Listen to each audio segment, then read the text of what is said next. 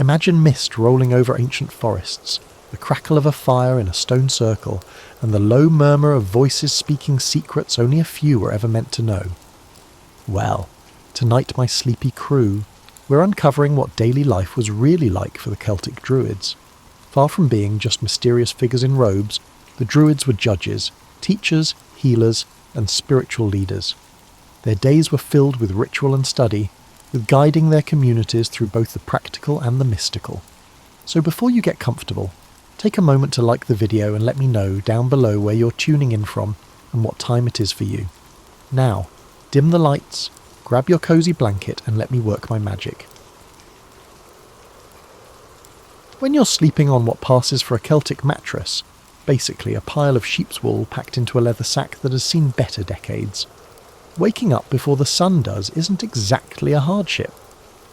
In ancient Britain, where central heating won't be developed for another 1,000 years or so, the morning air has that special bite that comes only from sleeping outside. You roll out of your makeshift shelter and walk barefoot across grass that has been soaked with dew in the direction of the Holy Grove. After years of this routine, your feet have long since hardened to leather, but you still flinch when you step on a sharp stone. Like a curious cat, the mist clings to everything, encircling the old oaks and giving the impression that the world is smaller and more personal. As a druid, your day starts with what you could call meditation, but it's more about standing among trees that were old when your great-grandfather was young and listening than it is about sitting cross-legged and humming Om. Paying attention, you are drawn to your own breathing in the silence, to the distant call of a curlew, and to the rustle of leaves that resembles whispered secrets. The Oak Grove house is your outdoor office, library and temple. There are no walls, no roof apart from the canopy above, and no expensive furnishings, just you, the trees, and whatever knowledge you can extract from them. Feeling the deep grooves and recalling the innumerable dawns you have welcomed here, you run your hand along the bark of your favourite oak. Over the years, this tree has taken on the role of a kind of co-worker, a silent observer of your thoughts and prayers, checking on the different plants and herbs you've been growing nearby as part of your morning routine. Although it may not resemble a modern garden, there are carefully arranged plantings in small clearings and among the roots.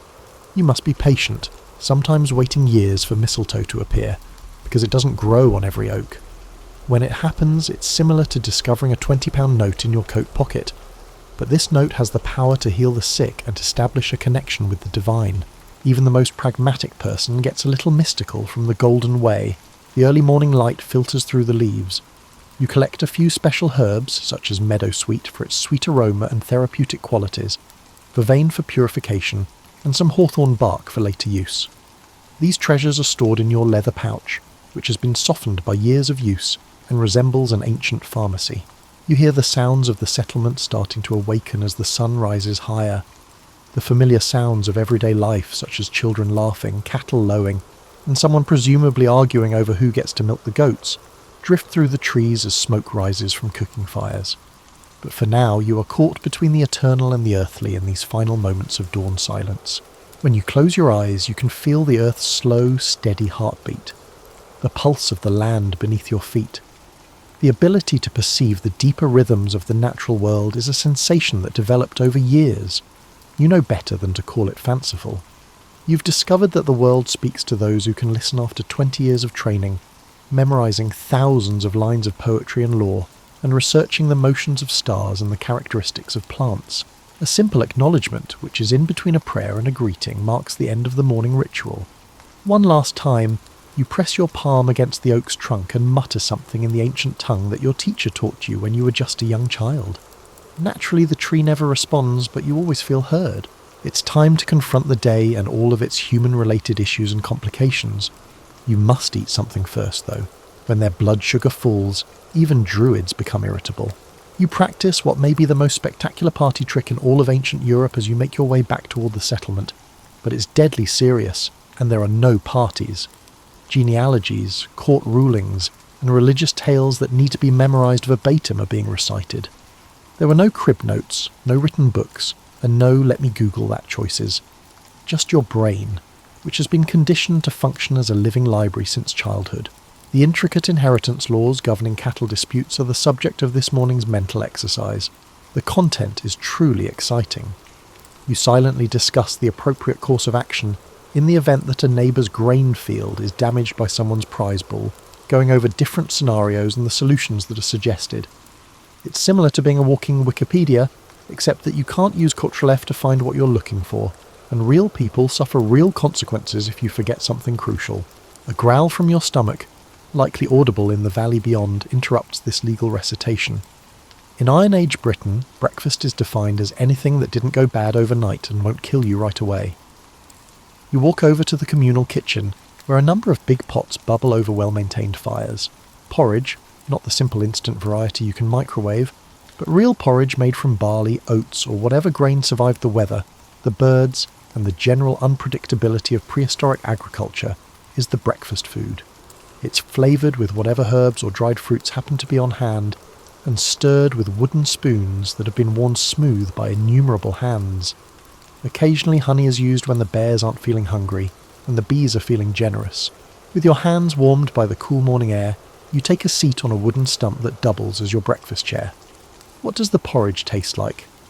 I like porridge, actually, but by ancient standards it's a huge success because it's hot, filling, and doesn't cause food poisoning. You enjoy the crunch of the hazelnuts against the smooth grain as you add a handful that you've been saving. You go over your mental notes from yesterday's consultation with a farmer whose sheep had been acting strangely while you're eating. Even though it was the right season, 2 rams had refused to mate, and 3 ewes had been moving in circles. It was most likely ergot poisoning from contaminated grass, you decided after looking at the animals and weighing the many possibilities. Disease, poisoning, supernatural interference, or just plain sheep stubbornness. Your advice had been sensible. Relocate the flock to new pasture, provide them with lots of clean water, and make sacrifices to make sure there were no residual spiritual issues. It's the type of diagnosis that neatly blends agricultural science, veterinary medicine, and religious practice. Your success rate keeps people coming back, but modern doctors would likely question your methods. The toddler is clinging to the young mother's leg like a resolute barnacle as she approaches. She explains that the child has been experiencing night terrors and is unable to sleep through the night.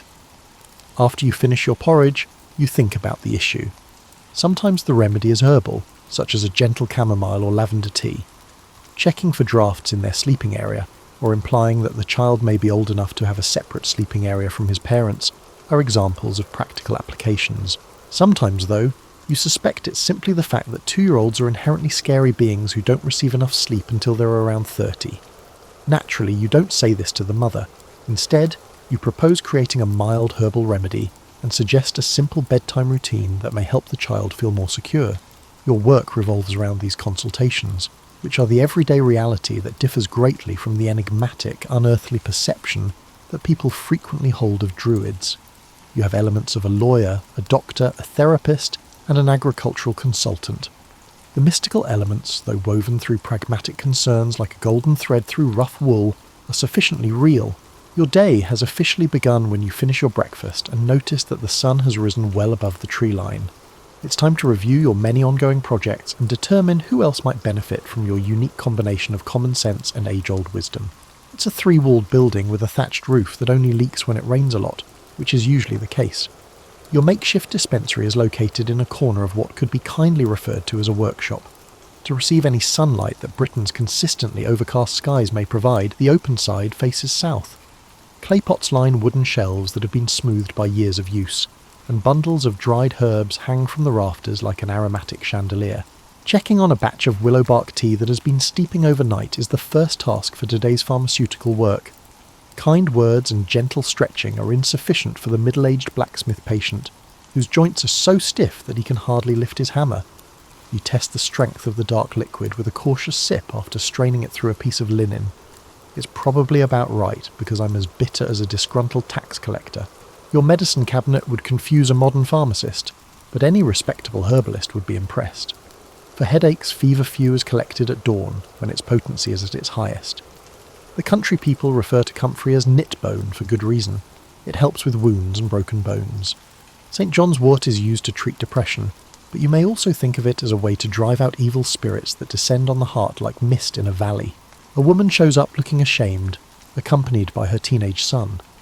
The boy's face resembles a battlefield of red pimples and angry spots, commonly referred to as acne. but you recognise it as the unfortunate consequence of maturing into manhood in a world lacking face wash or dermatologists. It's not incorrect for his mother to worry that the condition could hinder his ability to locate a wife, but you don't bring up the possibility that his personality could be a greater barrier. Herbal remedies and practical advice are part of your treatment. Applications of honey and crushed mint leaves on the outside for their antibacterial qualities. This tea blend, which contains burdock root, nettle, and a little yellow dock, is meant to balance what you think of as internal heat. Above all, there are strong warnings not to pick at the spots, but you know that teens will disregard these warnings with the same tenacity that has been displayed throughout history. Mental and emotional disorders present the true obstacle. After losing her baby daughter 6 months ago, a merchant's wife has been describing what she calls melancholy of the spirit, likely what we would recognise as depression. You have plants that can help with the physical pain and insomnia that come with deep sadness, but no herb can cure it. You make a mild concoction: passion flower to promote relaxation, lemon balm for its energising qualities, and a tiny bit of lavender for its soothing aroma. More significantly, though, you allow her space to talk about her daughter and acknowledge the truth of her loss without downplaying it or pressuring her to accept it. A significant portion of your practice consists of this emotional labour. People seek you out not only for physical cures, but also for someone who will listen to them without passing judgment, and who could help them understand why they are suffering. You're a priest, a counsellor, and a friend all at once, but you've learned to keep your distance so that you don't get caught up in other people's suffering. A more unusual case arrives in your afternoon. A farmer who believes a rival has cursed his prize bull. The animal no longer serves the cows and has turned violent and erratic, charging at shadows. Examining the beast from a safe distance, you observe its irregular behaviour and dilated pupils.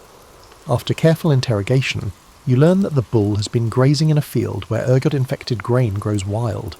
The curse treatment includes moving the bull to a clean pasture, providing him with plenty of fresh water, and performing a ceremonial cleansing to help him feel that the spiritual threat has been removed, all due to the farmer's strong and genuine belief in curses. As you think about your evening meal, you mutter impressive-sounding incantations, burn some purifying herbs, and sprinkle blessed water around the bull's pen. This is not exactly a deception. Instead of making the farmer feel helpless and afraid, the ritual actually helps them feel empowered and hopeful. The bull's recuperation will be impacted by his mental state, which will also affect how he treats the animal. Medicine that treats both the patient and their human caregivers can sometimes be the best. You tidy up your equipment and arrange your supplies for the next day as night falls.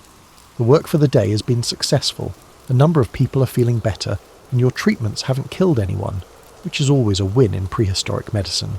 Approximately 2 miles from the settlement, the stone circle is situated on a rise where, generations before your grandfather's grandfather was born, your ancestors dragged enormous blocks of local granite into a perfect ring.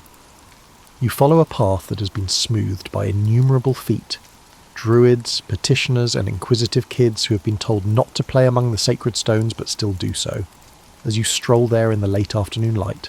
Each stone, roughly twice your height, is a weathered grey monument that has endured for centuries.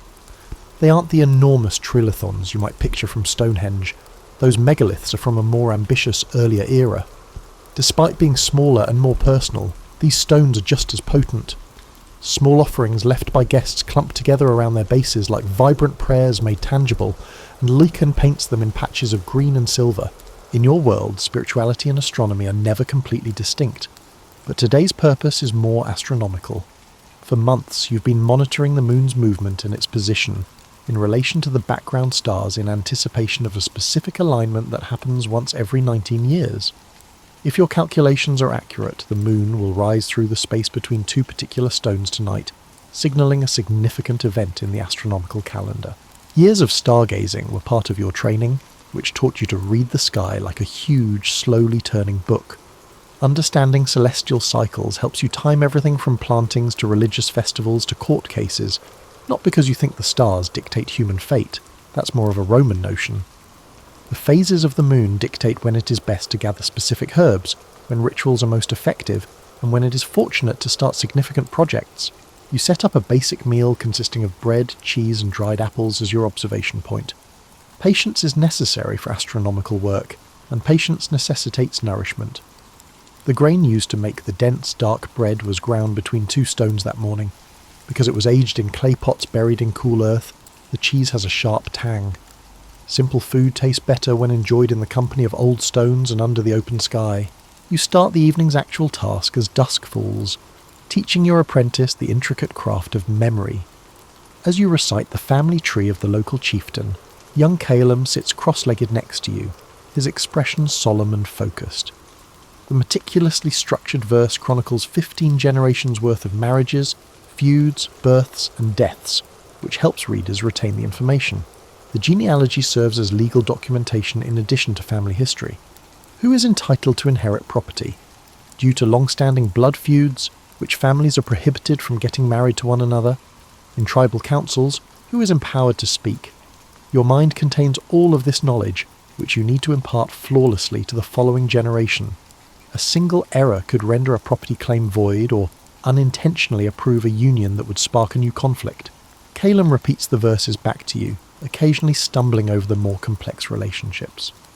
Although he is intelligent enough, memory work necessitates constant practice and perfect accuracy. You recall the frustration of knowing that a single incorrect word could have major repercussions for actual people in the real world, as well as your struggles with the same material at his age. You point out constellations rising in the darkening sky in between genealogical lessons. The Great Bear is circling the North Star indefinitely. With his belt of 3 brilliant stars, Orion the Hunter strode across the winter sky. There are tales associated with each constellation, not merely lovely myths, but useful knowledge contained in enduring tales. For example, the Seven Sisters story tells you when to plant barley. The story of the swan's flight across the summer sky marks the time to gather some medicinal plants. These aren't just tales your people share over fire on chilly evenings. They're an intricate system of oral tradition that preserves and passes along important seasonal knowledge. You see the moon, fat and almost full, rising precisely where your calculations indicated it would as complete darkness descends. It first manifests as a glow behind the stones, then as a curved edge, and lastly as a full silver disc that is precisely framed in the space between 2 granite monoliths.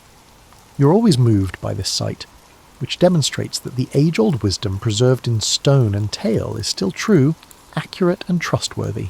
Calum lets out a quiet gasp at what he sees, and you recall the first time you saw such accuracy.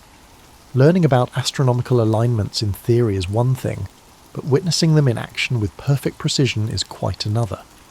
The stones appear to be a sophisticated instrument, a calendar written in granite and starlight, rather than just random rocks. For the next hour, you teach Calum how to use the stone circle as a giant clock and calendar, demonstrating to him how various risings and settings indicate the changing of the seasons, when festivals should be held, and when the boundaries between worlds become increasingly blurred. The special energy that precedes any meeting where significant decisions will be made fills the great hall of the settlement. A boundary dispute between nearby farms, the conditions for throwing a wedding feast that will bring together 2 powerful families, and the delicate case of a young man accused of stealing cattle from his cousin are just a few of the urgent issues that will be discussed at tonight's council meeting. As the sun rises, you arrive wearing formal robes that symbolise your position as an arbiter, an upholder of traditional law. Nobody is impressed by the hall itself. It's just a big wooden barn with more smoke holes and better decorations.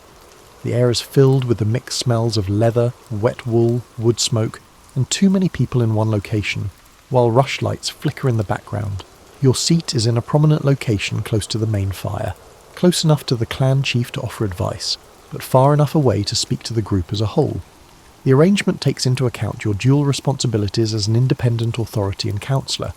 Since that would require a formal court system that does not yet exist, you are not quite a judge in the contemporary sense. Rather, you're a sort of legal scholar, mediator, and precedent repository. In the first instance, 2 brothers quarrel about where their property line is. Although they both inherited parts of their father's land, spring ploughing and winter floods have shifted the original boundary markers, which were a line of standing stones. Every brother maintains that his version of events is accurate, and each has witnesses to back up his claims. Asking thoughtful questions concerning the original positioning of the stones, the intentions stated in their father's will, and the testimonies of neighbours who recall the land prior to the boundary being disturbed, you listen to both sides. In order to piece together physical evidence and human memory and reconstruct the truth, The solution calls for more detective work than legal scholarship. Following much deliberation, you suggest a compromise that gives each brother approximately equal acreage, while drawing a new border that traces natural features, a line of oak trees and a stream bed, that will be more difficult to contest later. The fact that neither brother is completely satisfied with the solution suggests that it is likely fair. The charge of cattle theft turns out to be more complicated. Dara, a cousin, accuses young Brannock of stealing 2 priceless heifers. The evidence is circumstantial but concerning. Dara recently purchased cattle that look strikingly similar to Brannock, who was spotted close to his herd the night before the animals vanished. Although he is unable to provide the merchant or any witnesses to the transaction, Brannock asserts that he bought the animals from a travelling merchant. Claims of theft must be supported by either unambiguous evidence or an ordeal trial under your legal system. Since no one witnessed Brannock actually taking the cattle, the first option is not feasible. The second option entails making unpleasant decisions, such as fighting a duel, submerging an arm in boiling water, or holding a red-hot iron bar. Although you've noticed that divine justice occasionally has a peculiar sense of humour, the theory holds that it will protect the innocent and punish the guilty. You suggest a third option, a formal oath-taking ceremony in which Brannock is required to publicly declare his innocence while touching a holy object and pleading with the gods to hear him. The oath will ultimately result in divine retribution if he is lying. His public statement should clear his name and put an end to the accusation if he is speaking the truth. Although it's not perfect justice, it avoids the possibility of injuring an innocent person while still formally resolving the conflict. Brannock readily agrees, indicating either his innocence or his extraordinary faith in his ability to deceive the gods. Even though you've been mistaken before, you suspect the former. The last issue, planning the wedding feast, calls for completely different abilities. You have to make sure that the seating arrangements don't unintentionally offend anyone, that the appropriate customs are followed, and that the two families' contractual duties are understood and observed. It's similar to juggling the roles of lawyer, diplomat, and wedding planner. The groom's family must provide certain items, such as a certain number of cattle, multiple bronze ornaments, and enough grain to brew ale for the celebration, while the bride's family will provide the main feast. Using your understanding of comparable arrangements and what each family can afford, you assist in negotiating these specifics. As the evening goes on and the different issues are settled, you experience the well-known joy of witnessing your training in action. In these situations, the laws you've learned by heart, the precedents you've researched, and the diplomatic abilities you've honed all come together to make your community run more smoothly. However, you're also worn out. Even when things go well, navigating complex social dynamics, mediating conflicts, and speaking authoritatively for hours on end is exhausting work. You look forward to the quieter parts of your evening routine, but your back hurts from sitting up straight and attentive, and your throat is dry from talking. With that special relief that comes from settling disputes without anyone brandishing a sword or hurling a punch, the council scatters into the cool night air. After spending hours in the smoky hall, you wrap your formal robes around yourself and go outside, thankful for the fresh air. Above, each point of light stands out against the black sky with a brilliant clarity that can only be achieved in a world free from light pollution. You're not quite done with your evening. In addition to the quiet, personal practices that keep you going through the rigours of public life, there are rituals to perform and observations to document. You make your way slowly to your private space, a simple roundhouse that doubles as a home, study, and haven. Years of meticulous arrangement are evident in the interior. Warm, consistent light is produced by clay lamps. One section serves as your sleeping space. It is basic but cosy, with furs and thick wool blankets for the coldest nights. Your most valuable belongings are kept on shelves, not gold or jewels, but ceramic jars filled with exotic herbs, engraved wooden tablets bearing astronomical formulas, and tiny bronze clocks and celestial angle gauges. The first task for tonight is to update your lunar calendar by recording the precise location of the moon and when it rises through the stone circle. You track patterns over several years using a system of marks and symbols that anyone else would find confusing. Future ceremonies, tide predictions for coastal communities, and the upkeep of the intricate festival calendar that organises your people's religious and agricultural year will all benefit from this knowledge. Charcoal for drawing on specially prepared clay surfaces, sharp flint blades for carving marks into wood, and a clever counting device made from knotted strings to keep track of longer cycles are your basic yet efficient record-keeping tools. Since written language exists but isn't used for long-term information storage, everything must be done from memory. Writing something down weakens the mental muscles that druids rely on because it makes forgetting easier. You update your records and get ready for the spiritual observances that will take place that evening. These are private, quiet rituals that help you stay connected to the forces you serve, rather than large public ceremonies. Using particular woods selected for their symbolic qualities, oak for strength and endurance, ash for protection, and hawthorn for purification, you light a small fire in a bronze bowl. Your silent prayers for the day's accomplishments and requests for direction in the challenges of tomorrow are carried by the smoke as it rises in a thin column. After the day's events, you sit quietly and allow your thoughts to calm down. You feel the tension leave your shoulders and the stress that has built up from mediating conflicts evaporate like water. The structured mindfulness practice that modern people may be familiar with is not what this meditation is. Rather, it's a slow awakening to the subtle currents that run beneath the surface of ordinary reality. You hear the sounds of the night, the whisper of the wind through thatch, the distant lowing of cattle settling for sleep, and the owl's call from the oak grove. You gradually start to notice less evident sensations. The earth itself seems to be pulsing slowly with energy. The subtle grain of the landscape like wood that makes some directions feel different from others. The feeling that every prayer that has been said and every fire that has burned there are preserved in the stones of your hearth. To a modern ear, these perceptions may seem mystical, but to you, they are as natural as checking the weather or listening for approaching footsteps. Your senses have been trained for decades to pick up on rhythms and patterns that most people miss. The fact that these perceptions enable you to better serve your community is more important than whether they are the result of true supernatural awareness or simply highly developed intuition. Reviewing the day's events and thinking about what they reveal about broader patterns and trends is your final ritual as the fire burns down to glowing coals. The boundary dispute implies that the amount of available land is being strained by population growth. The charge of cattle theft may be a reflection of larger economic tensions, as young men find it difficult to make a name for themselves. The intricate network of alliances that binds your society together is exposed during the wedding negotiations. These observations will help you foresee future issues before they become crises, and will guide your advice to the clan leadership. It is a type of strategic thinking that uses both logical analysis and the deeper wisdom that comes from years of reading human nature's currents. It also blends practical analysis with intuitive insights. You finally bank the fire and get ready for sleep as genuine exhaustion descends upon you. There will likely be at least one emergency that calls for all of your abilities and knowledge tomorrow, along with new difficulties and conflicts to resolve. But that's a problem for tomorrow. You can sleep easy tonight knowing that you have done a good job of serving your people and upholding the long-standing customs that give their lives purpose and order. After such a long day, you can easily fall asleep as your body settles into the wool-stuffed mattress, and you feel the satisfaction of a job well done. However, your mind is still partially awake while you sleep because it has been trained over decades to pick up on odd sounds or shifts in the subtle energies that surround sacred locations, but only dreams of peace tonight. The trees are bigger and older than any that grow in the real world, and you find yourself strolling through a forest that appears familiar but is incredibly large. Beside you are ancient druids, teachers from earlier generations whose knowledge has been transmitted orally. They communicate without using words, exchanging information that moves straight from one mind to another like water levelling out.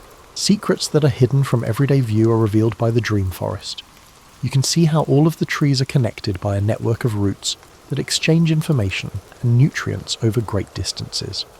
You see how the forest functions as a single, enormous organism thanks to the mycorrhizal fungi's underground network of chemical signals.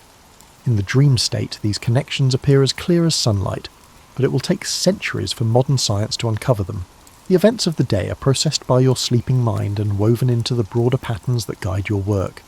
Humanity's never-ending quest to impose order on the natural world is reflected in the boundary dispute. The charge of cattle theft highlights the conflicts that emerge when traditional communities start to expand past the point at which everyone is well acquainted with one another. The negotiations surrounding the wedding show how societies change and grow while retaining their fundamental characteristics.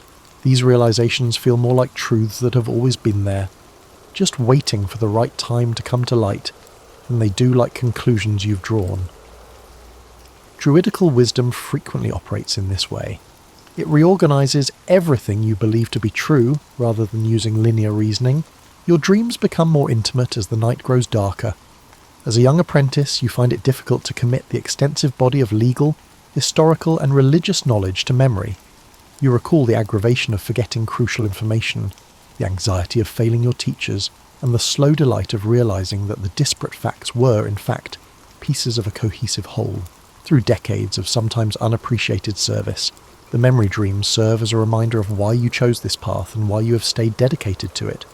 Your people are able to preserve their identity and values for generations to come because of the living wisdom you possess, which goes beyond merely academic knowledge. Communities would lose their ties to the past and their direction for the future if druids weren't there to maintain and pass along this cultural heritage.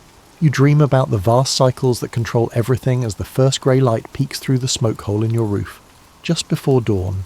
The daily cycle of dawn and dusk, the moon's monthly cycle of phases, the changing of the seasons every year, each with unique challenges and gifts. The longer, multi-generational cycles that signify the emergence and decline of dynasties, the movement of peoples, and the gradual advancement of human knowledge. You see yourself in the dream as a component of these enormous cycles, no more or less significant than any other component of the pattern. Even though your life is short in comparison to the stone circle's age or the great oak's lifespan, your contribution to preserving wisdom's continuity makes you a part of something greater and more durable than any one person's life. Despite the complicated dreams, you awaken organically as the first bird starts singing in the morning, feeling refreshed and composed. Without the startling confusion that frequently accompanies contemporary alarm clocks, the shift from sleep to wakefulness feels seamless and natural. Instead of waking when the time is right, your body has learned to synchronize itself with its own natural rhythms. You get out of bed and do the easy stretching exercises that maintain the strength and flexibility of your aging body. Given that a healthy body is necessary to support a healthy mind, druidical training places a strong emphasis on the relationship between mental and physical health. The mild yet effective exercises are made to keep your circulation, flexibility, and the kind of focused awareness that your job requires. The world is waking up to a new day outside. As families prepare their morning meals, smoke rises from cooking fires. The cool air is filled with the sounds of children starting their daily tasks. You hear the steady sound of grain being ground between stones in the distance, and you hear cattle sighing softly as they are led to new pasture. Even though your daily robes aren't as fancy as the ones you wore to the council last night, you still make a statement about your position and status in the community. Wool from local plants is used to dye the fabric. Rich greens from nettle, soft browns from walnut hulls, and a hint of blue from woad, which was expensive and time-consuming to obtain. As you step outside into the morning air, you experience the same sense of excitement that comes with the possibilities of every new day. People will need to be healed, conflicts will need to be resolved, knowledge will need to be preserved and passed on, and mysteries will need to be considered. It is challenging but incredibly fulfilling work that connects you to the eternal questions that have perplexed humanity since the dawn of consciousness, as well as the practical needs of your community. You consider the peculiar privilege of your position as you make your way to the sacred grove to start another day's routine. You act as a link between worlds, between the gathering wisdom of the past and the emerging possibilities of the future, between the practical demands of everyday life and the spiritual aspects that give life purpose, and between the human community and the natural forces that support it. The morning mist is burned away as the sun rises higher, showcasing the beauty of the familiar landscape. With the calm assurance of someone who understands their role in the vast scheme of things, you face the new day as it dawns in the never-ending cycle of days. The first voice came not with thunderous clarity, but as a whisper easily mistaken for wind through the garden. I was 13, gathering herbs behind my father Jacques d'Arc's house in Domremy. Most people remember me describing the voice as appearing with blinding light at noon, but the truth differs. It was actually dusk, the hour when shadows transform into something else entirely. Jahan, it said, my name in the old tongue. It was familiar, not commanding nor frightening, like someone who had known me before I knew myself. I dropped my basket, herbs scattering across soil, still warm from the day's sun. No one had prepared me for this moment, even though our priest, Father Verfronte, frequently spoke about saints and visions. People imagine I was overcome with religious ecstasy, but my initial reaction was irritation. I had chores to finish before dark, and Mother would scold me for dallying. Only when the voice came again, 3 days later while I tended our sheep, did I begin to understand. It was Michael, the Archangel, though he did not announce himself grandly. He simply began speaking as if he were continuing a long-established conversation. Our village existed in perpetual anxiety. The English and Burgundians raided regularly, forcing us to flee with our livestock to the nearby fortified island of Vaucouleurs. My father served as a village official, Dean they called him, and I watched how the weight of protecting others bent his shoulders. When he returned from burying neighbours killed in raids, he'd sit silently by our hearth, staring at nothing. This was the inheritance of every child in Lorraine, the knowledge that safety was temporary, violence inevitable. The voices, Catherine and Margaret joined Michael eventually, did not immediately speak of saving France.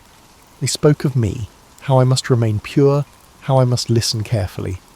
People think I was a simple girl, but simplicity was impossible in our old border region, where language, loyalty and custom blurred. We spoke a dialect that was neither purely French nor German. We pledged allegiance to lords whose names changed with the seasons. You will recognise the Dauphin, they told me once, though I had never travelled beyond our valley and had never seen nobility save for occasional passing knights. How? I inquired, my ignorance weighing heavily on my mind. You will know, was all they answered.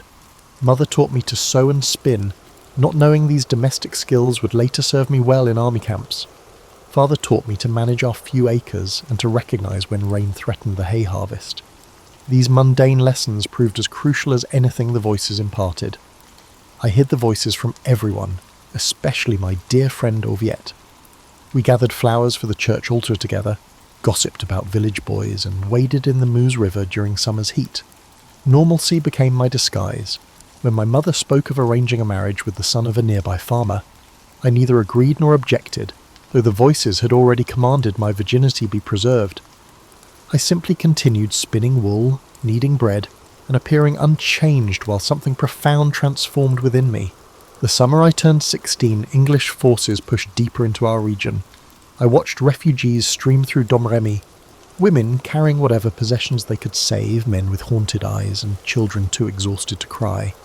They brought stories of villages burned, of harvests destroyed, and of casual cruelties inflicted by mercenary soldiers who fought for coin rather than cause. One night while our family sheltered in the church during a raid, I watched a woman rock her dead infant, refusing to acknowledge the child had stopped breathing hours before. Something hardened in me then, a resolve that matched the voice's growing urgency. It is time, Michael told me as autumn leaves fell, as France bleeds, the king's son hides while the kingdom crumbles. I am a girl who cannot read, I answered. I've never held a sword. Yet you will lead armies, Catherine replied. I laughed aloud at this absurdity, earning a questioning look from my brother Pierre as we gathered kindling in the forest. You were chosen before birth, Margaret added, not for your knowledge, but for your heart. As winter approached, Burgundian soldiers burned part of our village. I helped neighbours salvage what remained of their homes by digging through ash for cooking pots and for anything usable. The voices grew more insistent, speaking not just in quiet moments, but during daily tasks, during mass, and during rare moments of village celebration. Go to Vaucouleurs, they commanded. Speak to Robert de Baudricourt, I knew the name, the garrison commander, a gruff soldier loyal to the uncrowned Dauphin. What I didn't know was how a peasant girl might gain his audience, how I might convince him of the divine messages only I could hear. But the voices left no room for doubt. I would go, I would speak, I would begin this impossible journey. So I plaited my hair one final time before cutting it away, trading a daughter's life for something without precedent.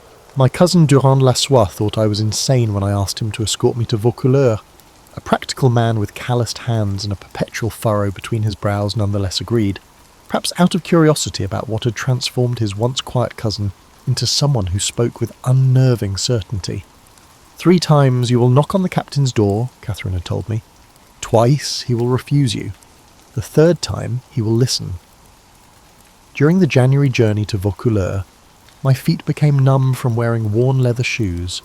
Frost glazed the bare trees like spun sugar, beautiful and bitter. I'd never travelled so far from home, a mere 20 miles that stretched like a pilgrimage. Durand filled silences with nervous chatter about his vineyard and about village gossip, carefully avoiding questions about my purpose until we crested the final hill. "What exactly will you say to him?" he finally asked as Vaucouleurs' stone walls came into view. The truth seemed both too simple and too extraordinary. Voices from heaven commanded me to seek an audience with the garrison commander, so that I could eventually lead the Dauphin to his coronation at Reims. Instead, I said only, "What God wishes me to say." Baudricourt's guards snickered at the sight of me, a peasant girl in a homespun dress requesting an audience with their commander. But something in my demeanour made them hesitate to simply turn me away. Perhaps it was the way I stood, as if inhabited by something larger than myself. They brought Baudricourt to the courtyard rather than admitting me to his quarters, a public humiliation intended to discourage further persistence. "The Heavenly Lord has messages concerning the welfare of France," I announced, borrowing formality I'd never needed in Domremy. Baudricourt, bearded, broad-shouldered, perpetually armoured even in peacetime, laughed. Not cruelly, but with the weariness of a man besieged by people claiming special knowledge in desperate times. "Return to your father, child," he said. "Learn to improve your thread-spinning skills instead of telling stories." I did not argue. The voices had prepared me for rejection. Durand looked relieved as we left, believing the matter concluded.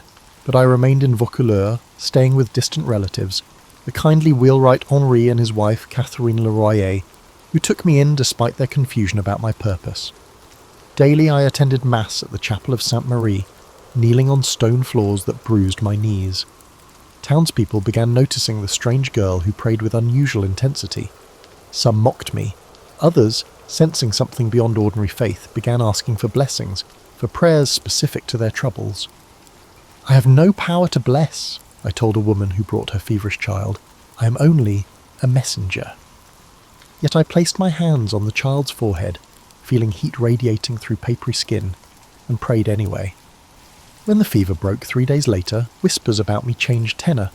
I was back at Baudricourt's door 6 days after my initial rejection. This time he received me properly in his chambers, curious about rumours circulating through his town. I stood before his massive oak desk, my shadow small against the stone wall behind me. "You claim heaven speaks to you," he said, not bothering with a greeting. "Not claims, truth." The steadiness in my voice surprised even me. "Today, near Orléans, our forces have suffered defeat. A skirmish near a place called Rouvray. The ambush targeted men carrying Lenten fish and provisions for the besieged. You will receive confirmation of the situation in days." I had not known these words would come from my mouth until they emerged. The voices had whispered to them moments before I was to enter his chamber. Baudricourt's expression changed from scepticism to guarded caution. "If the story proves true," he began. "When it proves true," I corrected, "you will provide me an escort to Chinon." He dismissed me without commitment. Messengers confirmed the Battle of the Herrings 4 days later. While my prediction was not particularly detailed, its verification startled Baudricourt into taking me seriously. On my third visit, he listened fully. "I must dress as a man," I explained. "The journey is dangerous, and I have been promised protection if I maintain my virtue." What I didn't say is that the voices sometimes revealed to me glimpses of what awaited. Roads crawling with Burgundian patrols, English archers in forest clearings, and rivers swollen with winter melt. A woman travelling would face dangers beyond enemy soldiers. The voices promised safety but required prudence. Baudricourt commissioned male clothing for me, a dark woolen tunic, leggings, and boots that needed stuffing at the toes. Baudricourt cut my hair even shorter, cropping it close to my scalp. When I dressed in these garments for the first time, the Leroyer watched with troubled fascination. Henri crossed himself. Catherine wiped tears. "You look," Henri started, unable to find appropriate words. "Like God's instrument," I finished for him, though I felt only like myself, simply clad differently. Jean de Metz and Bertrand de Poulengy, 2 of Baudricourt's men, volunteered to accompany me to Chinon. Both later claimed divine inspiration moved them to offer an escort, but I saw more earthly calculation in their eyes, curiosity about whether the strange girl might truly have heavenly favour, whether their fortunes might rise by proximity. The night before departure, Baudricourt summoned me once more. The chamber's single candle cast dramatic shadows across his face, deepening already severe features. "If you are deceiving us, If you lead my men into danger through false prophecy—" He let the threat hang unfinished. "I move only as directed," I answered. "Your men's safety is precious to heaven." He handed me a sword then, not ceremoniously, but with a practicality that acknowledged the dangers ahead. "Can you use this?" I had never held a sword before. Its weight surprised me, the pommel cool against my palm. "I will not need to," I said. "Others will fight. I carry the standard." This answer, so specific yet so odd, seemed to finally convince him. He nodded once, reclaimed the sword, and uttered words that would become famous, despite their lack of theatrical flair in their actual delivery. "Go then, and let come what comes." The following morning, February 23rd, I departed Vaucouleurs with my small escort. Townspeople gathered to watch, some touching my garments as if I were already a saint. A woman pressed a rosary into my hand. A blacksmith crossed himself as I passed. I did not look back at the town's gate, even though homesickness was already pulling at me, not for Domremy, but for a simplicity that I had now irrevocably lost. Ahead lay 11 days of hard travel through enemy territory, and beyond that challenges I could scarcely imagine. But Michael's voice accompanied me, steady as my heartbeat. "France's liberation begins with each step you take." The journey to Chinon tested faith more than physical endurance. We travelled mainly at night, avoiding main roads where English and Burgundian patrols sought travellers to rob or ransom. During daylight hours, we hid in abandoned shepherds' huts or dense woodland. Jean de Metz and Poulengy initially insisted I sleep separate from them to protect my virtue, but practicality soon dissolved such courtesies. We huddled together for warmth in February's biting cold, my male attire and their honour providing sufficient barriers. My companions' attitudes toward me evolved during our journey. Initial scepticism transformed into cautious reverence after we narrowly avoided a Burgundian patrol that should have intercepted us. "The wind shifted," Poulengy remarked, not connecting the sudden weather change to my silent prayer moments before. Later, when we reached a swollen river that maps showed no crossing for miles, a local boy appeared as if conjured, guiding us to a hidden ford. My escorts exchanged meaningful glances, but I knew these were not miracles, merely the everyday workings of divine guidance. "Will you truly recognise the Dauphin?" Joan asked one evening, as we warmed our hands over a small, carefully shielded fire. "They say he often hides among his courtiers to test visitors." "God will identify his anointed," I answered, though privately I wondered how this recognition would manifest. The voices remained frustratingly vague on practical details. We reached Chinon on March 6th, but 2 more days passed before gaining entrance to the castle. We lodged in the town below, where I endured the first of many examinations by church officials sent to determine whether my claims were divine inspiration, demonic influence, or simple madness. "How can we know God speaks through you?" demanded an elderly priest with yellowed fingers and breath sour from fasting. "By the signs that follow," I replied, remembering Catherine's coaching. "God does not ask for blind faith, but provides confirmation for those who truly seek." "What signs have you performed?" "None yet. Signs are not tricks of the conjurer, performed on demand. They unfold as needed." He seemed satisfied with this answer, which surprised me. Later I learned he reported favourably on my orthodoxy, noting, "I answered questions about faith with simple clarity, rather than elaborate theological constructions that might suggest educated heretical influences." When I eventually gained entry to the castle, I faced a planned challenge. Charles, not yet crowned and increasingly doubtful of his legitimacy, had arranged for another man to sit on the throne, while he stood among dozens of richly dressed courtiers. The great hall blazed with hundreds of candles, their light reflecting off jewelled fingers and golden threads woven through noble garments. The assembled court watched expectantly, many smirking at the prospect of a peasant girl's confusion. I had never seen such finery, such concentrated wealth. For a moment my confidence wavered. These were people whose everyday garments cost more than my family earned in years. What arrogance brought me here? Then Margaret whispered, not in my ear, but directly within my mind, "Remember your purpose. You are not sent to be dazzled by earthly riches." Without hesitation, I walked directly through the crowd toward a plainly dressed man standing among the courtiers. Kneeling before him, I said what the voices prompted. "God gives you life and glory, gentle Dauphin." Charles's face registered shock, quickly controlled. "I am not the king," he protested, maintaining the charade. "I did not call you king," I answered. "You are the Dauphin, but you will be king when properly consecrated at Reims, as is God's will." The court murmured. Charles gestured for seclusion, guiding me to a window ledge where we could converse discreetly. "If you truly come from God," he said quietly, "tell me something only divine knowledge could reveal." I repeated words Michael had given me during our journey. "You made a private prayer at All Saints last November, asking God for confirmation of your right to the throne, questioning whether your mother's reputation spoke truth about your birth. God answers now. You are the legitimate heir to France. Your suffering is seen, your doubts are understood, but you must claim what heaven has preserved for you." Charles paled visibly. He later confirmed that he had prayed this prayer in solitude, that I knew its contents convinced him when nothing else might have. Yet despite this private conviction, Charles remained publicly cautious. I was subjected to further examinations, including 3 weeks of questioning by theologians at Poitiers who probed for heretical beliefs or signs of demonic influence. They examined my body for witches' marks, questioned my insistence on male attire, and tested my knowledge of Christian doctrine. What history rarely records is the humiliation of these examinations and the indignity of learned men debating whether my virginity indicated divine protection or simply a lack of opportunity, as well as whether my voices were angels or clever demons. One elderly theologian suggested I might simply suffer from female hysteria due to my unmarried state. "Perhaps," I replied evenly, "but does hysteria typically predict military outcomes or recognise disguised kings?" During these weeks of examination I grew increasingly frustrated by delays.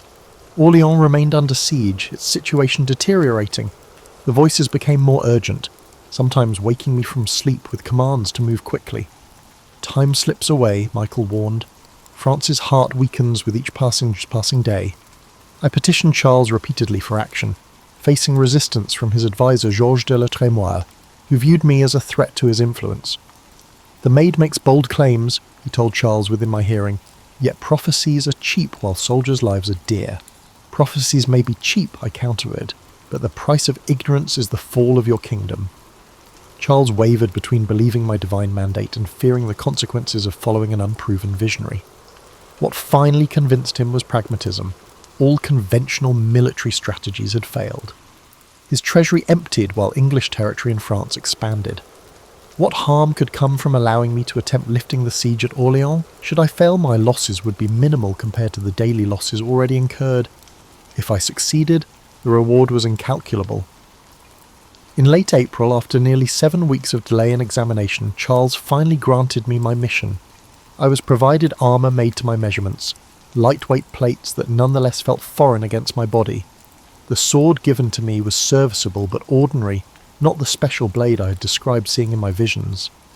"There is a sword meant for me," I explained to Charles, "buried behind the altar at Sainte Catherine de Fierbois. It bears 5 crosses on its blade and has lain there since Charles Martel's time." Charles, still testing the limits of my strange knowledge, sent men to investigate this oddly specific claim. They indeed found an ancient sword buried exactly where described, its existence unknown to the local priests. This sword became my physical token of divine sanction. However, I primarily carried a standard instead of wielding weapons. The standard was my design, a white field adorned with fleur-de-lis, bearing the names Jesus Maria, and depicting God holding the world with angels at his side. This banner would precede me into battle, a visible reminder that our cause carried heavenly blessing. Before departing Chinon, I dictated a letter to the English commanders surrounding Orléans, warning them to depart France or face divine judgment. The scribe who recorded my words kept glancing up in disbelief as increasingly forceful language flowed from the peasant girl before him. "Surrender to the maid sent by God, the King of Heaven. You will not hold the kingdom of France from God, the King of Heaven, Son of St. Mary, King Charles, the true heir. Will hold it, for God wills it." When read aloud afterward, the words sounded strange to my ears, both mine and not mine, carrying an authority I'd never possessed in Domremy. The courtiers exchanged troubled glances, uncertain whether they witnessed inspired prophecy or dangerous delusion. However, Charles had chosen to support my journey. Charles had gathered equipment and assembled troops. The impossible campaign was about to begin. On the evening before our departure for Orléans, I stood alone on the castle ramparts, watching spring stars emerge. Homesickness washed over me unexpectedly, not for my village specifically, but for anonymity, for the peace of tending sheep on quiet hillsides. "Having doubts?" Catherine asked, her voice gentle within my mind. "No doubts," I answered silently. "It's simply a conscious understanding of what you can't take back." "The path narrows before you," she acknowledged. "But remember why you were chosen, not for skill with sword or strategy, but for perfect faith in God's plan." I nodded, though no human eyes witnessed this private exchange. Perfect faith.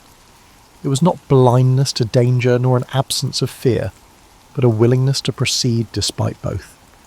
With that understanding, I descended to prepare for departure, ready to transform from examined curiosity to battlefield commander. We departed Tours on April 27th with supplies and reinforcements for the besieged city, but conflict emerged immediately between military commanders and me, a teenage girl claiming divine guidance.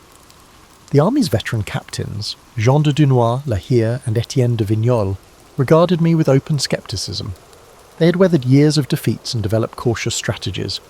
Avoid confrontation, preserve remaining forces, and accept that Orléans would eventually fall like other strongholds before it.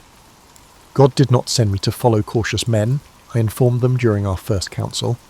Orléans will not fall. We will not merely deliver supplies, we will break the siege entirely. La Hire, a notorious soldier known for creative profanity, stared at me in disbelief. With what? Divine wind to blow the English away? They outnumber us. They have secured their positions. They outnumbered David against Goliath, I replied. Numbers mean nothing against God's will. These exchanges established our working relationship. They planned according to military experience, and I insisted on more aggressive action than conventional wisdom suggested was prudent. The compromise that emerged involved approaching Orléans from an unexpected direction, crossing the Loire rather than confronting the stronger English positions directly. This decision, portrayed in chronicles as my strategic brilliance, actually resulted from practical necessity combined with fortunate timing. Spring rains had made the river higher than usual, limiting crossing points but also focusing English defensive positions. My inspiration to approach from the east simply utilised terrain the English had deemed too difficult to defend heavily. We reached the Loire's southern bank on April 29th, where I dictated another letter to the English commanders, this one delivered by herald directly to their lines. "You men of England who have no right in this kingdom of France, go away into your country in God's name. And if you do not do this, await tidings from the maid, who will come to see you shortly to your very great injury." The English soldiers who heard this message reportedly laughed, asking if the French had grown so desperate they now sent girls to fight their battles. William Glasdale, their commander, sent back a message threatening to burn me as a witch and hang those who followed me as heretics if captured. Fear clenched my stomach upon hearing this, not of burning specifically, but of failure, of leading others to death through misplaced confidence. That night I prayed longer than usual, seeking reassurance from my voices, who had grown somewhat quieter since my departure from Chinon. "The English threaten fire," I whispered to the darkness of my tent. "All human flesh fears flames," Margaret answered compassionately. "But remember, the true fire is God's purpose burning through you. It consumes doubt and illuminates the path."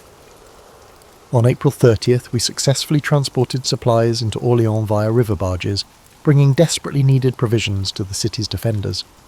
I entered that evening during a rainstorm, soaked and physically exhausted but filled with strange exhilaration. Citizens lined the narrow streets despite the weather, reaching to touch my armour or standard as if I carried a tangible blessing. Jacques Bouchy, the city treasurer, offered his home for my lodging. His daughter Charlotte, closest to my age among the household, helped remove my armour that first evening. She gasped, seeing bruises already forming where metal had pressed against my skin during the long ride. "Does it hurt terribly?" she asked, applying herbal salve to the worst marks. "Less than fear hurts this city," I answered. The truth was, I barely noticed physical discomfort. My focus had narrowed to a single purpose, fulfilling what the voices promised. The following days brought increasing frustration. Military commanders insisted on gradual approaches, small gains, and careful conservation of resources. I demanded immediate decisive action against key English fortifications. Each war council became a battle itself, me against experienced soldiers who saw my urgency as naivete. On May 4th, while commanders deliberated yet another cautious plan, I napped briefly in the chamber. Within dreamlike moments, Michael appeared with unusual clarity. "They attack the eastern gate," he stated without preamble. "Now!" I woke instantly, calling for my squire to help with armour. Charlotte, who had been mending nearby, looked startled at my sudden urgency. "What happens?" she asked. "Eastern gate," was all I managed, while struggling through my padded undergarment. Fighting has begun. Indeed, while commanders planned, English forces had launched a surprise assault against St. Loup, one of the city's eastern fortifications. By the time I reached the area, French defenders were already retreating in disarray. Without waiting for formal orders, I rode directly toward the conflict with the standard raised high. Soldiers later described the events as miraculous, noting how retreating men turned back upon seeing me, and how their broken courage transformed into a determined advance. The reality was less mystical but no less effective. In the confusion of battle, a symbolic focal point, a distinctive figure on horseback with an unmistakable banner, provided a rallying point and renewed purpose. "Who retreats when heaven fights alongside us?" I called, my voice carrying surprisingly well across the din of combat. "Forward! God has delivered them into our hands." The battle turned. By evening, St. Loup had fallen to our forces. This victory, while modest in strategic terms, transformed perceptions. Soldiers who had doubted began viewing me with superstitious awe. Commanders who had dismissed my counsel became more willing to listen. Yet challenges to authority continued. On May the 5th, Dunois attempted to exclude me from councils, planning operations without my knowledge. Upon discovering this, I confronted him directly. "Do you believe you can conceal God's battle from his messenger?" I demanded, interrupting their closed meeting. "Why do you plot in shadows when heaven watches regardless?" Dunois, intelligent, politically astute, recognized the changing mood among troops. "We sought only to spare you the technical details," he offered diplomatically. "Spare me nothing," I countered. "I was not sent to be spared, but to lead." The following day, the assault on Saint-Jean-le-Blanc and the Augustin fortress took place. This incident was one of the key events that solidified my reputation among common soldiers. English defenders had positioned archers to cover the main approach. As our forces hesitated under the deadly rain of arrows, I rode forward alone, standards held high. An arrow struck her armour, witnesses later reported, yet she continued as if untouched. In truth, the arrow glanced off my shoulder plate, bruising but not penetrating. More significant than this minor miracle was the psychological effect of my advance. Soldiers, shamed by a girl's courage, surged forward. The fortification fell by evening. May 7th brought the decisive assault against Les Tourelles, the main fortress controlling Orléans' river crossing. Here my legend and reality most dramatically intersect. Historical accounts describe me taking an arrow to the shoulder, having predicted this injury the previous day. The wound was real, an English longbow arrow penetrating between neck and shoulder armour. But my prediction had been more general. Blood will be drawn tomorrow, but not all of it French. The pain nearly caused unconsciousness. I was pulled from battle briefly while the arrow was removed, not ceremoniously as depicted in romantic paintings, but with brutal efficiency by a field surgeon who feared wound fever would set in if the barbed head remained embedded. He poured boiling oil into the wound to cauterize the bleeding, pain that exceeded the original injury. "Wine," I gasped afterward. "Just a little." Instead of wine, they gave me consecrated bread, communion without formal ceremony, battlefield sacrament. The pain receded enough that I could stand again, though using my right arm remained impossible. Military commanders, seeing my condition, ordered a retreat for the day. The assault would resume tomorrow, they decided, without consulting me. I heard this decision while having my wound bandaged. "No," I countermanded, struggling back into partial armour despite Charlotte's protests. "We finish today. The English resolve dwindles with each passing hour. Returning to battle with the wound still fresh became the defining moment witnesses remembered. The injured maid refusing retreat. Standard transferred to my left hand while my right arm hung useless, rallying troops for the final push as daylight began fading. What's rarely recorded is how fever already began clouding my thoughts, how each movement sent waves of nausea through me, and how the voices seemed to speak from an increasingly enormous distance. Yet purpose carried me forward when physical strength should have failed. The English commander Glassdale, who had promised to burn me as a witch, died during this final assault when a makeshift bridge collapsed beneath him. He drowned in the Loire, weighed down by the very armour meant to protect him. Soldiers on both sides viewed his death as divine judgment, superstitious fear spreading through remaining English forces. By nightfall, Les Tourelles had fallen. The siege that had strangled Orléans for 7 months broke in just 4 days of concerted action. The following morning, May 8th, remaining English troops retreated from positions they'd held since October, abandoning equipment and supplies in their haste. Orléans erupted in celebration. Church bells rang continuously. Citizens who had expected either starvation or massacre instead found themselves liberated.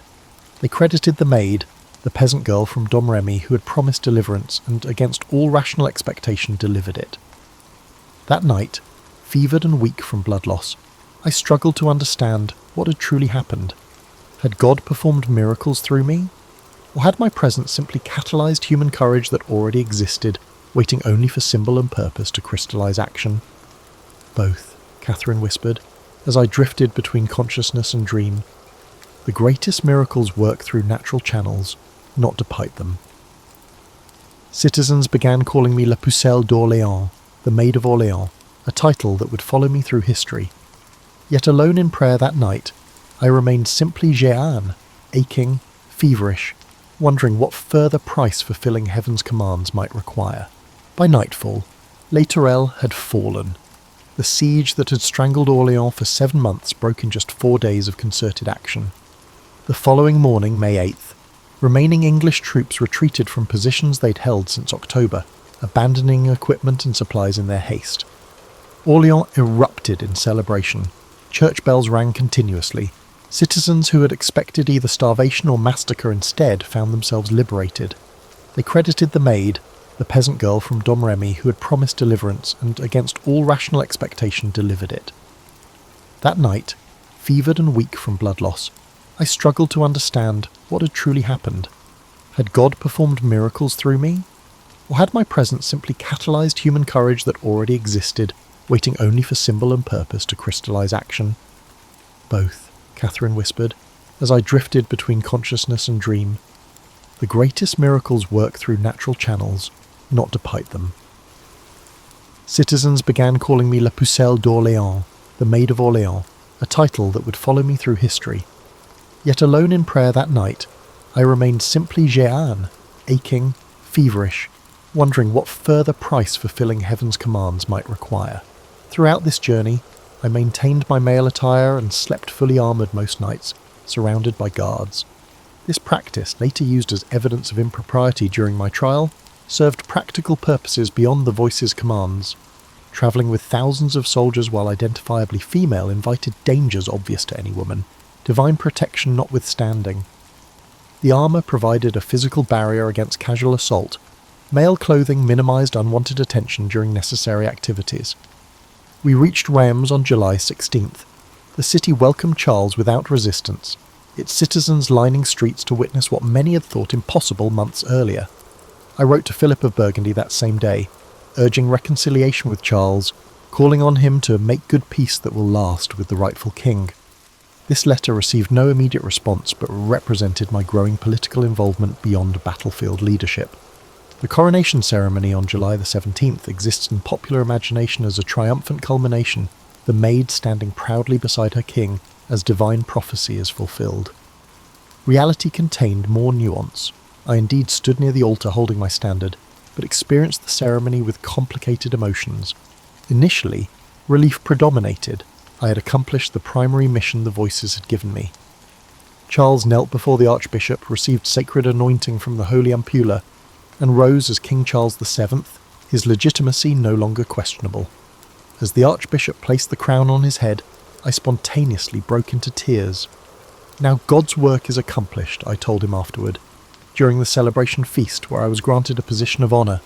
"You are the true King of France by holy coronation as well as by birth." Charles, emotionally moved despite his typically reserved nature, asked what reward I desired for my service. Courtiers leaned forward, anticipating requests for titles, lands and wealth, the normal currency of royal gratitude. Grant tax exemption to Domremy, I requested instead. My people are poor and have suffered much from the war's passage.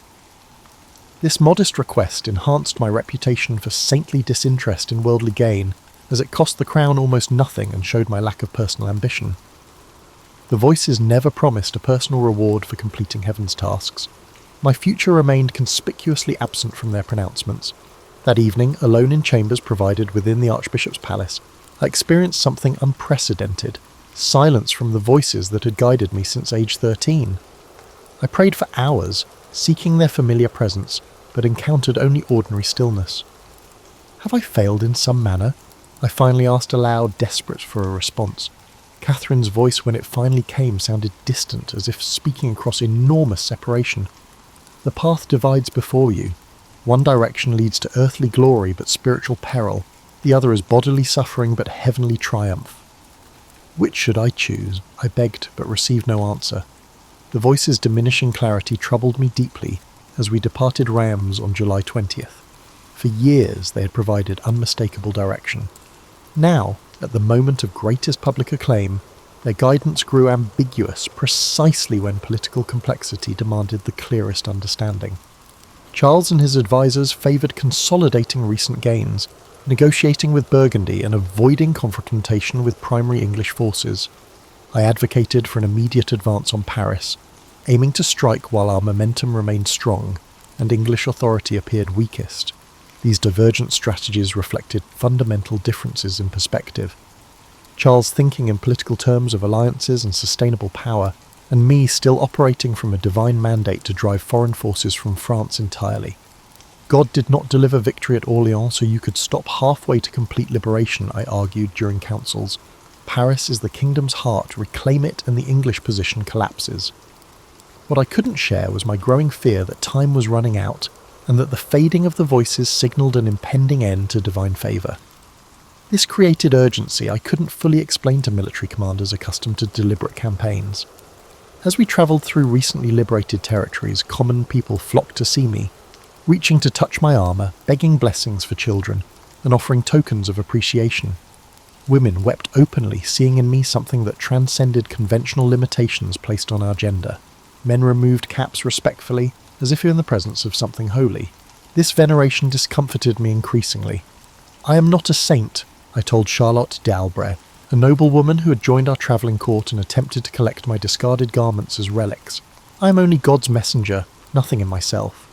Yet God chose you, she countered. That distinction itself makes you extraordinary. This growing cult of personality served immediate political purposes, rallying support for Charles, demonstrating divine favour for his rule, but created complications I was ill-equipped to navigate. Each miraculous attribution, each story embellished in retelling, placed me further from the simple girl who had left Domremy, believing heaven's instructions were straightforward. By late July, Charles had begun secret negotiations with Burgundy, seeking diplomatic resolution while publicly maintaining military pressure. This strategy made political sense, but contradicted the voice's increasingly sporadic instructions for complete liberation through direct action.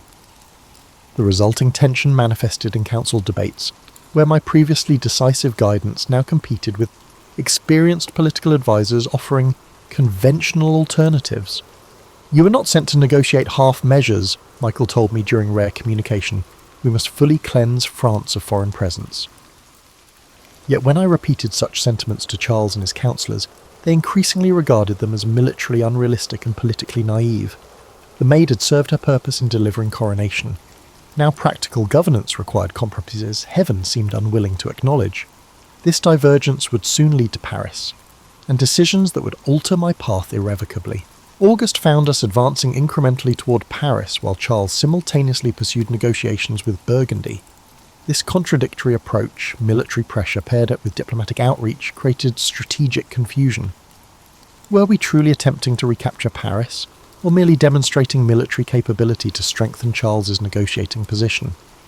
The Duke of Bedford, English regent for their child King Henry VI, recognised our momentum and retreated from direct confrontation, reinforcing Paris while yielding smaller surrounding territories. On August 14th, Charles signed a 15-day truce with Burgundy, supposedly creating space for peace negotiations, while actually providing English forces critical time to strengthen Paris's defences. I opposed this truce vehemently, sensing opportunities slipping away. While you exchange pleasant messages, our enemies rebuild walls and restore courage, I warned Charles. The moment for decisive action passes with each day of delay. The voices, though less frequent, reinforced this urgency. Paris must not remain in enemy hands, Margaret insisted during prayer. The city's liberation will break English resolve completely. Charles wavered between my continued insistence on divine mandate and his counsellor's emphasis on political reality. The compromise that emerged satisfied no one. Our forces would advance to Paris's outskirts but avoid full assault while negotiations continued. By late August, we established positions at Saint-Denis, within sight of Paris's northern walls. The city's proximity affected me strangely. After months of campaigning focused on this objective, actually seeing its towers and spires created an almost physical yearning to complete what the voices had promised. Daily, I rode reconnaissance along positions facing the city, studying defences, planning approaches, and praying for clear instruction that came with decreasing reliability. The truce with Burgundy expired without meaningful agreement. On September 8th, I convinced our commanders to attempt an assault against Paris's defences near the Saint-Honoré Gate, despite Charles withholding full support for the operation. This partial commitment meant attacking with insufficient forces against prepared positions, a military mistake justified only by my increasingly desperate insistence that heaven would provide necessary advantage. God will blind their gunners, I promised troops assembled for the assault. Divine protection covers us as we reclaim the kingdom's heart. The attack commenced at noon. Initial progress seemed to confirm divine favour. We reached the outer moat with minimal casualties and established positions within bow range of the walls. I led a contingent testing depth at the inner moat, seeking crossing points while carrying my standard forward as visible inspiration. Then reality asserted itself brutally. Paris's defenders had prepared thoroughly during the negotiation delays. Cannon and crossbow fire rained down upon exposed positions. The moat proved deeper than expected, its bottom studded with sharpened stakes invisible beneath muddy water. Men died attempting crossings that proved impossible without proper equipment we lacked. Near dusk, a crossbow bolt struck my thigh, penetrating deeply. Unlike the Orleans injury, this wound immediately incapacitated me. I continued shouting encouragement from where I fell, insisting the attack continue despite my condition.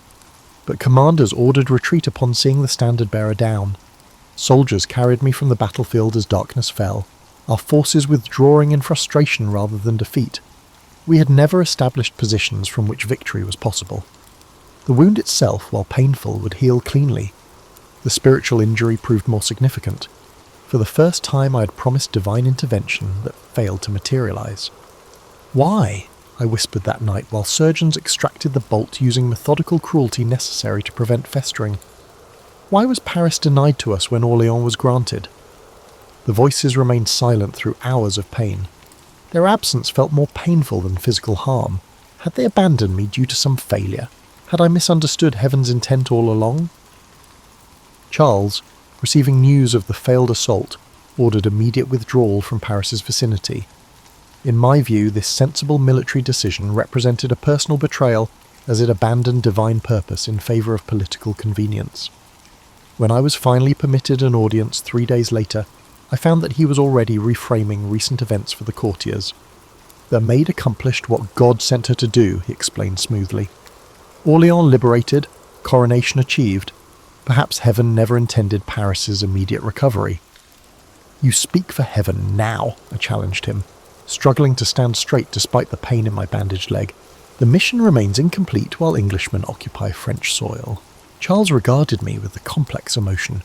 Gratitude for past service tempered by growing political inconvenience of my unyielding position. France's restoration will require years, not months, he said gently. Even heaven must recognise earthly limitations. This exchange marked a fundamental shift in our relationship. Where Charles had once needed my perceived divine sanction to legitimise his rule, successful coronation now provided independent authority. The maid remained useful symbolically, but increasingly problematic practically, as military campaigns transitioned toward diplomatic solutions requiring compromise and voices prohibited. Through autumn, I accompanied the royal court as it withdrew to safer territories along the Loire. My wound healed gradually while my position diminished subtly, still honoured ceremonially but increasingly excluded from meaningful councils. Charles granted me noble status in December, providing arms depicting a sword supporting the crown beneath a fleur-de-lis, recognition that pacified my supporters while effectively sidelining me from direct military command. This period marked my most difficult spiritual challenge. The voices returned intermittently but spoke with disturbing inconsistency. Michael demanded continued aggressive action, while Catherine counselled patience. Margaret sometimes suggested accepting a ceremonial role within Charles's court, but she also insisted that my work remained unfinished. These contradictions created profound doubt I had never experienced during the clarity of earlier missions. Had some of the voices I heard been false all along? Was I now mishearing divine instruction? Or was heaven itself divided on France's proper path forward? Christmas 1429 found me in ceremonial attendance at court celebrations, outwardly honoured but inwardly conflicted.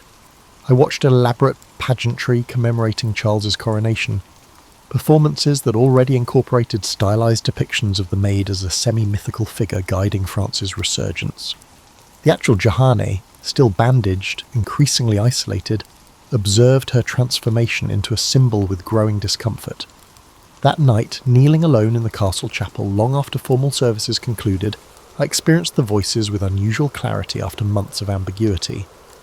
"Your time grows short," Michael stated without preamble. "You must continue the fight while freedom remains yours."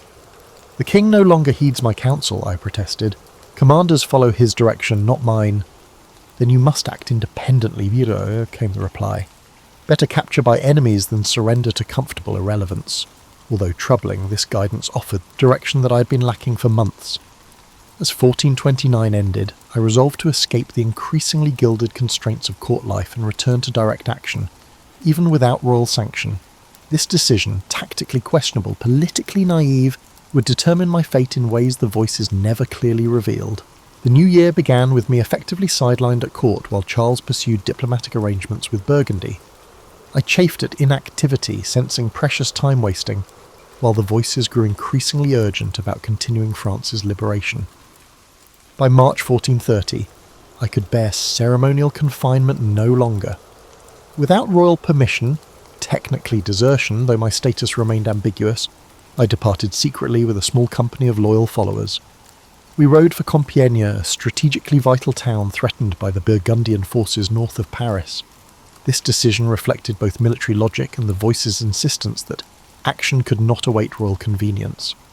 My departure created political complications for Charles, who neither officially condemned nor endorsed my independent operation. This ambiguity proved ultimately fatal. Had I remained clearly under royal protection, subsequent events might have unfolded differently. We reached Compiègne in April, where the town's governor, Guillaume de Flavy, welcomed reinforcement despite its unofficial nature. Burgundian forces under Jean de Luxembourg had been methodically isolating the town, capturing surrounding positions. Our arrival boosted defender morale temporarily, but the strategic situation remained precarious. On May the 23rd, I led a sortie against Burgundian positions at Margny, initially achieving surprise. However, enemy reinforcements arrived quickly, forcing retirement toward the town. As our forces retreated across the single bridge into Compiègne, disaster struck. The drawbridge raised prematurely, stranding rear guard defenders, including my cive, outside the walls. Accounts of this moment vary dramatically. Some claim deliberate betrayal by Flavy, who supposedly ordered early closure knowing I would be captured. Others suggested simple miscommunication during confused withdrawal. The voices had warned of betrayal for months. Trust only heaven, not changeable men, Michael had cautioned repeatedly, but provided no specific protection against this development. Burgundian soldiers surrounded me, and after a brief battle, they pulled me from my horse. A minor nobleman, Lionel of Wandonne, claimed my surrender, technically capturing me by laying hand on my leg, according to contemporary accounts. My sword, raised to continue resistance, lowered upon recognition that futile struggle would only result in unnecessary deaths among my few remaining companions. "I am worth more alive for ransom than dead," I told Wandon in a practical manner. even though I knew that the ransom would likely never materialize. The voices had never specifically predicted capture, but had indicated great suffering lay ahead as part of Heaven's plan. Initially, captivity seemed relatively benign. Luxembourg treated me as a valuable prisoner rather than a criminal, housing me reasonably at his castle at Beaulieu. I made one escape attempt, nearly succeeding by squeezing between wooden bars, before being recaptured and transferred to more secure confinement at Beaurevoir Castle. There, Luxembourg's Aunt Jeanne and wife Jeanne Bonne treated me with unexpected kindness, providing female clothing and gentle encouragement to abandon male attire and military aspirations. Their compassion, the first feminine companionship I'd experienced since leaving Domremy, tempted me toward compromise I knew the voices would forbid. "Why must I maintain a male appearance now that fighting has ended?" I asked during prayer, receiving Catherine's uncompromising response. "Your mission hasn't changed with capture. Male attire remains both practical protection and a visible sign of a divine exception to worldly constraints." News reached me at Beaurevoir that Compiègne's situation worsened daily. In desperation, I attempted a second escape in October, this time jumping from the tower window approximately 70 feet above ground. The fall should have proved fatal. That I survived with only bruising and temporary unconsciousness was later presented as either a miracle or evidence of demonic protection, depending on the interpreter. By November, political machinations surrounding my captivity clarified horribly. The English, recognizing my symbolic value, arranged a purchase from Luxembourg for 10,000 livres, a substantial sum indicating my importance to their strategy. Charles made no counteroffer, effectively abandoning me to the enemy's judgment. The English faced a dilemma regarding my disposition. Simple execution of a captured enemy combatant would risk martyrdom, potentially strengthening French resistance rather than weakening it. A more complex strategy emerged: systematic destruction of my divine claims through ecclesiastical condemnation for heresy. This approach would not only eliminate me physically, but, more importantly, delegitimize everything I represented: divine sanction for Charles's rule, and heaven's support for French resurgence against English occupation. In December 1430, they transferred me to Rouen, firmly within English-controlled territory. Conditions deteriorated immediately. I was placed in secular prison, rather than ecclesiastical custody normally accorded those facing religious charges, confined in iron shackles, and guarded continuously by common soldiers whose behaviour ranged from verbal abuse to attempted assault. "Why does heaven permit such treatment?" I asked during increasingly desperate prayers. "What purpose does this suffering serve?" "Remember Christ before Pilate," Margaret answered. "Truth remains truth, even when power condemns it." The trial officially began February 21st, 1431, under Bishop Pierre Cauchon, whose appointment revealed the proceedings' predetermined nature. He was a known English sympathiser with personal animosity toward me. Assessors and judges were carefully selected to ensure the desired outcome. Although it was technically an ecclesiastical court, the proceedings were entirely controlled by English authorities. Looking back now across time's distance, I see legal complexities I couldn't recognise then.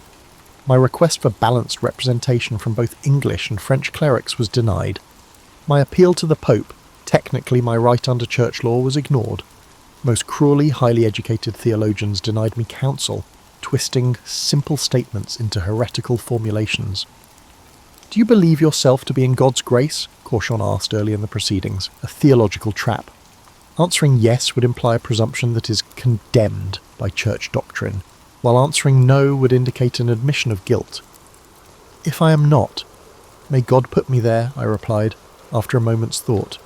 "If I am, may God keep me there." This answer frustrated the interrogators, but I simply expressed my actual understanding, showing unexpected theological sophistication. Grace remained God's province, not mine to claim absolutely. For 5 months, interrogation continued, sometimes publicly before a full tribunal, sometimes in private prison questioning. My male attire became the central focus, providing tangible evidence of defiance against natural order. Voices were dissected endlessly. Were they angels or demons? Why did they speak to an uneducated girl rather than through the established church hierarchy? I recorded and examined each of my answers for inconsistencies and potential heresies. What records don't capture, the physical deterioration during this period. Prison conditions, continuous shackling, poor nutrition, sleep interrupted by guards' harassment, gradually weakened a body already compromised by previous wounds and hardship. By May, I suffered recurring fevers, dramatic weight loss, and periods of confusion during longer interrogations.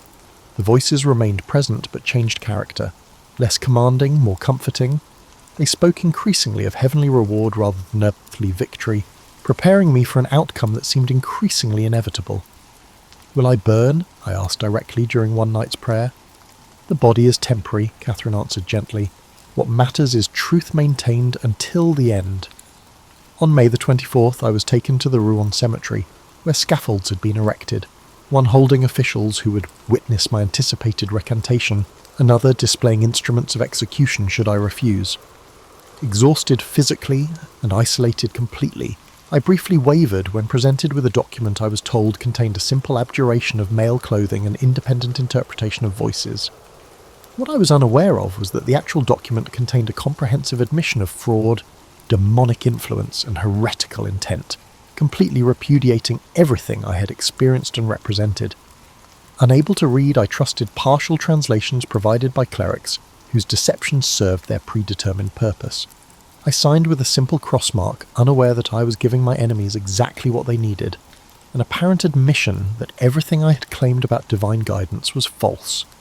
This temporary weakness, a product of extreme duress rather than a genuine change of heart, provided legal justification for what followed.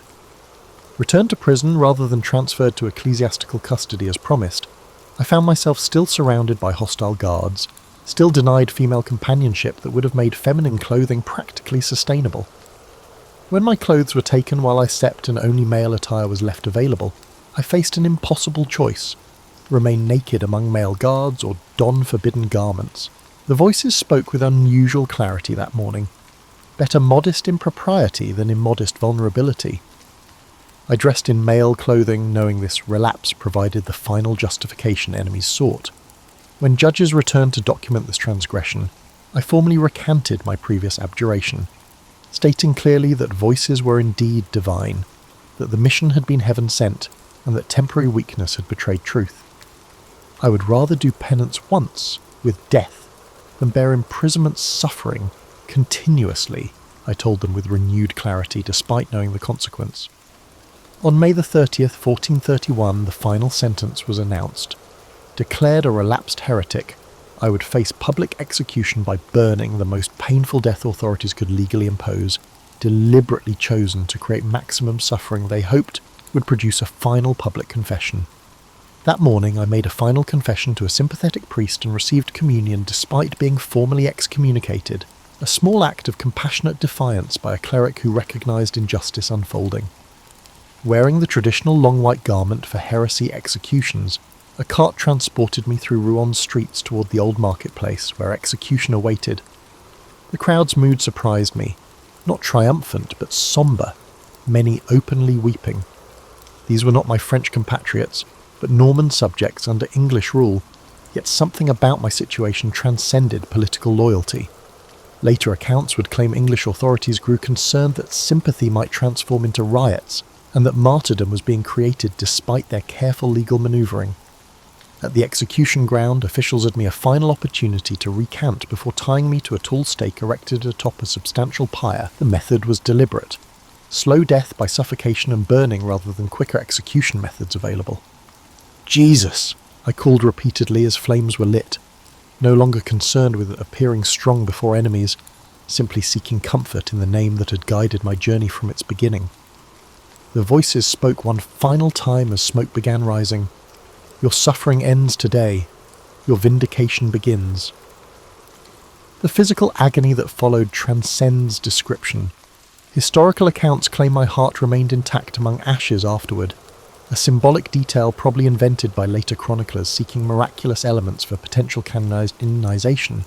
What mattered wasn't physical preservation, but the truth maintained until the end, that simple faith could withstand elaborate machinations of power, and that divine purpose worked through unlikely instruments. 25 years later, Charles VII, firmly established as France's legitimate king, would order an investigation that formally nullified my conviction. declaring the trial prejudiced and illegitimate. In 1456, a rehabilitation trial formally cleared my name of heresy charges. Yet full vindication waited nearly 5 centuries, until May the 16th, 1920, when the Catholic Church declared me a saint. Official recognition that voices condemned as demonic had indeed been divine. History remembers outcomes: Orleans relieved, Charles crowned, France eventually liberated from the English occupation. These visible victories obscure the internal journey that began with a garden whisper and ended in marketplace flames. The voices never promised earthly reward or personal glory. They offered only purpose, direction, and the chance to serve as an instrument for something larger than myself. They called me Maid of Orleans, dubbed me a miracle worker, labelled me a witch and a heretic, and eventually recognised me as a saint. Yet through all the transformations, I remained Johanne from Domremy, a simple girl who answered when voices called, who held to truth heard within more firmly than to comfort offered without. Perhaps that represents the most enduring legacy, that extraordinary purpose may inhabit ordinary lives, that divine participation in human history rarely follows expected channels, but instead works through unlikely vessels willing to say simply, "Here am I, send me."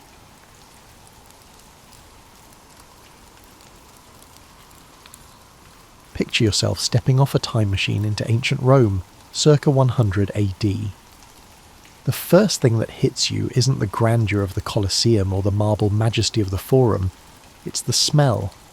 That peculiar cocktail of unwashed bodies, fermented fish sauce, and something you can't quite identify but suspect involves bodily functions, mingles with incense and olive oil in ways that would make a modern nose surrender immediately. You'd think a civilization that built aqueducts spanning hundreds of miles and invented concrete that still puzzles engineers today would have figured out basic hygiene. Well, they did, sort of. The Romans had their own ideas about cleanliness, and some of them would make you grateful for antibacterial soap and indoor plumbing. Take their approach to bathing, for instance.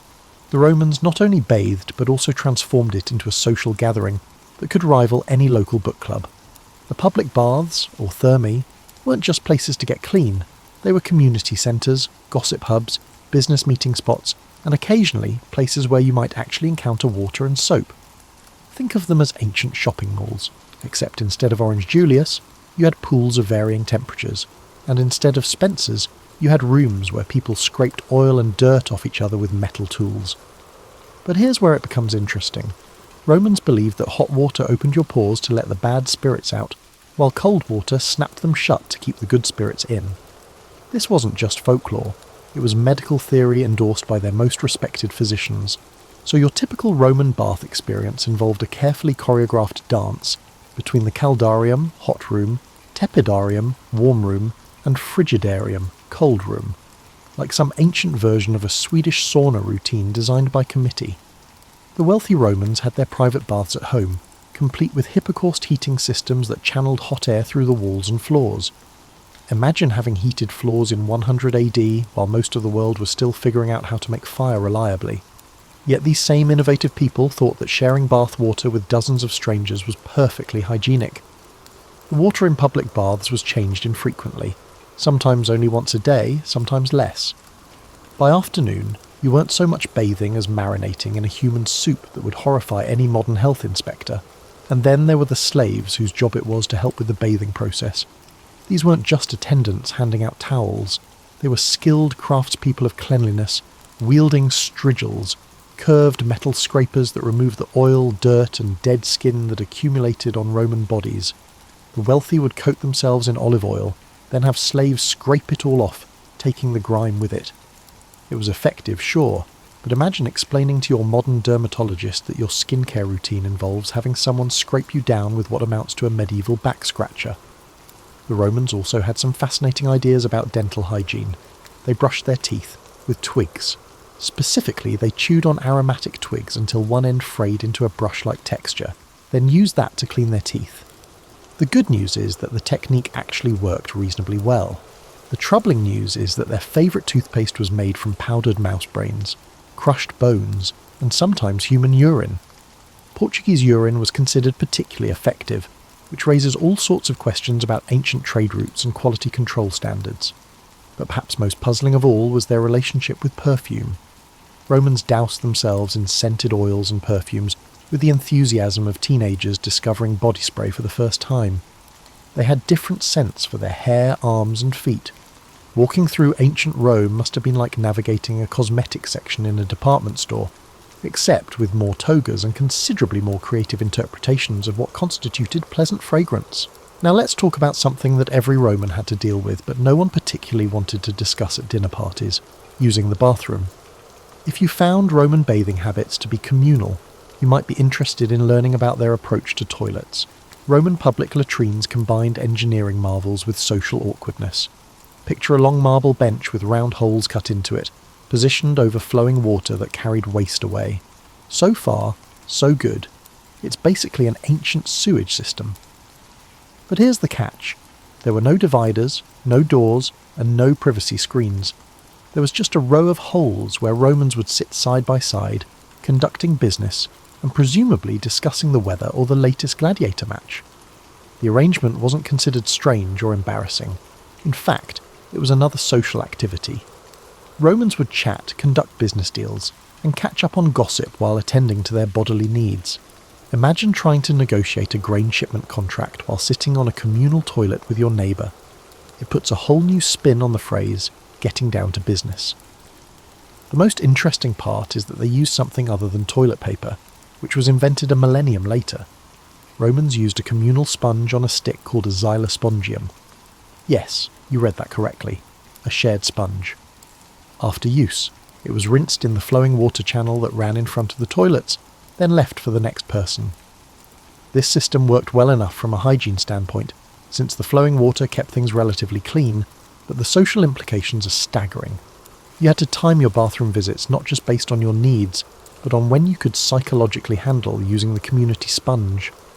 Wealthy Romans had their own private toilets, often beautifully decorated affairs with mosaics and frescoes. Some featured images of Fortuna, the goddess of luck, because apparently even bathroom humour was a thing in ancient Rome. These private facilities usually emptied into the same sewer system as the public ones, flowing eventually into the Cloaca Maxima, the Great Sewer, which was one of Rome's genuine engineering marvels and still functions today. But Romans had some peculiar superstitions about bathroom activities. They believed that evil spirits lurked in sewers and might emerge through toilet holes to cause mischief. To ward them off, many Romans wore amulets or muttered protective charms before sitting down. There's something endearing about a civilization that conquered most of the known world, but still worried about sewer demons sneaking up on them during vulnerable moments. The really wealthy took bathroom security seriously. Some installed elaborate wind chimes and bells near their toilets, believing the noise would frighten away any supernatural toilet lurkers. Others hired slaves whose job was essentially to be professional bathroom attendants, not just for cleanliness, but for spiritual protection. Imagine having toilet bodyguard on your ancient Roman resume. Personal hygiene after using the facilities was handled with scented oils and perfumes. Romans would clean themselves and then apply various aromatic substances to mask any lingering odours. These practices led to some interesting combinations. You might encounter someone who smelled like a mixture of rose oil, myrrh, and whatever had happened in the latrine 20 minutes earlier. Ancient Rome captivated the senses, often in unexpected ways. The Romans also had public urinals called foraci, positioned throughout the city. These were simple stone or ceramic vessels where men could relieve themselves. The urine wasn't wasted, it was collected and sold to fullers, dry ancient cleaners, who used it to clean clothing and whiten togas. Urine contains ammonia, which is actually quite effective for cleaning, so the collection wasn't just gross recycling, it was practical chemistry. Still, imagine the job interview process for becoming a professional urine collector. Women had their own challenges with Roman bathroom culture. They were generally excluded from public toilets and had to rely on private facilities or chamber pots at home.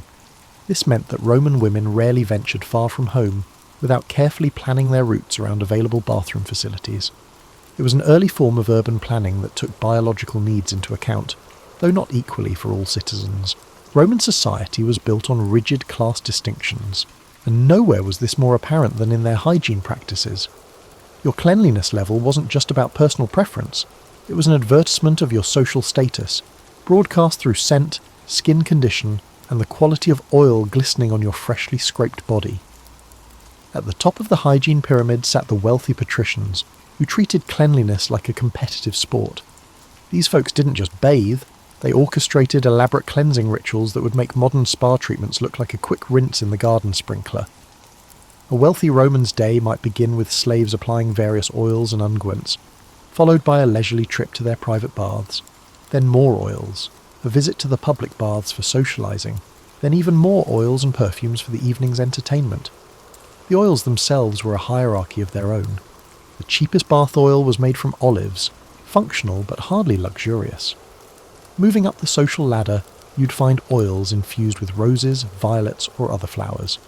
At the very top were exotic imported oils from India and the Far East, scented with spices that cost more than most Romans earned in a year. These premium oils weren't just applied randomly. Wealthy Romans had personal cosmetes, slaves who specialised in the application of cosmetics and scented oils with the precision of ancient perfumers. But here's where Roman hygiene becomes really interesting. They believed that different scents could affect your personality and health. Lavender oil was thought to promote wisdom, while rose oil enhanced beauty and charm. Myrrh was considered especially powerful for warding off diseases, which led to some Romans smelling like they'd been embalmed. The really paranoid wealthy would layer multiple protective scents, creating personal aromatic signatures that you could smell coming from 3 blocks away. Middle-class Romans, the plebeians with decent jobs, had their hygiene strategies.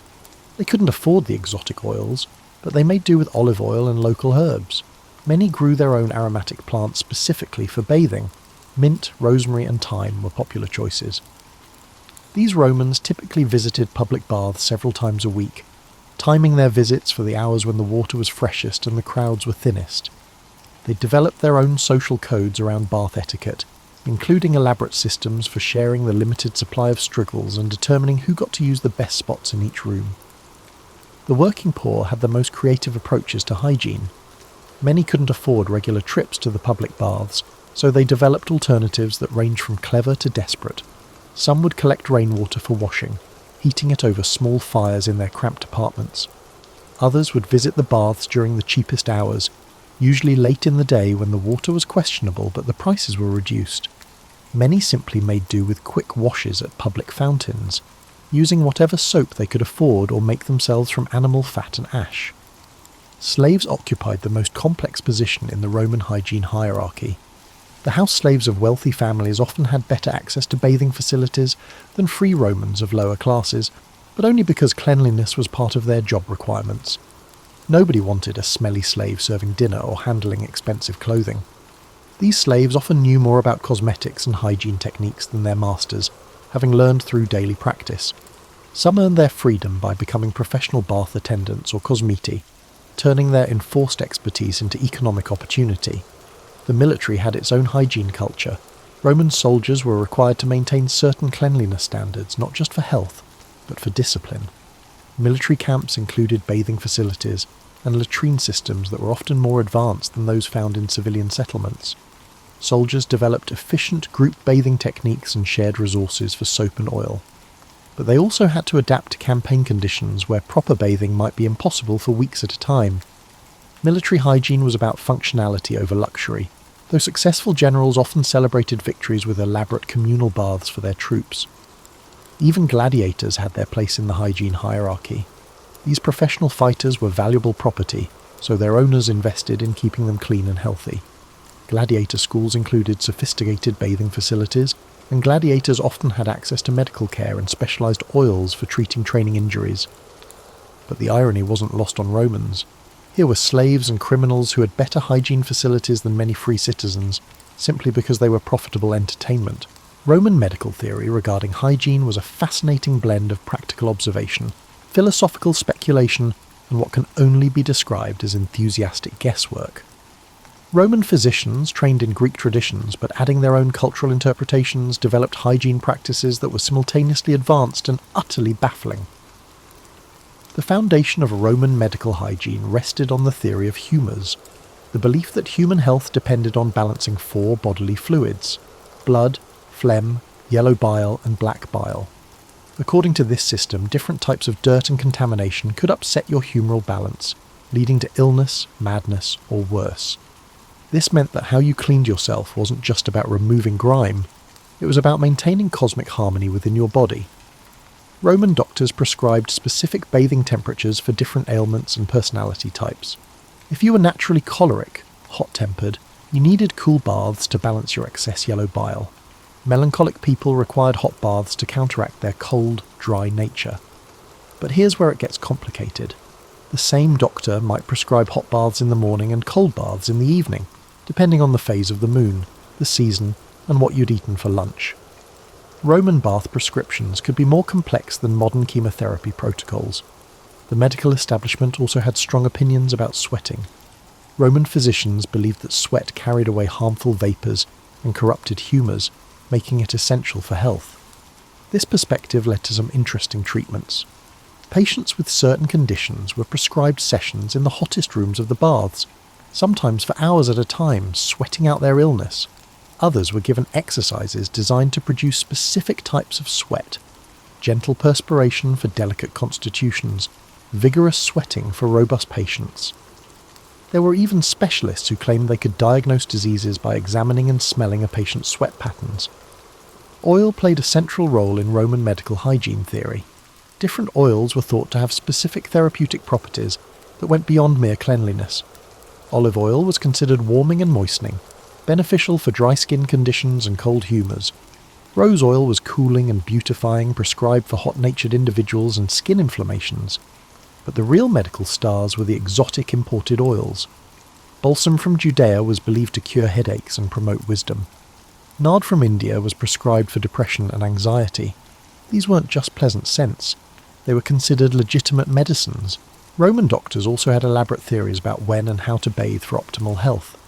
Most believed that bathing immediately after eating was dangerous, as it could disrupt digestion and cause the food to corrupt in your stomach. The recommended waiting period varied from 2 to 4 hours, depending on what you'd eaten and your constitutional type. Some physicians prescribed pre-bath exercises to open the pores properly, while others recommended specific breathing techniques during bathing to ensure proper circulation of vital spirits. The relationship between diet and hygiene was considered crucial. Roman medical texts are full of warnings about foods that could make your sweat smell foul or cause your skin to break out. Garlic and onions were thought to produce corrupt humour that emerged through the skin. Fish sauce, beloved by Romans but notorious for its pungent smell, was believed to cause marine humours that required special cleansing techniques involving sea salt and specific aromatic herbs. Women's hygiene was subject to especially complex medical theories. Roman physicians believed that women's monthly cycles created special cleansing needs and opportunities. Certain herbs and oils were prescribed specifically for female patients, often with the goal of regulating their supposedly unstable humoral balance. Pregnancy brought its own set of hygiene rules, with detailed prescriptions for bathing temperatures, oil applications and cleansing schedules designed to ensure healthy babies and safe deliveries. Perhaps most fascinating were the Roman medical beliefs about mental illness and hygiene. Doctors genuinely believed that certain types of madness were caused by corrupted vapours rising from unclean bodies to affect the brain.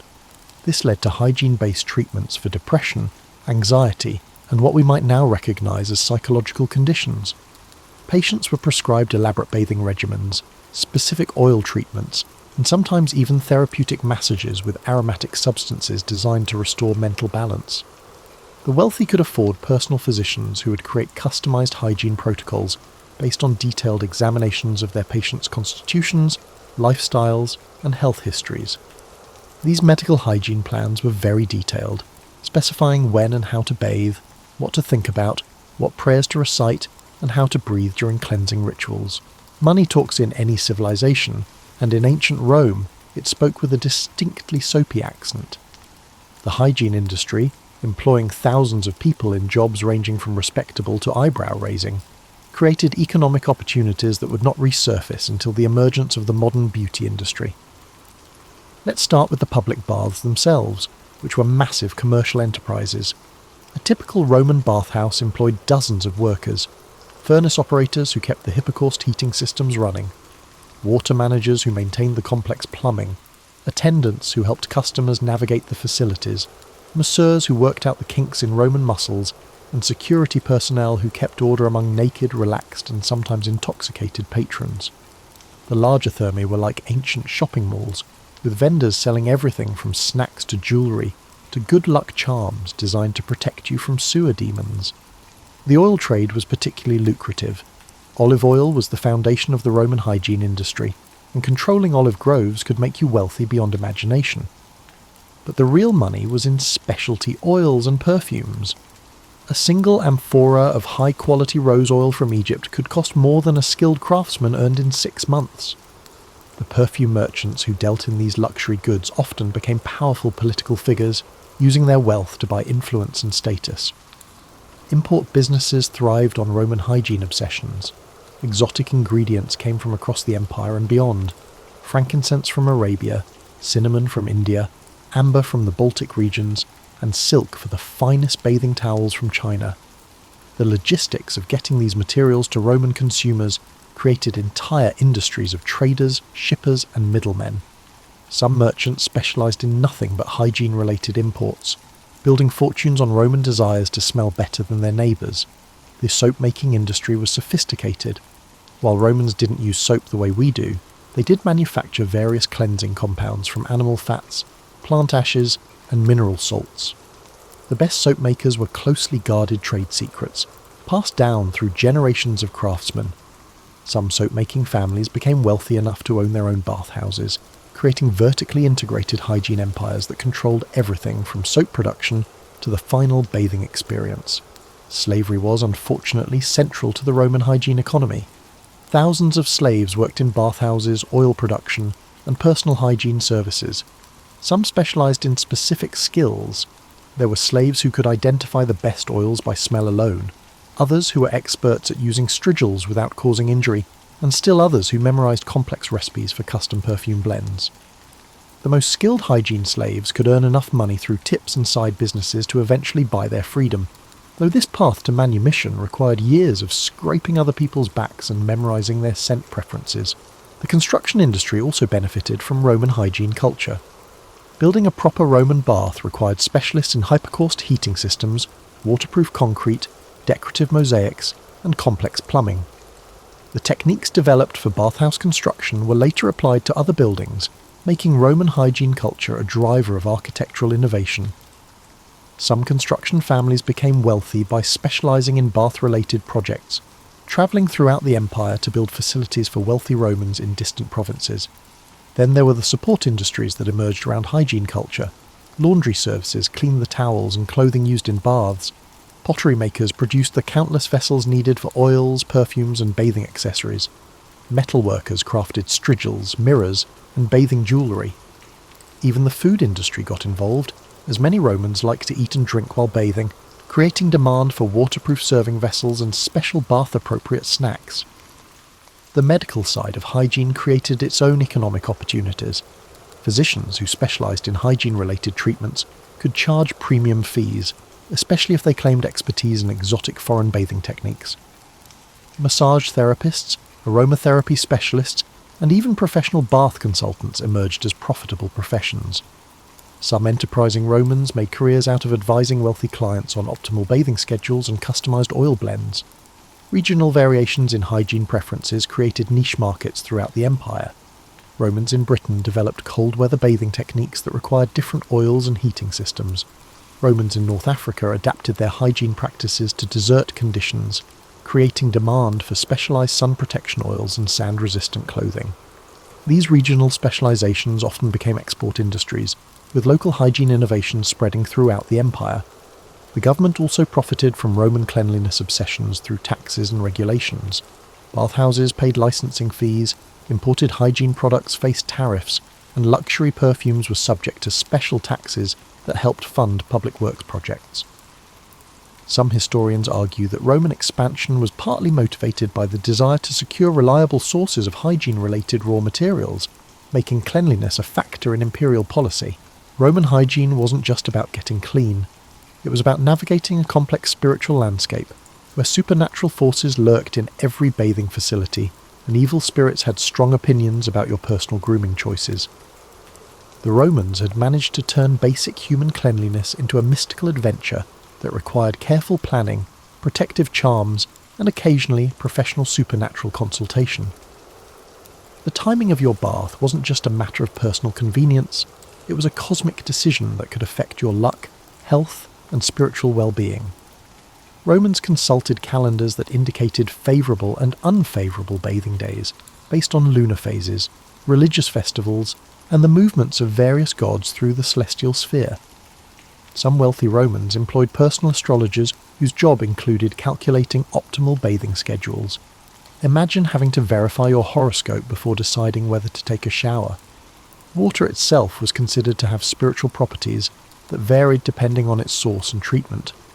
Spring water was thought to carry the blessings of water nymphs, while rainwater collected during thunderstorms was believed to have purifying powers that could wash away curses and negative luck. The Romans went to extraordinary lengths to obtain water with the right spiritual qualities for important bathing rituals.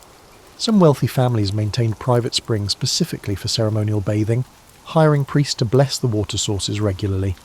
The direction you faced while bathing was considered crucial. Most Romans believed you should face east while entering the bath to welcome the blessings of the rising sun, then turn to face west while leaving to ensure that any evil influences washed away with the setting sun. More superstitious bathers would rotate through all 4 cardinal directions during their bathing session, creating a kind of mystical water dance that must have been entertaining to watch. Protective amulets for bathing were big business in ancient Rome. These weren't just decorative jewellery. They were considered essential safety equipment for anyone venturing into the spiritually dangerous environment of a public bath. Popular designs included images of Hercules for strength, Mercury for protection during travel, including spiritual journeys undertaken while bathing, and various household gods who specialised in bathroom-related protection. Some amulets were designed to be worn while wet, using special materials and construction techniques that modern jewellers would find fascinating. The Romans had elaborate rituals for entering and leaving baths that would make modern spa protocols look casual. Many would pause at the threshold to recite protective prayers, asking the gods to guard them from evil spirits, prevent accidents, and ensure that their bathing experience would be beneficial rather than harmful. Some would leave small offerings, coins, flowers, or drops of expensive oil, at shrine niches built into bathhouse walls specifically for this purpose. Shared bathing created its own set of spiritual concerns. Romans worried about picking up not just physical dirt from other bathers, but spiritual contamination from people with bad luck, evil intentions, or supernatural enemies. This led to complex etiquette systems designed to minimize spiritual risk while maintaining social politeness.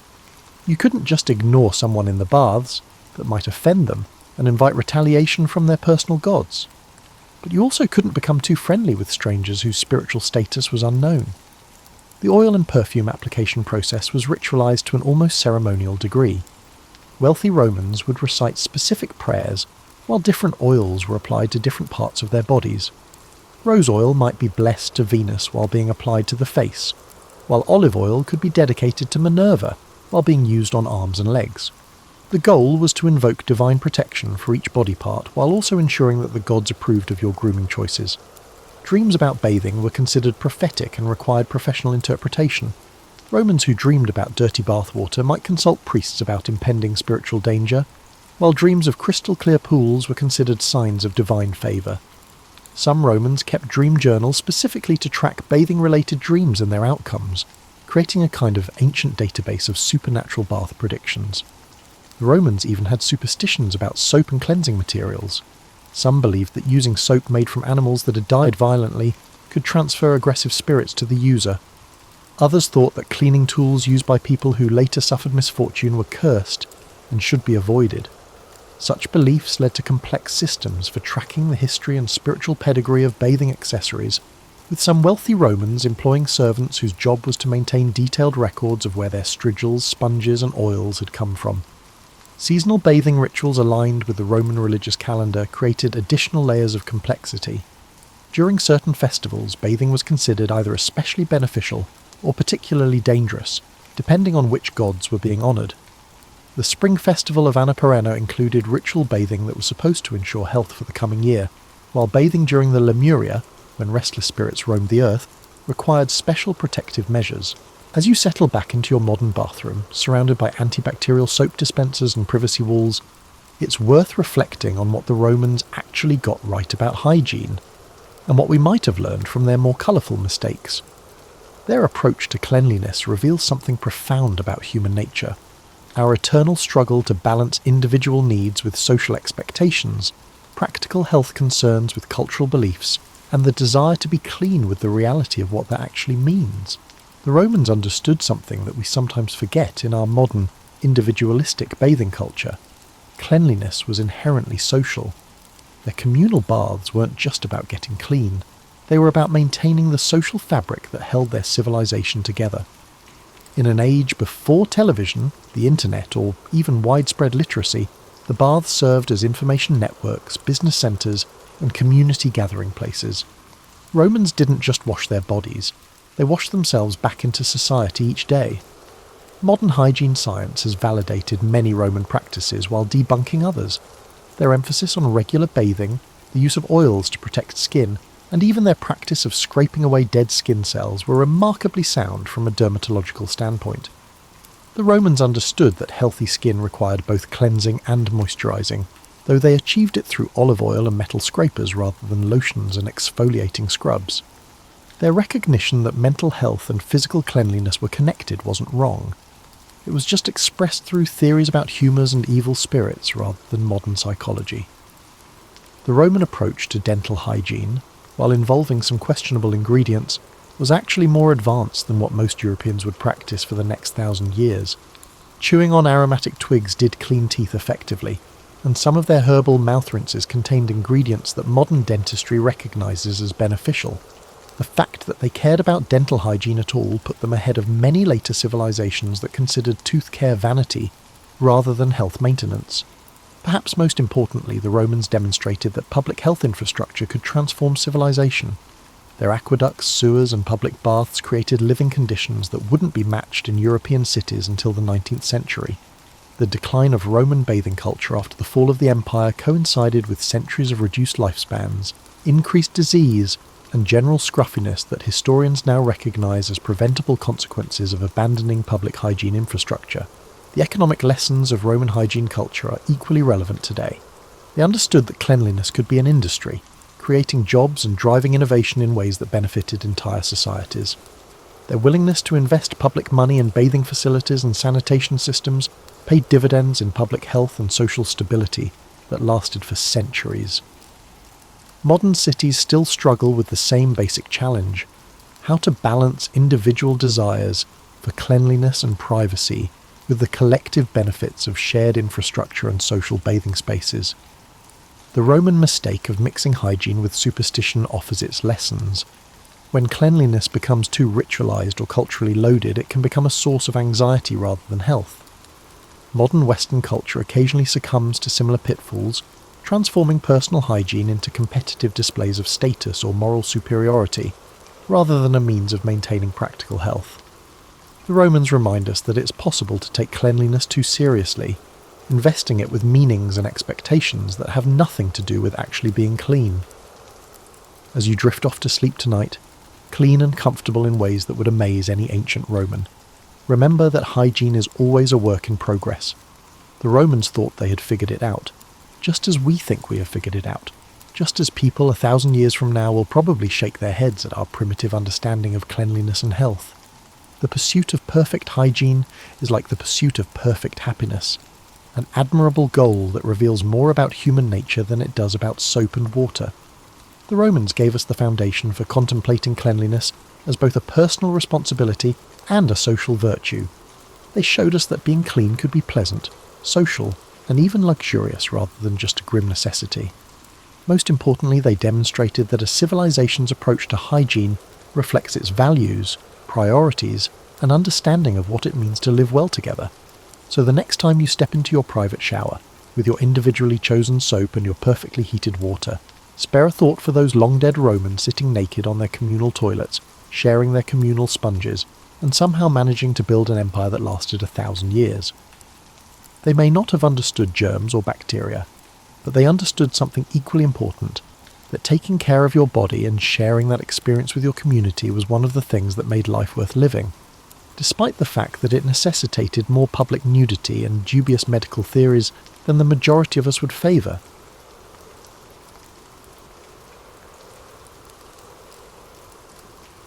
Imagine spending the night in that ideal position where your mattress has adapted to your unique shape over the years, pulling your covers up to your chin.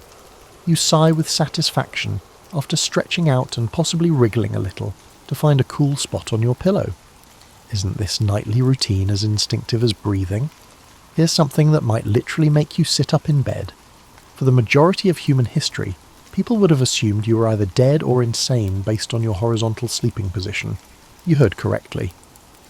For centuries, our ancestors slept upright, leaning against headboards, walls, or specially made sleep chairs that resembled medieval torture devices more than furniture. Imagine attempting to explain your memory foam pillow and California King mattress to a person from the 1600s.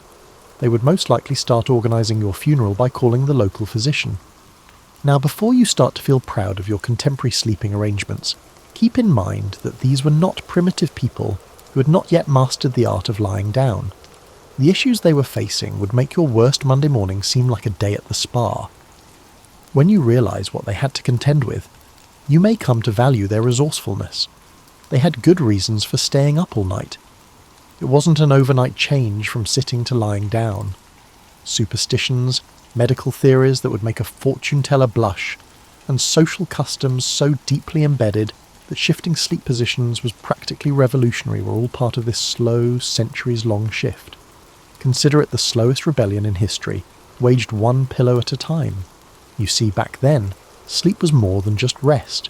It was linked to beliefs about health, religion, social standing, and even survival. Depending on where you slept, you might be viewed as wealthy or impoverished, healthy or ill, or virtuous or sinful. It was similar to social media, except that instead of sharing photos of your breakfast, people were making snap judgments about how you spent your unconscious hours. The rules that governed the medieval world were entirely different from those that govern us today. Plague, infection, starvation, or even just your neighbour's goat running loose and trampling on your turnip garden were all potential causes of death. Every choice, including how you positioned your body for those valuable few hours of rest, carried weight in such a precarious world. They were being realistic in ways we can hardly fathom now, not being dramatic. The interesting part is that sleeping upright wasn't a peculiarity of Europeans. Similar customs were independently developed by cultures in Asia, Africa, and the Americas. This implies that the difficulties our ancestors encountered were universal, which is why sitting up at night seemed like the sensible option. It was adaptation to conditions that we are grateful to have left behind, not ignorance. You're taking part in a relatively new human experiment as you lie there tonight, horizontal and comfortable. As a result of centuries of incremental change, medical progress and social evolution, your sleeping habits are truly revolutionary. You're living the kind of luxury that ancient kings and queens could only imagine every time you turn your pillow to the cool side or change your blanket. Indeed, sweet dreams. Let's take a moment to explore the medieval mind. Suppose you lived in a world where the only thing you knew about medicine was how to balance your humours, not the kind that make you laugh, but the enigmatic bodily fluids that were supposed to regulate your health. The four horsemen of medieval medicine, blood, phlegm, yellow bile, and black bile, were more difficult to balance than putting together IKEA furniture without the manual. The learned physicians of the day believed that lying flat dangerously disturbed these humours. They held that horizontal stretching caused blood to pool in the wrong places, causing imbalances that could cause disease or even death. It was similar to the medieval game of Operation, except that you might actually die in place of a buzzer going off. According to the doctors, sitting upright maintained the delicate balance required for life by allowing your humours to flow correctly. However, the medical issues extended beyond the enigmatic fluid management. Medical professionals actually thought that lying flat exposed one to night vapours, which were poisonous gases that were said to rise from the earth and enter houses through floor cracks. Since these vapours were believed to be heavier than air, they gathered close to the ground. Like a human periscope avoiding toxic clouds, sleeping upright literally lifted you above the danger zone. Not that this was all superstition. Homes from the Middle Ages weren't exactly ventilation marvels. Imagine sharing your living space with animals for warmth, in a building that is a combination of a house and a barn.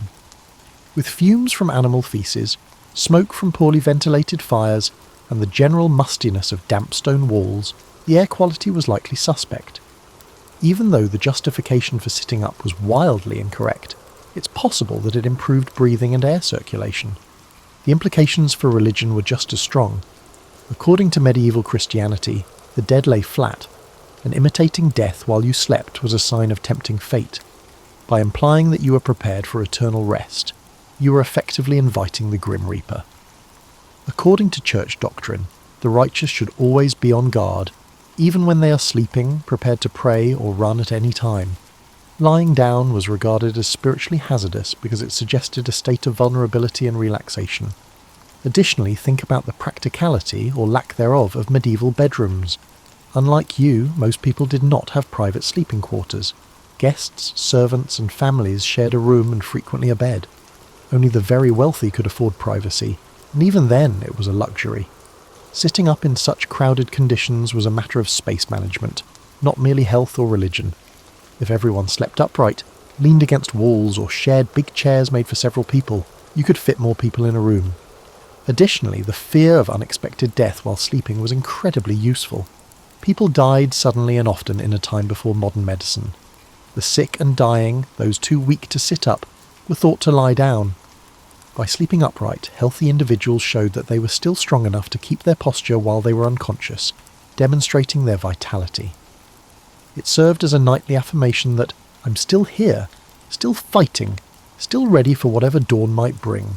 As you unconsciously sink into your horizontal position tonight, keep in mind that you are doing something that your forefathers would have regarded as either courageous or foolish, or perhaps both.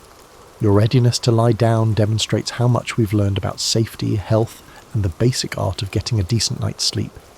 You may be asking yourself, what exactly were they sitting on if everyone was sleeping upright? Depending on your stance on comfort versus functionality, the medieval furniture industry had to get inventive in ways that would make contemporary ergonomic designers cry with envy, or horror. The sleep chair is the equivalent of a recliner in medieval Europe, but it lacks the cup holders, the reclining feature, and pretty much every other feature that makes modern furniture bearable. These devices had the appearance of someone marketing them as bedroom furniture after crossing a church pew with a torture device. A high, straight back, armrests at precisely uncomfortable angles, and occasionally a tiny ledge or platform to place your feet on were all features of the basic design. Obviously comfort was not the main issue. Of course, fancier versions were owned by the wealthy. In addition to being upholstered with fabrics that cost more than the average person's yearly income, their sleep chairs were carved from pricey woods and occasionally had tiny storage spaces for personal belongings. Consider them the luxury vehicles of the world of sitting sleep. They are still essentially uncomfortable, but they do so in a stylish way. In a time when one-size-fits-all was the norm, some had adjustable backs that could tilt slightly, providing what amounted to customization. The interesting part, though, is that these chairs served as status symbols in addition to being useful pieces of furniture.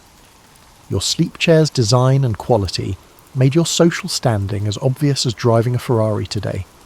Nobility displayed ornate pieces that looked more like thrones than sleeping furniture, while wealthy merchants might have chairs with modest carving and comfortable padding. The impoverished, on the other hand, used crude wooden stools or simply leaned against walls, transforming any level surface into a makeshift bed. The extremely wealthy slept in rooms made especially for standing. Imagine hallways with built-in benches, walls with tapestries and cushions for leaning against, and unique alcoves carved into the stone that would allow several people to sit and sleep comfortably. They resembled human parking garages, made to hold bodies in their vertical resting position, rather than bedrooms as we know them. Some clever furniture makers made communal sleep benches, which are long, church pew-style seats that can hold whole families or groups of tourists. Picture yourself arriving at a medieval inn, finding yourself seated on a bench beside total strangers, and spending the night together like birds on a wire. It was obvious that personal space was an unimagined luxury. In fact, these pieces were incredibly well crafted. In the absence of power tools or contemporary methods, medieval woodworkers produced elaborate supports, precisely measured angles, and joints that could sustain human bodies for decades at a time. They had a deeper understanding of structural integrity, balance, and weight distribution than some contemporary furniture. Even though they slept on pieces made to last for centuries, your ancestors may have slept upright. It's interesting to note that some sleep chairs had clever features that contemporary furniture designers might find appealing. Detachable cushions allowed for seasonal comfort adjustments, adjustable footrests accommodated varying leg lengths, and hidden compartments protected valuables while you slept. Some even had little tables attached so that you could easily access prayer books, candles, or water at night. The wealthy, who could afford to try out new sleeping arrangements, were the first to gradually move away from sleep chairs. Sleep chairs did not vanish overnight as lying-down beds gained popularity.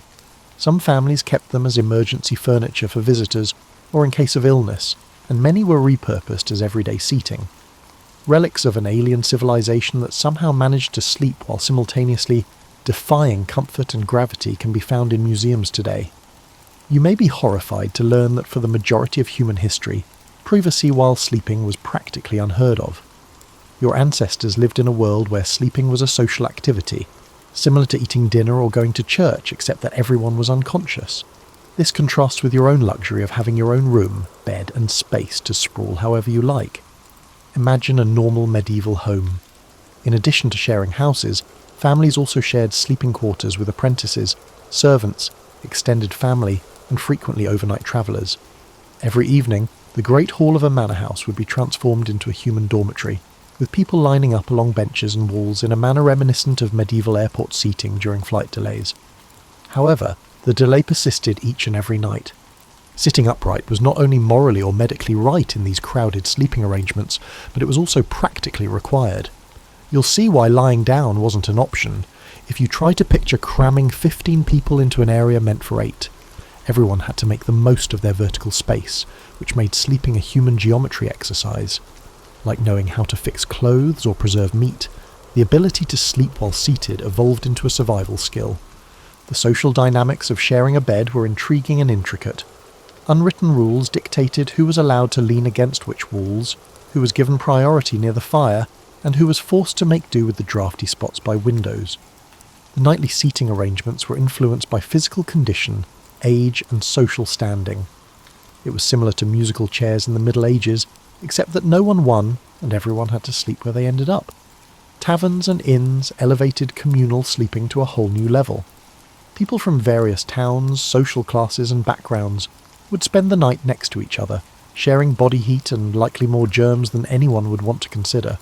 It was simply good business to pack as many upright sleepers as possible into each room, because innkeepers charged by the space rather than the person. You didn't pay for privacy or comfort. You paid for a place on a bench or against a wall. In fact, this system produced its own social mores and manners.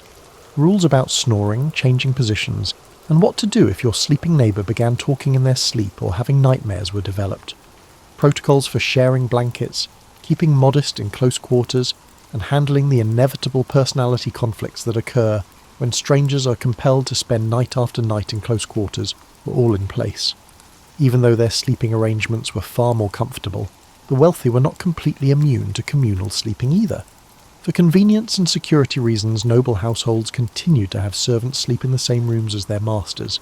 Even affluent families frequently shared sleeping quarters, with parents, kids, and occasionally grandparents each finding a place in the family sleeping chamber. These arrangements were made even more complex by seasonal variations. People naturally huddled closer together in the winter to stay warm, but in the summer they positioned themselves strategically close to windows and doors to take advantage of any breezes. Most people had to make do with the same space year-round, changing their positions and arrangements according to weather and temperature, while the wealthy might have had the luxury of seasonal sleeping chambers, different rooms for different times of the year. Although germ theory was not yet sufficiently understood for people to be concerned about it, disease transmission in these settings must have been spectacular. Everyone in the sleeping chamber was likely to get a cold after someone else did. Although people blamed illness on bad air or divine punishment rather than the obvious problem of dozens of people breathing on each other all night, plague outbreaks most likely spread through communal sleeping arrangements like wildfire. The wealthy were the first to gradually transition to private sleeping. Families started to divide sleeping arrangements by generation, then by gender, and finally by personal preference as wealth and homes grew. The fact that you can sleep by yourself, in your own room, and in your own bed is a testament to centuries of economic and social advancement that your forefathers could hardly have dreamed of. How then did people go from sleeping upright for centuries to the horizontal free-for-all you see today? Everyone deciding to roll over and try lying down at the same time wasn't a sudden revelation. The gradual change from a communal survival strategy to the private, comfortable experience you know today was fueled by advancements in architecture, medicine, and social attitudes. Like most revolutions, this one started with the rich. Some aristocrats and rich merchants had started experimenting with lying down sleep by the late medieval era, though at first it was considered a luxury rather than a common practice. These early adopters, who were prepared to forego the purported spiritual and medical risks in favour of comfort and novelty, were essentially the beta testers of horizontal sleeping. Think of them like the original smartphone buyers, who were initially viewed as crazy until everyone wanted one. The ancient theories of humours and night vapours were gradually disproved by new concepts about medicine and the human body that emerged during the Renaissance. When doctors noticed that wealthy people who slept on their backs weren't dying in frightening numbers, they started to wonder if sitting up straight was really necessary for good health. Medical texts began to imply that lying flat might be helpful for some ailments, especially for those with back pain or respiratory issues. It took decades for the radical idea to become widely accepted. This transition was made possible in large part by architecture. Families could now afford to use entire rooms for sleeping, as homes grew bigger and more upscale. People no longer had to share sleeping quarters with strangers, servants, and extended families thanks to the invention of separate bedchambers. Experimenting with various sleeping positions without social scrutiny or space constraints was made possible by privacy. At last, you were able to extend your body without pushing your neighbour in the ribs. Equally significant was the development and enhancement of appropriate beds. When there were beds in the Middle Ages, they were frequently just mattresses with straw on wooden frames. The fact that these were not very comfortable for lying down likely contributed to the preference for sleeping upright. However, lying down became more and more desirable as mattress technology developed. Yes, there was such a thing as mattress technology in the pre-industrial world. Horizontal sleeping became not only feasible, but also enjoyable thanks to feather beds, better textiles, and enhanced frame construction. During this time, religious views also changed. Many medieval Catholic teachings, including some of the superstitions surrounding sleeping positions, were contested by the Protestant Reformation. Protestant theologians were more interested in the pragmatic issues of rest and health than they were in the symbolic meaning of lying flat. This change in religion allowed people to try different sleeping positions without worrying about endangering their eternal souls. These changes were hastened by the printing press, which disseminated novel concepts regarding health and sleep more rapidly than in the past. Advice regarding appropriate sleep positioning started to appear in medical texts, home management manuals, and even popular literature. For the first time in history, written information about bedroom layout, sleep hygiene, and the advantages of various sleeping positions was available to the general public. Information that had previously only been accessible to academics and doctors became widely accessible. During this time, social perceptions of rest and vulnerability also changed. New perspectives on the significance of adequate sleep for well-being and productivity started to replace the medieval emphasis on ongoing alertness and preparedness. Over time, lying down, once interpreted as a sign of spiritual laxity or weakness, became linked to wisdom and self-care. People started to realise that getting enough sleep was not a luxury or an indulgence, but rather necessary for both physical and mental well-being. Not every social class or geographical area experienced the shift in the same way. Compared to rural farmers or the urban poor, wealthy urban populations adopted horizontal sleeping much earlier. Because they lacked the resources to alter their sleeping habits, some remote communities continued to practice upright sleeping well into the modern era, not because they liked it. Sleeping positions have changed over time, reflecting larger trends in social and economic development that still influence our way of life today. Horizontal sleeping had become so commonplace by the time your grandparents were born that most people had forgotten it had ever been a topic of debate. The medieval world's communal sleeping arrangements and sleep chairs appeared as antiquated as any other historical oddity, fascinating but unrelated to contemporary living. Given that, for the majority of history, owning a bed was equivalent to owning a luxury car, something that unmistakably indicated that you were not struggling to survive, the evolution of beds from basic sleeping platforms into the ornate kingdoms of comfort you know today is a tale worth telling. The development of bed technology reflects the larger changes in privacy, comfort, and our evolving relationship with sleep in general. When there were early beds at all, they were basically raised platforms made to keep people off of damp, cold floors and away from different animals that like to live on the ground. These were useful answers to environmental problems, not the comfortable havens you hide away to every night. A wooden frame, any available stuffing material, straw, feathers if you were lucky, or just extra blankets folded for padding, and some rope or leather strapping for support. Comfort wasn't a design objective, it was a happy accident. Naturally, long before beds were comfortable, the wealthy used them as status symbols. With intricately carved posts, pricey fabrics, and curtains that could outstrip the cost of most people's homes, medieval noble beds were symbols of craftsmanship and wealth. These beds were furniture pieces intended to both rest and impress guests. The curtains, also known as bed hangings, had several uses. They kept body heat during chilly evenings, offered seclusion in shared sleeping quarters, and showcased the owner's wealth through their design and quality.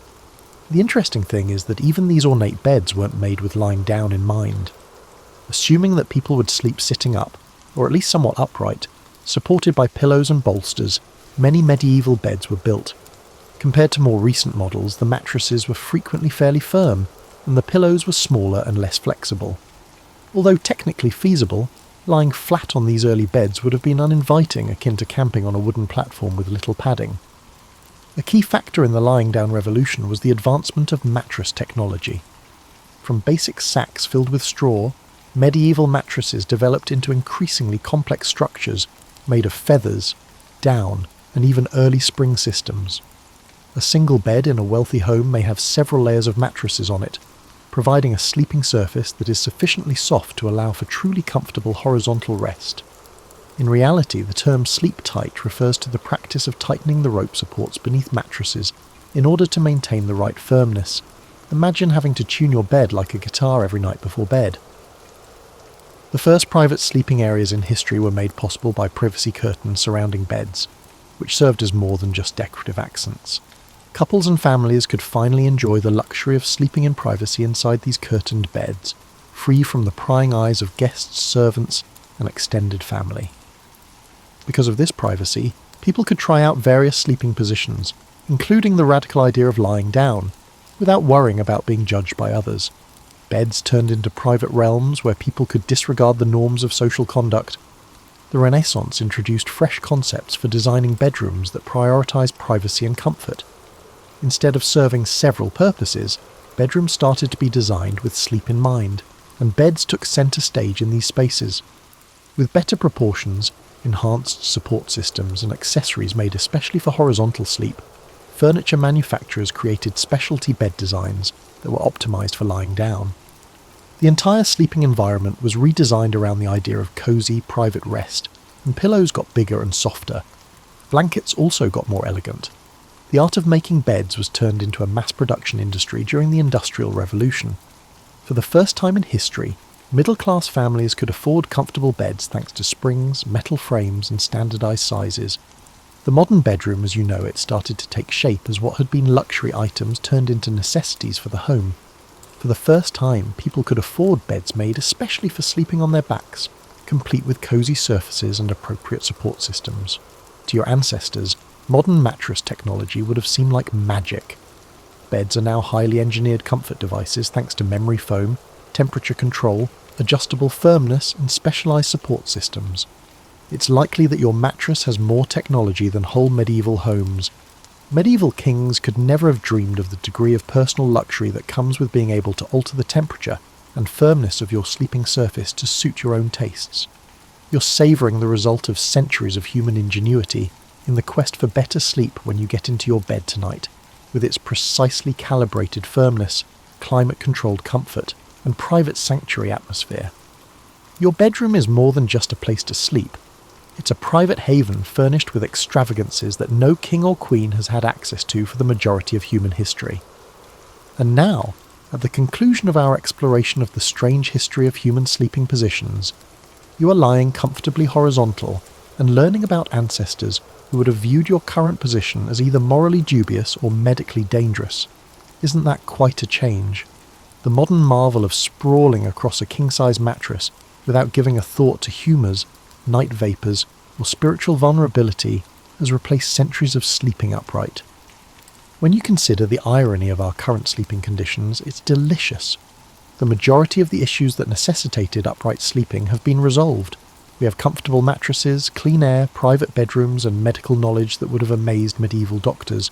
But we have also created completely new sleep problems. While your ancestors were concerned about spiritual threats and night vapours, you're concerned about screen time, caffeine consumption, the ideal temperature of your room, and whether the final episode of your favourite show will keep you up with plot twists. Additionally, we've developed sleep issues that would have completely perplexed medieval people. Millions of people who have access to the most comfortable sleeping conditions in history suffer from sleep disorders like sleep apnea, restless leg syndrome, and chronic insomnia. The hardware issues of sleep, such as furniture, privacy, and safety, seem to have been resolved, but new software issues relating to stress, lifestyle, and the fast-paced nature of contemporary life have been introduced.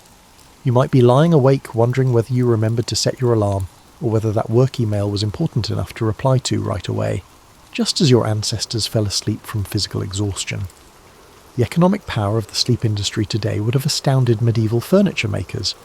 We've transformed rest into a consumer category, with countless subcategories, including memory foam, adjustable bases, sleep tracking devices, customized pillows for all possible needs, white noise machines, blackout curtains, and even apps that optimize your sleep cycles. While medieval people only had one sleep chair, you now have hundreds of mattress options to choose from, all of which promise to transform your sleeping experience. Some medieval practices have been validated by modern sleep science, while others have been refuted. It turns out that some conditions, especially acid reflux and sleep apnea, can benefit from sleeping a little higher. For some people, sleeping in adjustable beds or recliners relieves back pain or breathing issues. Your ancestors were not wholly incorrect about the advantages of sleeping upright. They simply lacked the medical knowledge to comprehend why it occasionally worked, or the alternatives that would have made lying down more secure and comfortable. Intriguingly, the social dimensions of sleep have also resurfaced. Even though we now have privacy and separate sleeping areas, loneliness and isolation related to sleep are still problems for many people.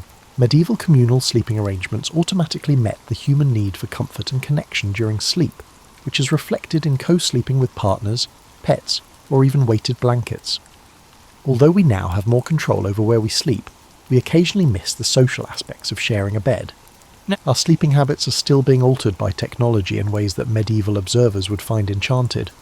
A level of individualized sleep optimization never before seen in human history is represented by smart mattresses that automatically change their firmness, sleep tracking devices that keep an eye on everything from heart rate to room temperature, and apps that wake you up during the best times to sleep. You are interacting with an advanced technological ecosystem that is intended to improve your quality of sleep, not just lying down to sleep. Think about the amazing journey that led humanity from upright, communal sleeping to your own private, horizontal luxury as you get ready for bed tonight. Your private bedroom, your cozy mattress, and your freedom to lie down without worrying about dying or receiving a punishment from God are all symbols of centuries of human development, invention, and shifting societal perceptions of leisure, privacy, and comfort. In fact, one of the most revolutionary human behaviours of the last millennium is the simple act of falling asleep, something you do without thinking. Your horizontal position symbolises freedom from social restraints, freedom from medieval anxieties, and access to comforts that have been out of reach for the wealthiest people for the majority of human history. Dream sweet dreams, sleeper of revolution. Your ancestors would undoubtedly be impressed by your mattress, jealous, and perhaps a little concerned about your soul.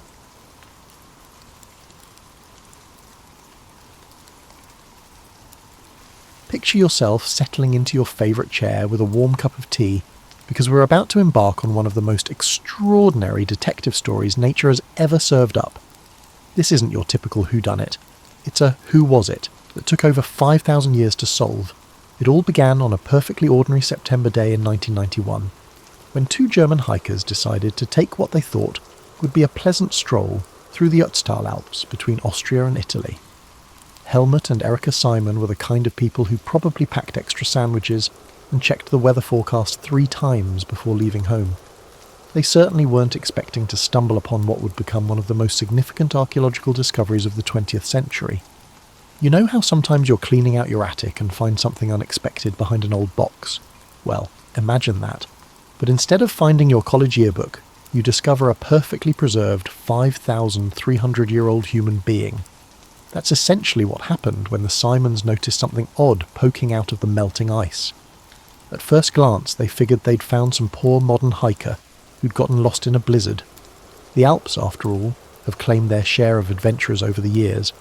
But the specimen wasn't just any frozen traveller, this was Otzi, though he wouldn't get his catchy nickname until much later. The Simons were looking at the oldest naturally mummified human ever discovered in Europe, a man who'd been flash-frozen in time like the world's most incredible historical snapshot. The discovery sent ripples through the scientific community faster than gossip at a small-town coffee shop. Here was a window into the Copper Age, a time when humans were just figuring out that banging rocks together could produce more than just noise. Otzi lived during a period when your biggest life decisions involved whether to hunt mammoth or gather berries, and the most advanced technology was a sharp stick. What made this find so remarkable wasn't just Otzi's age, though 5,300 years is certainly nothing to sneeze at, but his incredible state of preservation. The high altitude, constant freezing temperatures, and dry mountain air had turned him into nature's own time capsule. While most people from his era had long since returned to dust, Otzi looked like he could wake up at any moment and ask for directions to the nearest Starbucks. The initial recovery was something like a carefully choreographed dance between excitement and extreme caution. Scientists descended on the site like bibliophiles at a rare book sale, each one more thrilled than the last. They knew they were handling something precious, not just scientifically but humanly. The subject wasn't just a specimen, this was someone's ancestor, a person who had lived, loved, and ultimately met his end on a lonely mountain pass. As you drift off tonight, imagine the moment when researchers first laid eyes on Otzi's belongings scattered around the ice. His copper axe gleamed dully in the alpine sun, while his leather quiver held arrows that had been ready for action since before the pyramids were built. It was like discovering a Bronze Age Swiss Army knife, complete with everything a well-prepared traveller might need for a journey through the ancient world. The mountains had kept Otzi's secret for over 5 millennia, waiting patiently for the right moment to reveal their treasure. And on that September day in 1991, they finally decided it was time to let their ancient guardian tell his story. Now that you're comfortable and ready to learn more about our icebound friend, let's dive into what scientists discovered when they began their careful examination of Otzi. Think of it as reading the world's oldest autobiography, written not in words but in skin, bones and belongings. First things first, Otzi wasn't exactly what you'd call imposing. Standing at about 5 feet 3 inches tall and weighing roughly 110 pounds, he was built more like a marathon runner than a linebacker. But don't let his modest stature fool you. This was clearly a man who knew his way around the mountains. His legs were muscled from years of climbing steep terrain, and his lungs had adapted to the thin air of high altitudes. Otzi was essentially the ancient world's equivalent of those annoyingly fit people who post photos from their weekend hikes. The scientists examining him were like detectives with the ultimate cold case, literally. Every inch of Otzi's body told a story, and these researchers were determined to read every chapter. They discovered he had brown eyes and brown hair, though the hair was more of a memory by the time he was found. He also sported what might have been Europe's first man bun, because apparently some fashion choices are truly timeless. But here's where things get really interesting, and slightly uncomfortable if you happen to be squeamish about ancient medical procedures. Otzi was covered in tattoos, not the kind you might get after a few too many drinks in college, but deliberate, purposeful. These markings served a very different function. These weren't artistic expressions or symbols of rebellion, they were therapeutic tattoos, placed precisely over areas where Otzi suffered from arthritis and other ailments. Imagine that. 5,300 years ago, people were already practicing a form of acupuncture that involved permanent body modification. Otzi had 61 of these therapeutic tattoos, created by making small cuts in his skin and rubbing charcoal into the wounds. It's like ancient pain management, with a permanent reminder of every ache and pain you've ever had. Modern medicine cannot match the commitment level found in Copper Age healthcare. The contents of Otzi's stomach read like a prehistoric meal plan that would make modern nutritionists weep with envy. His last meal included ibex meat, red deer, grains, and various plants. Basically, he was eating organic, free-range, locally sourced food long before it became trendy. No processed foods, no artificial preservatives, just pure mountain-to-table dining. Considering the circumstances of his death, one could argue that his final meal resembled a Last Supper, more than a carefully planned nutritional choice. Scientists also discovered that Otzi wasn't just a random wanderer who got caught in bad weather. The man had serious gear.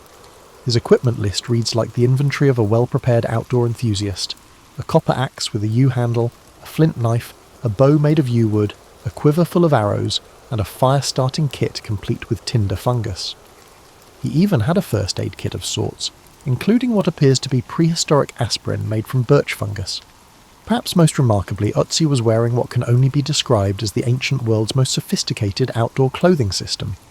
His outfit included a leather loincloth, leather leggings, a coat made of woven grass, a bearskin cap, and waterproof shoes stuffed with grass for insulation. It was essentially a 5,300-year-old version of high-tech mountaineering gear, designed by someone who understood that staying warm and dry was the difference between life and death in the mountains. As you settle deeper into your evening routine, consider this. Otzi's belongings represent some of humanity's earliest examples of specialized tools and clothing designed for extreme environments. He wasn't just surviving in the mountains, he was thriving there, equipped with everything he needed to navigate one of the world's most challenging terrains. Pull that blanket a little closer, because we're about to discuss the darker side of Otzi's story. What started as a remarkable tale of preservation became something much more sinister when scientists began to examine exactly how our mountain man met his end. For years following his discovery, researchers believed he had succumbed to exposure due to a sudden storm. It seemed like a reasonable explanation. The mountains are unpredictable, and even experienced travellers can find themselves in deadly situations when the weather turns nasty. But as technology advanced and scientists could examine Otzi more thoroughly, they discovered something that changed everything. An arrowhead lodged beneath his left shoulder blade. This wasn't death by misadventure, this was murder. Someone had shot Otzi in the back with an arrow, and that shooter had done so with deadly precision. The arrow had severed a major artery, causing Otzi to bleed to death on that lonely mountain pass. Suddenly, the find wasn't just an archaeological discovery, it was a 5,300-year-old homicide case. The plot thickened when scientists examined Otzi's hands and found fresh cuts on his palms and fingers. These weren't old scars from years of mountain living. They were recent wounds, suggesting that Otzi had been in a fight shortly before his death. Someone had attacked him, he had fought back, and ultimately he had lost. The evidence painted a picture of a man who'd been running for his life through the mountains, only to be cornered and killed by his pursuer. But who would want to kill Otzi, and why? At this point, the narrative becomes as intricate as a mist-covered mountain trail. Scientists discovered that Otzi's copper axe was remarkably advanced for its time, the kind of tool that would have been extremely valuable in the Copper Age. Some researchers theorized that Otzi might have been a trader, carrying precious goods across the mountain passes that connected different communities. Perhaps he was robbed and killed for his valuable possessions. Others suggest that Otzi might have been fleeing from tribal conflict. The Copper Age wasn't exactly known for its peaceful dispute resolution methods, and territorial battles were as common as modern traffic jams. Maybe Otzi belonged to a group that had lost a war, and he was trying to escape to safety when his enemies caught up with him. There's even a theory that Otzi might have been some kind of shaman or spiritual leader, targeted because of his special status in society. Those therapeutic tattoos and his knowledge of medicinal plants suggest someone who understood healing arts, perhaps making him a person of significant importance in his community. Political conflicts often caught spiritual leaders in the crossfire in ancient societies. The most intriguing aspect of Otzi's murder is what happened after he died. Whoever killed him made no attempt to retrieve the valuable copper axe or any of his other possessions. It suggests either that the killer was interrupted, or that the murder wasn't motivated by robbery. Maybe it was personal, maybe it was revenge, maybe it was just being in the wrong place at the wrong time 5,300 years ago. What's particularly haunting is how quickly Otzi was covered by snow and ice after his death. The mountain conditions essentially freeze-dried him within hours or days of his shooting, preserving him perfectly for over 5 millennia. His killer probably never imagined that their victim would one day become famous, studied by scientists around the world and featured in museums and documentaries. The ancient crime scene also revealed something else intriguing. Otzi had been positioned carefully after his death. His body was found lying on its stomach with his left arm extended, almost as if someone had arranged him that way. Whether the arranging was done by his killer or by natural processes as he fell remains a mystery that adds another layer to an already complex story. As you contemplate this ancient mystery from the comfort of your modern world, remember that human nature hasn't changed much over the millennia. The same emotions that drive conflict today, greed, jealousy, fear and revenge, were just as powerful 5,300 years ago. Otzi's story reminds us that even in the most remote and beautiful places on Earth, human drama has always found a way to unfold. Let's take a break from the mystery and travel back in time to understand what life was actually like during Otzi's era. Imagine waking up tomorrow morning, but instead of reaching for your phone to verify the weather, you step outside and read the sky like an open book, because your life literally depends on getting the forecast right. Otzi lived during what archaeologists call the Copper Age, a time when humans were just beginning to figure out that certain rocks, when heated just right, could produce shiny, malleable metal. It was like the early days of any new technology, exciting, experimental, and occasionally explosive. While most people were still using stone tools, the copper axe found with Otzi represented cutting-edge technology. He was essentially carrying around the iPhone of his era, if iPhones were made of copper and used primarily for chopping wood and defending yourself from both wild animals and unfriendly neighbours. The world Otzi inhabited was simultaneously more dangerous and more beautiful than anything we can easily imagine today. There were no roads, no maps, no GPS systems, just animal trails, word-of-mouth directions, and an intimate knowledge of natural landmarks passed down through generations. Getting lost wasn't just inconvenient, it could be fatal. Yet people like Otzi regularly travelled hundreds of miles through some of the most challenging terrain on Earth, guided by nothing more than experience, instinct, and probably a healthy dose of courage. His community would have been small, perhaps no more than a few dozen people living together in a settlement that might relocate seasonally depending on food availability and weather conditions. Everyone knew everyone else, and privacy was probably about as rare as a hot shower. Your neighbours weren't just the people next door. They were your survival network, your entertainment system, your medical team, and your security force all rolled into one occasionally irritating but absolutely essential package. Food was whatever you could hunt, gather, grow, or trade for, and meal planning required skills that would make modern survival show contestants weep. Otzi's people had domesticated some animals, sheep, goats, and cattle, but hunting still provided much of their protein. They cultivated grains such as einkorn, wheat, and barley, and they collected wild fruits, nuts, and medicinal plants with a depth of knowledge that would embarrass modern botanists. Every plant had a purpose, every season brought different opportunities, and nothing edible was ever wasted. Clothing was entirely handmade from materials you either raised, hunted, or gathered yourself. Otzi's sophisticated outfit represented countless hours of work by skilled craftspeople who understood exactly what was needed to survive in harsh mountain conditions. His grass cloak alone would have required specialised knowledge of which grasses provide the best insulation and waterproofing, plus the weaving skills to turn raw materials into functional garments. It was like wearing a custom-made technical climbing suit, except it took months to create, and couldn't be replaced with a quick trip to the outdoor gear store. Medicine was a combination of practical knowledge, plant-based remedies, and what we might charitably call experimental procedures. Those therapeutic tattoos covering Otzi's body weren't just ancient acupuncture. They represented a sophisticated understanding of pain management and the willingness to try permanent body modification as treatment. When your back ached from years of carrying heavy loads over mountain terrain, you didn't pop an ibuprofen. You had someone cut patterns into your skin and rub charcoal into the wounds, hoping it would provide relief. The spiritual world was as real and immediate as the physical one. Stories, rituals, and relationships with supernatural forces helped us understand natural phenomena that we explain with science. Mountains, rivers, weather patterns, and animal behaviours all held meaning beyond their practical implications. Otzi's journey through the mountains wasn't just a physical expedition. It was a spiritual passage through a landscape alive with powers and presences that demanded respect and careful navigation. Perhaps most remarkably, people like Otzi possessed a kind of environmental literacy that's almost extinct in our modern world. They could read animal tracks like stories, predict weather changes from subtle shifts in wind direction, identify edible and medicinal plants by touch in complete darkness, and navigate vast distances using only natural landmarks. Their minds were libraries of practical knowledge, accumulated over lifetimes of careful observation, and passed down through generations of oral tradition. As you rest in your comfortable, climate-controlled environment tonight, consider what it must have been like to live so intimately connected to the natural world that your survival depended on understanding its every mood and movement. Now, let's dim the lights a bit more and explore how modern science transformed Otzi from a curious discovery into a treasure trove of information about ancient life.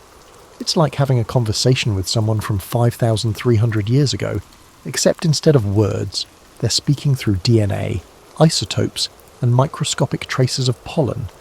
When scientists began studying Otzi, they had to invent entirely new ways of extracting information from ancient remains without destroying them.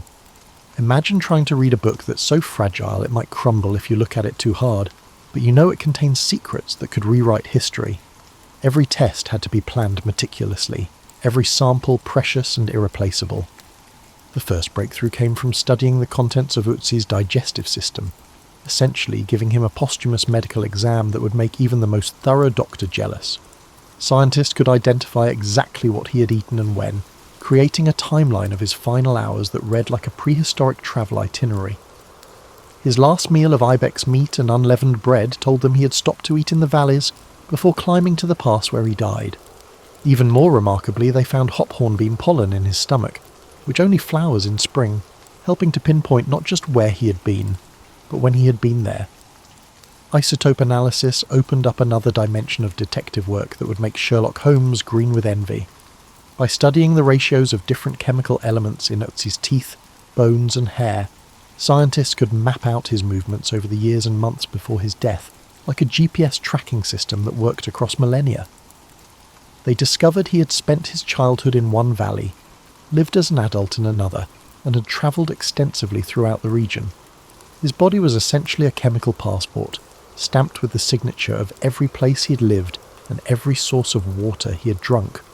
DNA analysis revealed even more personal details about our ancient mountain man. Scientists determined that Otzi had brown eyes and type O blood, and that he was probably lactose intolerant, meaning he couldn't drink milk without some uncomfortable consequences. They also discovered he carried genetic markers associated with increased risk of heart disease, which might explain why his arteries showed signs of atherosclerosis despite his active lifestyle. Even 5,300 years ago, genetics was playing its role in human health. Perhaps most fascinatingly, researchers were able to extract and study bacteria from Otzi's stomach, discovering that he carried a strain of Helicobacter pylori that's most closely related to Asian populations. This tiny detail provided evidence for ancient migration patterns and trade connections that linked Europe to Asia thousands of years before the Silk Road became famous. Otzi's gut bacteria were telling a story about human movement and cultural exchange that spanned continents. The analysis of Otzi's clothing and equipment revealed sophisticated technologies that challenged assumptions about Copper Age capabilities. His leather was processed using complex tanning methods, his textiles showed advanced weaving techniques, and his tools demonstrated metalworking skills that were more sophisticated than previously thought possible for the time period. Each item represented not just individual craftsmanship but complex supply chains and specialized knowledge networks that connected communities across vast distances. CT scans and 3D imaging allowed scientists to examine Otzi's internal structure without causing any damage to his remains. They could see healed fractures from old injuries, evidence of arthritis in his joints, and the exact path of the arrow that killed him. It was like performing an autopsy with the most advanced medical technology available, but on someone who had died before the invention of writing. The forensic analysis of his murder became increasingly sophisticated as technology advanced. Scientists could determine the type of bow used to shoot him, the direction from which the arrow came, and even estimate how long he survived after being wounded.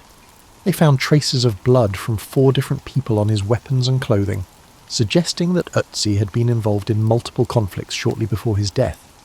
The evidence painted a picture of a man who had fought several battles, treated his wounds, and then climbed into the mountains, where he was finally ambushed and killed. Most remarkably, advances in ancient DNA research have allowed scientists to identify living relatives of Otzi. Through genetic analysis of modern populations in the Alps, they've found people who share genetic markers with our 5,300-year-old Iceman. It's as if Otzi reached across 5 millennia to tap someone on the shoulder and say, "Hey, we're family." As you settle into sleep tonight, consider how this intersection of cutting-edge science and ancient mystery has allowed us to know Otzi more intimately than we know most people from just a few centuries ago. Modern technology has made him more real, more human, and more relatable than any historical figure who left behind only written records. As we near the end of our journey with Otzi, let's explore how this ancient mountain man has become one of the most famous people who never lived to see his celebrity status. From his refrigerated home in an Italian museum to his appearances in documentaries, books, and even video games, Otzi has achieved a kind of immortality that would probably bewilder him if he could understand it. The South Tyrol Museum of Archaeology in Bolzano, Italy, has become Otzi's permanent address, a far cry from the nomadic lifestyle he once knew. He rests in a specially designed cold chamber that maintains the exact temperature and humidity conditions needed to preserve his remains, essentially living in a high-tech version of the glacial conditions that saved him for over 5 millennia. Visitors from around the world line up to peer through a small window at this ancient celebrity, making Otzi probably the most viewed person who died before the invention of agriculture. But Otzi's influence extends far beyond museum walls.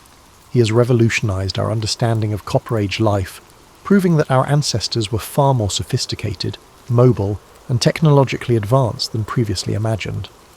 Before Otzi, many archaeologists assumed that people from his era lived in small, isolated communities with limited technology and little long-distance travel. Otzi shattered those assumptions with his advanced equipment, evidence of extensive travel, and sophisticated medical treatments. His impact on medical research has been particularly profound. Those therapeutic tattoos have inspired modern studies of the relationship between acupuncture points and areas of chronic pain. Some researchers believe Otzi's tattoos correspond remarkably well with traditional Chinese acupuncture maps, suggesting that ancient healing traditions might have been more widespread and sophisticated than previously thought. It's as if Otzi was carrying around a 5,300-year-old medical textbook written on his skin.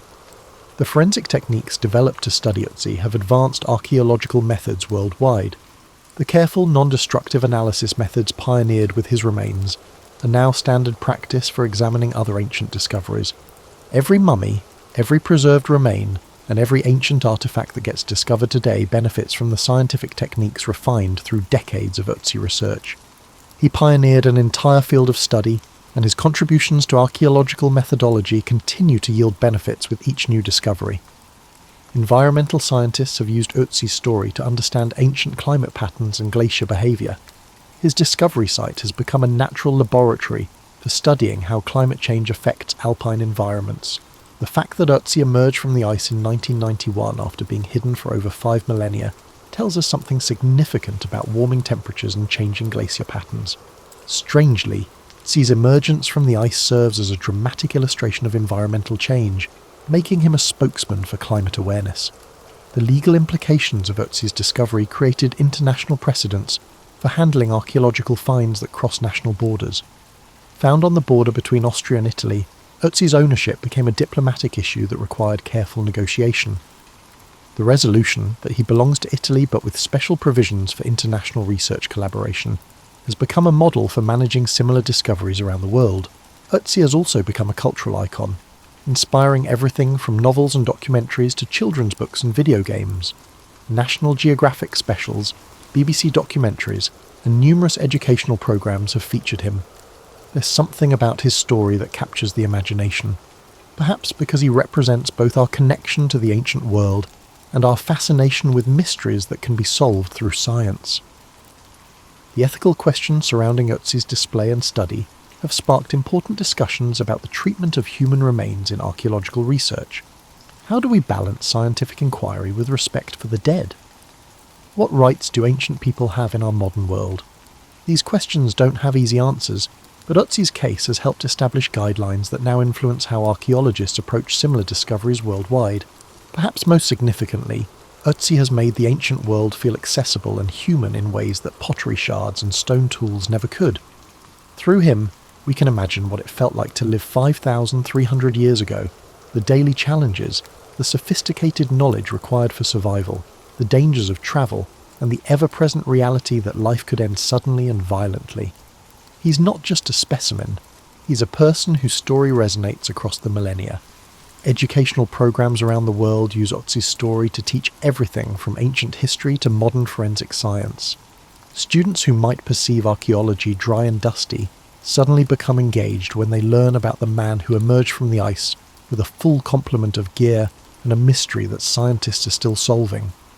He's become the ultimate teaching tool for demonstrating how much we can learn from careful scientific analysis. As you prepare for sleep, consider how Otzi has bridged the vast gap between the ancient and modern worlds, making the distant past feel immediate and personal in ways that few archaeological discoveries ever achieve.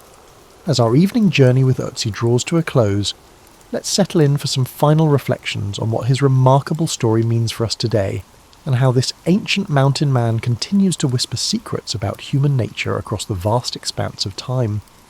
There's something profoundly moving about Otzi's story that goes beyond the scientific discoveries and forensic mysteries.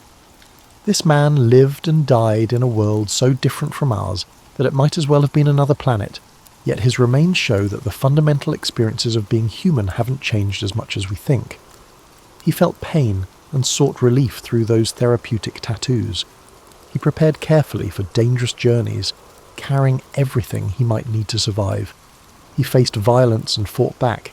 He died far from home, alone on a mountain pass, but his story would eventually reach millions of people who would come to know him more intimately than they know most of their contemporaries. The mountains that preserved Otzi for over 5 millennia serve as a poignant metaphor for the relationship between human ambition and natural forces. He was travelling through some of the most spectacular and dangerous terrain on Earth, armed with nothing more than Copper Age technology and accumulated wisdom about survival in extreme conditions. The same mountains that killed him also saved his story for posterity, turning him into an accidental time traveller who could teach us about both ancient life and our own human nature. Modern visitors to the Ötztal Alps often follow hiking routes that pass near where Otzi was discovered. They carry GPS devices, wear high-tech clothing, and have emergency rescue services available if things go wrong. Yet they're essentially doing the same thing Otzi was doing 5,300 years ago, challenging themselves against the mountains, seeking adventure, and perhaps seeking some deeper connection with the natural world. The technology changes, but the human impulse to explore and test ourselves remains constant. Scientists continue to study Otzi, and new discoveries emerge regularly as technology advances. Each new discovery enriches his story and contributes to the understanding of ancient life. Recent research has revealed more about his diet, his travels, his health, and even his family relationships. It's as if we're slowly getting to know him better, year by year, building a relationship with someone who died 53 centuries ago, but whose story grows more complete with each passing season. The mystery of Otzi's murder may never be completely solved, and perhaps that's fitting. Some questions are more powerful than their answers, and the uncertainty surrounding his death allows us to project our understanding of human nature onto his story. Was he a victim of random violence, a casualty of ancient warfare, or the target of a personal vendetta? Each possibility reveals something different about how we understand conflict, survival, and the challenges of life in harsh environments. What remains constant is Otzi's humanity. Through all the scientific analysis and forensic investigation, what emerges most clearly is the portrait of a real person who faced real challenges with intelligence, preparation, and courage. His meticulous attention to equipment and clothing demonstrates a person who understands the importance of details when survival hinges on preparation. His willingness to travel through dangerous terrain suggests either necessity or adventure-seeking that would be familiar to anyone who's ever taken a calculated risk. His evidence of past injuries and ongoing health problems reveals someone who persevered through pain and physical challenges. The therapeutic tattoos covering his body tell perhaps the most human story of all, the eternal quest to obtain relief from chronic pain and discomfort. In our modern world of advanced pharmaceuticals and medical procedures, we sometimes forget that humans have always sought ways to ease suffering and improve quality of life. Otzi's tattoos represent a kind of ancient hope, the belief that marking and treating the body could provide relief from the aches and pains of a physically demanding life. As you drift off to sleep tonight, imagine Otzi on his final journey through the mountains, carrying his carefully crafted tools and wearing his precisely designed clothing, unaware that he was about to become one of the most famous people in human history. Picture him pausing to rest in the high alpine meadows, perhaps sharing a meal with fellow travellers, maybe gazing at the same stars that shine down on us today. Even with the most advanced technology, we can't fully understand the mysteries and complexities of every human life, as his story reminds us. We know more about Otzi's daily life, his health, his diet and his movements than we know about most people who lived just a few hundred years ago. Yet the essential mystery of who he was, his thoughts, his dreams, his fears, his hopes, remains as unknowable as ever. In the end, Otzi's greatest gift to us might not be the scientific knowledge he's provided, or the archaeological methods his study has advanced. It might simply be the reminder that human stories matter, that individual lives have meaning that can echo across millennia, and that sometimes the most profound discoveries come from the most unexpected places. A chance encounter with melting ice revealed a man whose story would captivate the world, proving that history isn't just about kings and battles and monuments. It's about real people facing real challenges with whatever tools and wisdom they could gather. Sleep well, knowing that somewhere in the Italian Alps, Otzi rests in his climate-controlled chamber, still guarding secrets we haven't yet learned to ask about, still teaching us what it means to be human in a world that's both dangerous and beautiful, still wandering the mountains in our imagination as surely as he once wandered them in life. Picture this. You're living in ancient Rome, around 50 AD. You've got your toga pressed, your sandals polished, and you think life is pretty good. Then you discover your spouse has been spending their afternoons with someone else, and suddenly your carefully ordered world feels about as stable as a house of cards in a windstorm. Now, if you were just any regular Roman citizen, you might have done what most people did back then. Maybe thrown some pottery, started a public shouting match, or plotted some elaborate revenge involving questionable seafood left in strategic locations. But you're different. You've been studying this new philosophy called Stoicism, and you're about to find out whether all those hours spent reading Epictetus were worth it. The Stoics proposed the radical notion that you could master your reaction to betrayal. The betrayal itself had already occurred, likely while you were occupied with rearranging your collection of scrolls, but your reaction, that was entirely up to you. And the issue wasn't just theoretical philosophy class nonsense. These were practical people dealing with real problems, just like you are right now, thousands of years later. Marcus Aurelius, who spent his days running an empire and his nights writing what essentially amounted to diary entries about not losing his mind, understood the circumstances better than most. He knew that people would do what they wanted, no matter what you wanted or expected. Your spouse choosing to be unfaithful wasn't really about you controlling them. It was about you controlling you. Taking a deep breath and asking yourself a simple question. What exactly can you control in this situation? Is the first thing a Stoic would advise. You can't control what your partner did yesterday. You can't control whether they'll do it again. You cannot influence the actions of your partner from yesterday, nor can you determine if they will repeat those actions. Additionally, you have no control over whether the individual with whom they were unfaithful possesses more appealing hair than you. However, you do have the power to decide how you will think about the situation, how you will respond, and what actions you will take moving forward. This may seem almost overly simplistic, but the Stoics held a strong belief in the value of straightforward truths. But you can control your thoughts, reactions, and next steps. These principles might sound almost ridiculously simple, but the Stoics were big believers in simple truths. They figured that most of human suffering came from trying to control things that were completely outside our influence, while ignoring the things that were actually within our power. It's like spending all your energy trying to change the weather while forgetting to grab an umbrella. Seneca, another famous Stoic who had plenty of experience with life's unexpected curveballs, would probably remind you that betrayal hurts precisely because we had expectations about how other people should behave. We create these elaborate mental contracts with the people in our lives, unspoken agreements about loyalty, honesty, and not sneaking around behind our backs. When someone breaks that contract, we feel violated not just by their actions, but also by the shattering of our assumptions about how the world should work. But here's where it gets interesting. The Stoics would suggest that those expectations were the real problem all along. It's not that your desire for faithfulness and honesty was incorrect. Those are entirely valid desires. Rather, it's because you mistakenly believed that your strong desire for faithfulness and honesty could ensure their fulfillment. So there you are, standing in your Roman villa or your modern apartment, holding the pieces of what you thought was your life, and some ancient philosopher is essentially telling you that this moment, this exact moment of discovering betrayal, is actually an opportunity. An opportunity to practice the most important skill any human can develop, the ability to respond rather than simply react. You know what's amusing about finding out you've been cheated on? Your brain immediately starts working overtime, like a detective who's had way too much coffee and is convinced they're about to crack the case of the century. You start remembering every little detail, how they seemed distracted last Tuesday, why they suddenly needed to work late on Fridays, and what that weird smile meant when they looked at their phone. Your mind becomes this relentless investigation machine, and honestly, it's exhausting. The ancient Stoics would have recognized this mental spiral immediately. The ancient Stoics referred to this mental spiral as getting carried away by your initial impressions, and they offered some surprisingly practical advice for addressing it. Epictetus, who understood a thing or two about life not going according to plan, would suggest starting by separating facts from the stories you tell yourself about those facts. Here's what he meant. The fact is that your partner was unfaithful. That's it. That's the actual event that happened in the world. But then your mind starts adding layers to this fact.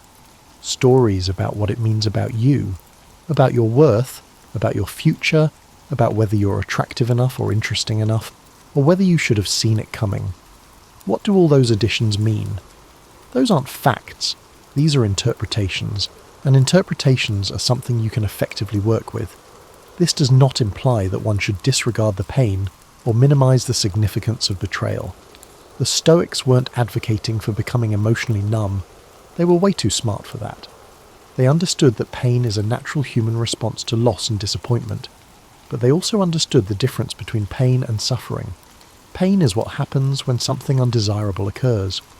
Suffering occurs when you take that pain and amplify it with narratives about how terrible everything is, how things will never improve, and how this validates all your deepest fears about yourself. Marcus Aurelius used to write himself little reminders about this distinction.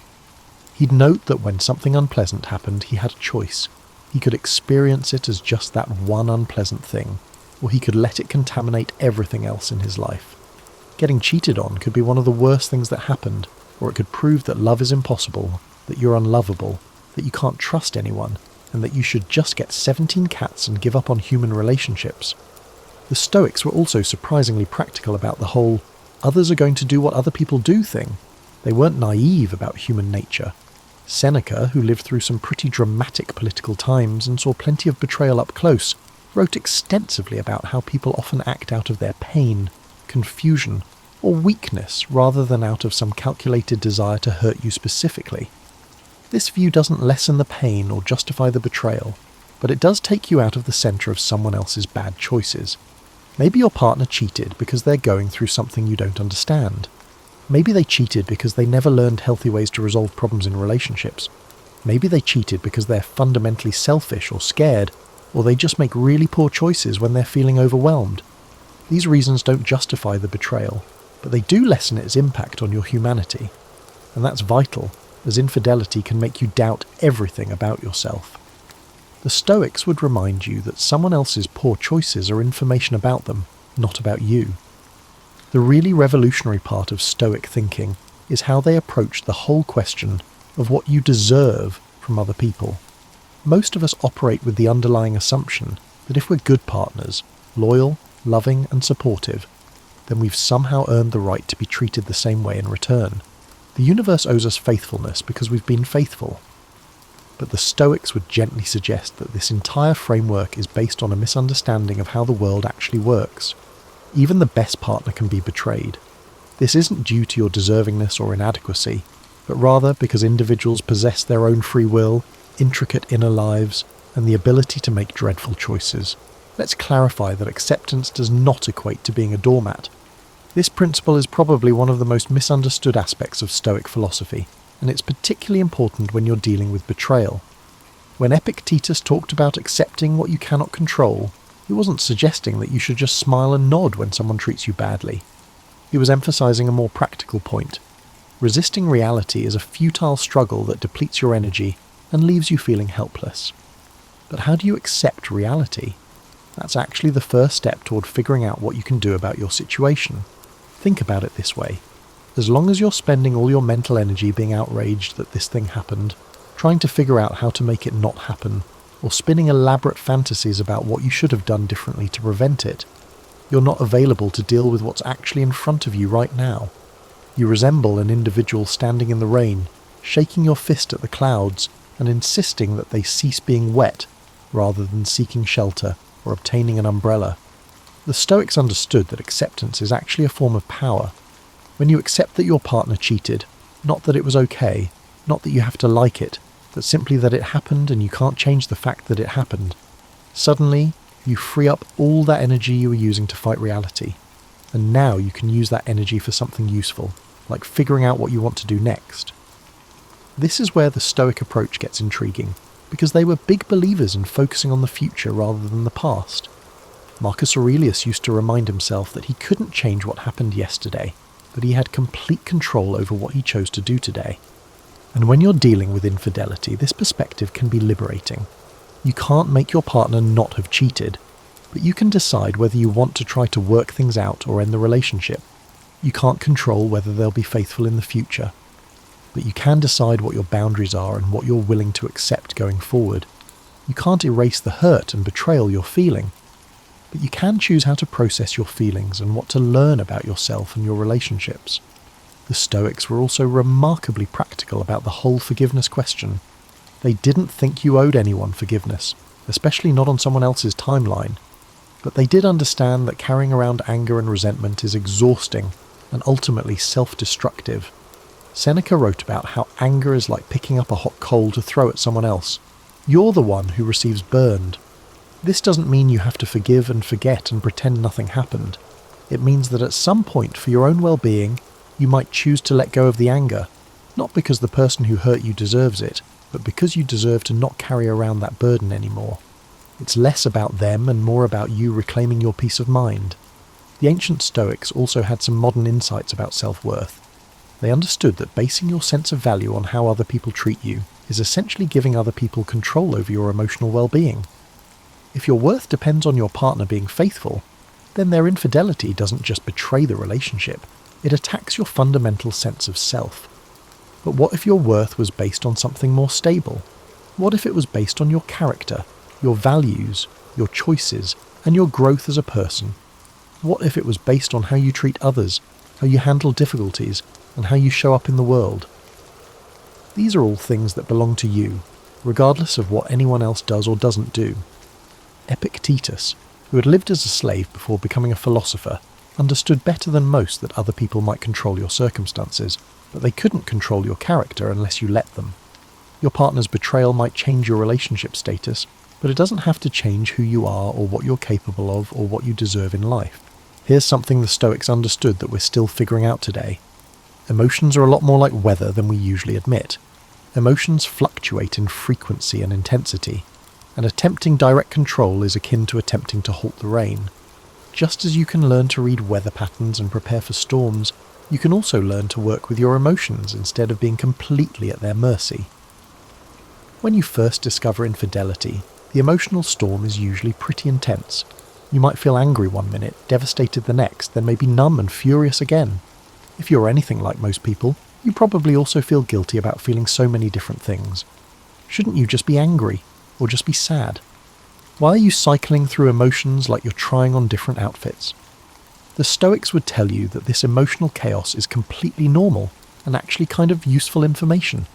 Epictetus taught that emotions are signals. They tell you something about how you're interpreting what's happening to you. Your anger might be telling you that an important boundary was crossed. Your sadness might be telling you that you've lost something that mattered to you. Your fear might be telling you that you're worried about what comes next. None of these emotions are wrong or bad. They're just information. The issue arises when you either let them make all your decisions or try to shut them down. The Stoic approach is more like being a weather forecaster for your own inner climate. You observe what's happening, you acknowledge it, and then you make conscious choices about how you want to respond. Marcus Aurelius used to practice this kind of emotional observation. He'd notice when he was feeling frustrated or disappointed or hurt, and instead of immediately reacting, he'd pause and ask himself what story he was telling about the situation. Was he making it worse by adding layers of interpretation? Was he catastrophizing about the future? Was he taking someone else's behaviour more personally than he needed to? Such behaviour doesn't mean you should talk yourself out of legitimate feelings. When someone betrays you, it's understandable to feel hurt and angry. But there's a difference between feeling hurt and angry, and deciding that being hurt and angry means your life is ruined and you'll never be happy again, and you should probably start collecting ceramic cats and become suspicious of everyone you meet for the rest of your life. The Stoics were particularly adept at distinguishing between what they called first impressions and judgments. Your first impression when you discover infidelity might be something like, "This is terrible and painful." That's a pretty accurate first impression. But then your mind might add judgments like, "This means I'm not lovable," or "This proves that all relationships are doomed," or "I should have known better." Those judgments are where you have some choice. You can examine them, question them, and decide whether they're actually beneficial or true. Maybe the betrayal does indicate some problems with this particular relationship, but does it really prove that all relationships are doomed? You may wish you had seen some red flags, but does that mean you should have known better, or just that your partner got good at hiding things? Seneca wrote about this process as being like a judge in your own mental court. You can listen to all the different arguments your mind presents, the prosecutor who insists that this proves you're fundamentally flawed, the defense attorney who argues that none of this is your fault, and the witness who just wants to go over every detail again and again. But ultimately, you get to decide which arguments are convincing and which ones are just your pain and fear talks. This Stoic approach truly liberates you by restoring your control over your emotional life. You're not just a victim of whatever feelings happen to wash over you. You're an active participant in deciding what these feelings mean, and how much power you want to exercise them over your choices. You know what's weird about major life crises?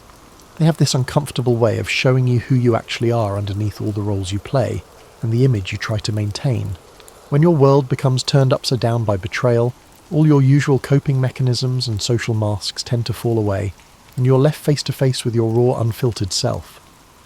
The Stoics actually thought that such vulnerability was one of the most valuable things about difficult experiences. Epictetus used to tell his students that every challenge was an opportunity to practice virtue. He did this not in a preachy or sanctimonious manner, but rather in a practical sense. When everything is going well, it's easy to think you're patient, forgiving, resilient, and wise. But when someone you love betrays you, that's when you find out what you're actually made of. And more importantly, that's when you begin to decide who you want to become. The Stoics identified 4 main virtues: wisdom, justice, courage, and temperance. These weren't abstract ideals floating around in some philosophical cloud. They were practical skills you could develop through practice, especially during difficult times. And dealing with infidelity, it turns out, provides you opportunities to practice all 4. Wisdom involves seeing situations clearly, without the distortion of wishful thinking or catastrophic fear. When you've experienced infidelity, wisdom requires you to be truthful about the events without exaggerating or downplaying them. It means recognizing the difference between what you know for sure and what you're assuming. It means acknowledging your feelings without letting them completely cloud your judgment. Justice, in the Stoic sense, wasn't about revenge or punishment. It was about treating people fairly, including yourself. Justice means holding your partner accountable for their choices without turning them into a cartoon villain. It means protecting yourself from further harm without unnecessarily inflicting it on others. It means being fair to yourself about what you deserve and what you're willing to accept. Courage doesn't just mean being brave in the face of physical danger. It means being willing to face difficult truths, to have hard conversations, and to make changes that scare you. When you discover infidelity, courage might mean confronting your partner even though you're afraid of what you might learn. It might mean ending a relationship even though you're terrified of being alone. It may involve remaining in the relationship and striving to resolve issues, despite uncertainties regarding your ability to trust once more. Temperance is about moderation and self-control. It's probably the most relevant virtue when you're dealing with the intense emotions that come with betrayal.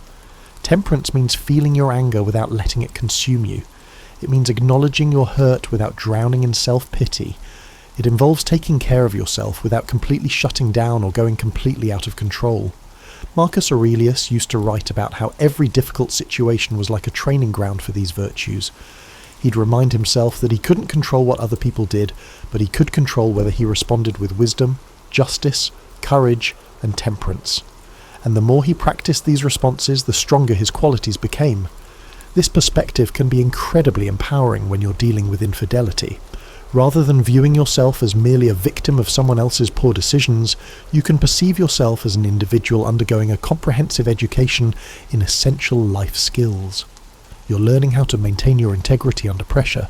You're learning how to make difficult decisions with incomplete information. You're learning how to take care of yourself while still treating others with basic human decency. The Stoics also recognise that character development involves more than just persevering through challenging times.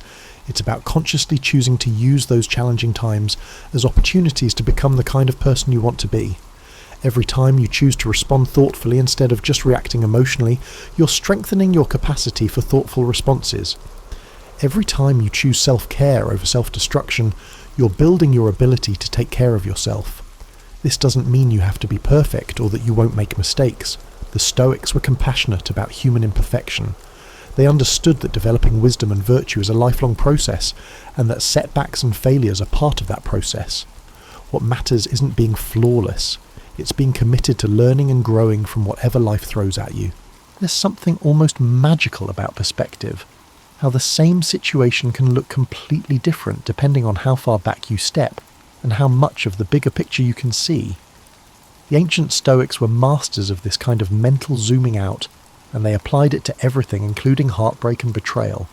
Marcus Aurelius, who had plenty of experience with both personal loss and the broader challenges of human existence, used to practice what we might call the view from above. He'd imagine looking at his problems from a great height, first from across the city, then from high above the earth, and finally from the perspective of years, decades, or even centuries. He aimed to contextualize his problems, not to downplay his pain or deny their significance. When you're in the immediate aftermath of discovering infidelity, everything feels enormous and permanent. The hurt feels like it will never end. The anger feels justified and necessary. The whole situation feels like it defines everything about your life and your future. But the Stoics would gently encourage you to experiment with different time perspectives. What if you imagined looking back at this situation from 5 years in the future? What would matter most to you then? The fact that this painful thing happened, or how you chose to handle it? What would you want to tell your current self about getting through this period? What would you be proud of yourself for doing or not doing? Or what if you zoomed out even further and imagined the view from the end of your life? When you're old and looking back, how much of your life story will this betrayal take up? What other chapters will there be? What will you have learned? How will this difficult experience have contributed to your growth as a person? This isn't about minimizing the real pain you're experiencing right now. It's about remembering that this moment, however intense and overwhelming it feels, is just one in a much larger life. The Stoics understood that we suffer more when we lose perspective, when we let one painful experience eclipse everything else about our existence. Seneca wrote extensively about the temporary nature of all human experiences, both good and bad. He'd remind himself that periods of happiness don't last forever, but neither do periods of pain. Everything passes. Everything changes. The acute agony you feel right after discovering betrayal will not feel the same 6 months from now, even if the situation hasn't resolved completely. The Stoics also had a sophisticated understanding of how relationships work over time. They understood that people change, that love itself changes, and that expecting any relationship to remain exactly the same forever is unrealistic. This understanding doesn't excuse betrayal or suggest that you should accept poor treatment, but it does suggest that maybe some of our suffering around relationship problems comes from unrealistic expectations about permanence and control. Consider this. You are likely not the same individual you were at the onset of your relationship. You've grown, changed, learned new things, developed new interests, and maybe even discovered parts of yourself you didn't know existed. Your partner has probably changed too. Sometimes people change in compatible ways, and sometimes they don't. Sometimes people change in ways that make them better partners, and sometimes they change in ways that make them worse partners. The Stoic approach would be to acknowledge these changes without necessarily taking them personally. It is possible that your partner's infidelity reflects changes they have undergone or challenges they are facing. Maybe it says something about problems in your relationship that neither of you knew how to address directly. Maybe it doesn't say anything particularly meaningful about you at all. This perspective can be oddly freeing. You can view the betrayal as information about where things stand right now, rather than as proof of some fundamental flaw in yourself, your relationship, or love in general. And right now is just one point, not a permanent verdict on your worth or your future. The Stoics were also realistic about the fact that some relationships simply run their course. It's not because someone committed a heinous act or love faltered, but rather because individuals and situations undergo transformations that render the continuation of a relationship more detrimental than beneficial. Sometimes betrayal is a symptom of a relationship that has already ended emotionally, even if nobody has been willing to admit it yet. You may think the ancient Stoics had useful insights on betrayal, but you may also wonder how to apply this to your own situation. The beautiful thing about Stoic philosophy is that it was always meant to be practical, not just intellectual ideas to contemplate, but actual techniques you could use in daily life.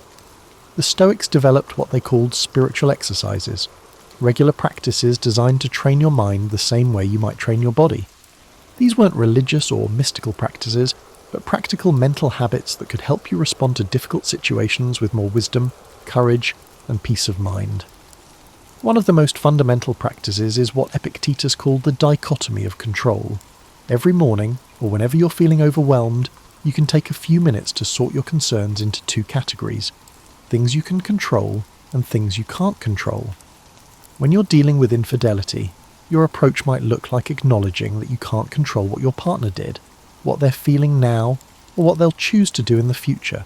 But you can choose how to care for yourself, set boundaries, converse, and interpret events. Another useful practice is what Marcus Aurelius called objective representation, trying to see situations as clearly as possible, without the emotional colouring that can make everything seem worse than it actually is. Instead of thinking my life is ruined, you might practice thinking my partner was unfaithful, and I'm feeling hurt and angry about it. Instead of saying, I'll never be able to trust anyone again, you might think, right now I'm having trouble trusting, and that makes sense given what I've just learned. The Stoics also practice something we might call negative visualization, not to make themselves miserable, but to build resilience and gratitude. Imagine what it would be like if the relationship ended completely. Instead of persuading yourself that the relationship should end, you should reassure yourself that you could endure it if it did. Often, when we're terrified of a particular outcome, half of our suffering comes from the fear itself rather than the actual situation. Seneca recommended keeping what he called a philosophical journal, a regular practice of writing about your experiences and examining your thoughts and reactions. When you're dealing with betrayal, writing can help you sort through the complicated mix of feelings and thoughts that tend to swirl around in your head. You might write about what happened, how you're feeling, what you're afraid of, what you're learning, and what you want to do next. The key to all of these practices is consistency rather than perfection. You don't have to become a perfectly wise, calm, rational person overnight. You just have to be willing to practice responding thoughtfully rather than just reacting emotionally. And every time you choose to pause and think before you act, every time you focus on what you can control rather than what you can't, and every time you treat yourself and others with basic decency despite being hurt, you're strengthening those mental muscles. The ancient Stoics understood something that we sometimes forget in our modern world. Wisdom isn't something you either have or don't have. It's something you develop through practice, especially through practicing during difficult times. Your current situation, painful as it is actually an opportunity to develop some of the most valuable life skills there are. The ability to stay grounded during a crisis, to make good decisions under pressure, to maintain your integrity when you've been wronged, and to take care of yourself while still treating others with compassion. These skills will serve you well beyond your current relationship drama. They'll help you navigate future challenges with more confidence and less suffering. They'll help you build better relationships because you'll know better what you need and what you're willing to give. They will assist you in cultivating self-trust, as you will recognise your ability to manage whatever challenges life presents. The Stoics believed that the goal of philosophy wasn't to eliminate all problems from life. That would be impossible and probably boring anyway. The goal was to develop the inner resources to meet whatever problems arise with wisdom, courage, and grace. In that sense, dealing with betrayal isn't just about getting through a difficult time. It's about becoming the kind of person who can get through difficult times, and maybe even grow stronger in the process. Born in 69 BCE, Cleopatra, the seventh Philopator came from a family that had controlled Egypt for over 3 centuries. These were the Ptolemies, who were descended from a general under Alexander the Great. The Ptolemaic Empire was a peculiar hybrid by the time Cleopatra was born, a Greek-speaking monarchy situated atop a deeply Egyptian terrain. The dynasty itself was plagued by family feuds, political assassinations, and tense truces with growing Roman authority, despite the capital, Alexandria, being a global centre of scholarship. Tradition frequently portrays Cleopatra as a captivating queen who captivated influential men. However, that portrayal disregards her extensive education, linguistic proficiency, and strategic savvy. She pursued studies in philosophy, astronomy, medicine, and mathematics in the renowned Library of Alexandria. Cleopatra was raised in society that demanded royals demonstrate their abilities, as each prospective heir faced the risk of being outwitted by cunning family members. In a court notorious for backstabbing, mental acuity was just as important to survival as birthright.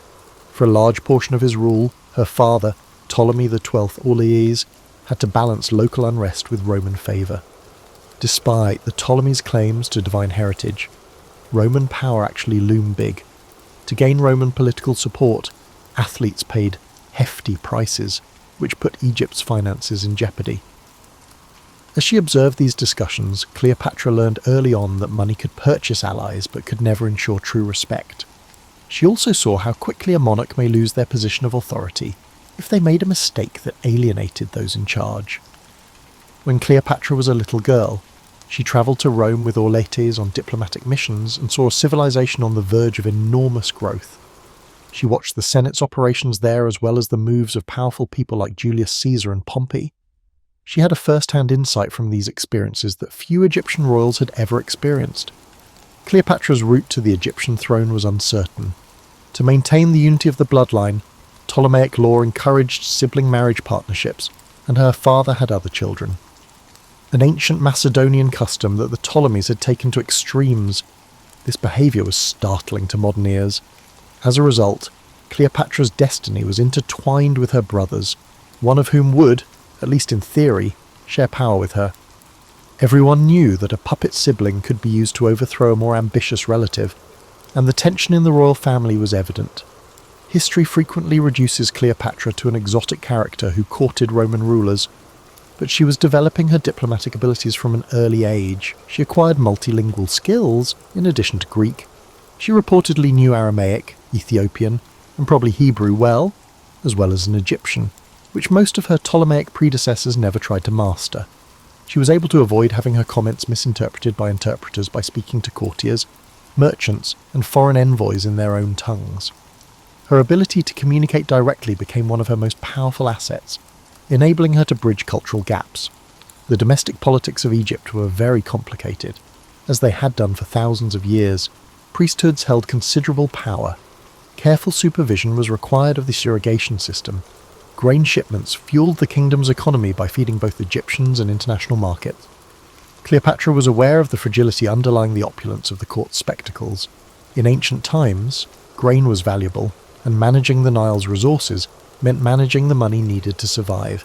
To keep the Roman bankers happy, the priests placated, and the crops steady, a wise ruler was required. However, when her father passed away in 51 BCE, Cleopatra was still a young woman. She and her younger brother, Ptolemy XIII, were designated as joint rulers in the will.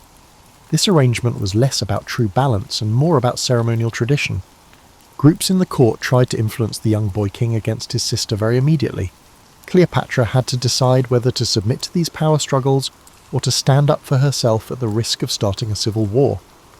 Cleopatra's early life prepared her for her eventual decisive actions, even though most people only recall her later involvements with Mark Antony and Julius Caesar. Her background, learning at the library, observing Roman politics, and negotiating a contentious court, formed the foundation of her strategic perspective. She was adamant that ambitious Romans should not use Egypt as a prize or a province. Although the road ahead was dangerous, Cleopatra had been well prepared by her upbringing. She wasn't a passive character. She was already planning ahead and prepared to play a political chess game that would decide her kingdom's destiny. Cleopatra, who was 18 at the time of Ptolemy XII's death, found herself sharing the kingdom with her brother, Ptolemy XIII, who was only 10 or 11 years old at the time. Although they were classified as equals in their official titles, Cleopatra was aware of the covert power structures in the royal court. The young king's advisors saw an opportunity to marginalise her by portraying her as an intrusive sister who posed a danger to the boy's legitimate authority. Political scheming by a flurry of courtiers, including the powerful regent Pothinus and a general by the name of Achilles, soon compelled Cleopatra to leave Alexandria. Cleopatra was sent into exile because she would not concede defeat. Instead of disappearing into obscurity, she gathered a small troop and set up camp east of the Nile Delta to wait. She made appeals to border troops who were devoted to her father's legacy, merchants who were upset over the mayhem in Alexandria, and local allies. Cleopatra closely monitored Rome's internal conflicts during this period. Caesar's previous ally, the Roman general Gnaeus Pompey, was now losing a civil war against his erstwhile comrade. The Alexandrian court made the tragic choice to have Pompey killed when he landed in Egypt in search of resources and safety. The killing was likely done to appease Julius Caesar, who was pursuing Pompey. However, the results of this heinous deed were not what they had hoped for. Caesar personally landed in Alexandria in the fall of 48 BCE. A stable monarchy, or at least a compliant administration that would pay for his wartime expenses, was what he hoped to discover. Instead, he found himself in a country that was embroiled in a fraternal war, with Ptolemy XIII's camp fighting for control of the city and Cleopatra in exile. Caesar was apparently horrified to learn of Pompey's assassination, since he had planned to capture Pompey rather than have him killed by outsiders. Seeing her chance, Cleopatra came up with a bold scheme to meet Caesar in private and make her case. According to legend, to get past Ptolemy's guards, Cleopatra planned to be smuggled into the palace rolled up in a carpet or bag. Although some historians disagree with the precise approach, everyone agrees that Cleopatra's first-hand meeting with Caesar was a persuasive masterstroke. She portrayed herself as a legitimate queen whose brother's court had turned treacherous, rather than as a defenceless exile. She knew Latin well enough to communicate directly with Caesar, who was said to be as fascinated by her intelligence and humour as he was by her royal demeanour. Caesar, a master strategist, believed that Cleopatra was a better ally than her younger brother in ensuring Egypt's stability. The siblings must get back together and rule together again, he said. The councillors to Ptolemy XIII refused to obey because they felt their authority was in jeopardy. As tensions increased, the Alexandrian War broke out. Alexandria's streets and docks became battlefields when Caesar's army engaged in combat with Ptolemy XIII's supporters. Although reports differ on the extent and timing of the destruction, the renowned library itself may have sustained some damage during this fight. Cleopatra remained calm in the face of chaos. She collaborated closely with Caesar, providing local intelligence and resources. She understood that while she required Caesar's help, she also possessed power, because Caesar wanted a stable monarchy, and control over Egypt's grain supply was vital to Rome. They eventually routed Ptolemy XIII's army. While attempting to escape, he himself perished in the Nile. To maintain the illusion of a dynastic tradition, Cleopatra's younger brother, Ptolemy XIV, was appointed as a nominal co-ruler. However, Cleopatra held the real power. After the civil war was done, Cleopatra sided with Caesar and, according to many, fell in love with him. Caesarion, the child they would eventually have, symbolized the marriage of Egyptian ancestry with Roman ambition. Nevertheless, Cleopatra never saw herself as a simple consort. Her goal was to bring her kingdom back to life while juggling Roman interests and preserving some degree of autonomy. She lavished Caesar with hospitality, throwing lavish feasts that could only be supported by the Nile's wealth. Beneath these extravagant outbursts, however, she engaged in painstaking negotiations to secure her rule's continuation after Caesar's inevitable departure. Alexandria had been returned to Cleopatra at the end of this turbulent time. She was no longer the helpless fugitive. Instead, she had become Egypt's undisputed monarch, albeit one who was closely associated with Roman authority. She had forged a complicated alliance with the most powerful man in the Mediterranean by navigating war and conspiracies. There were new obstacles in the way, primarily how to balance Egypt's sovereignty with Rome's demands. However, Cleopatra had demonstrated that she was more than capable of skillfully navigating through situations that would shatter a less powerful ruler. Following the Alexandrian War, Cleopatra oversaw a court that combined Roman and Hellenistic elements with old Egyptian customs. She reclaimed trade routes vital to Egypt's growth and dispatched envoys to negotiate border accords to regain control over areas lost during previous crises. Beyond politics, Cleopatra prioritised cultural patronage. She provided financial support for academic pursuits, sponsored building projects, and made sure that Egypt's temples, particularly those honouring the goddess Isis, whom she came to identify increasingly with, received royal backing. She and Julius Caesar's relationship kept changing. Caesar, attracted by Cleopatra's companionship as well as political motives, stayed in Egypt longer than many Roman senators thought was wise. Their well-known Nile cruise, which was later romanticised, served two strategic purposes. Caesar learned about the area's resources and fortifications firsthand, while Cleopatra demonstrated the size of her dominion. Though some Alexandrians questioned the expenditure, Cleopatra recognised the importance of spectacle and heard tales of sumptuous feasts on royal boats. She wanted the Egyptians and Romans to understand that the Ptolemaic throne had not lost its majesty in a time when the ability to dazzle was frequently used to gauge one's level of authority.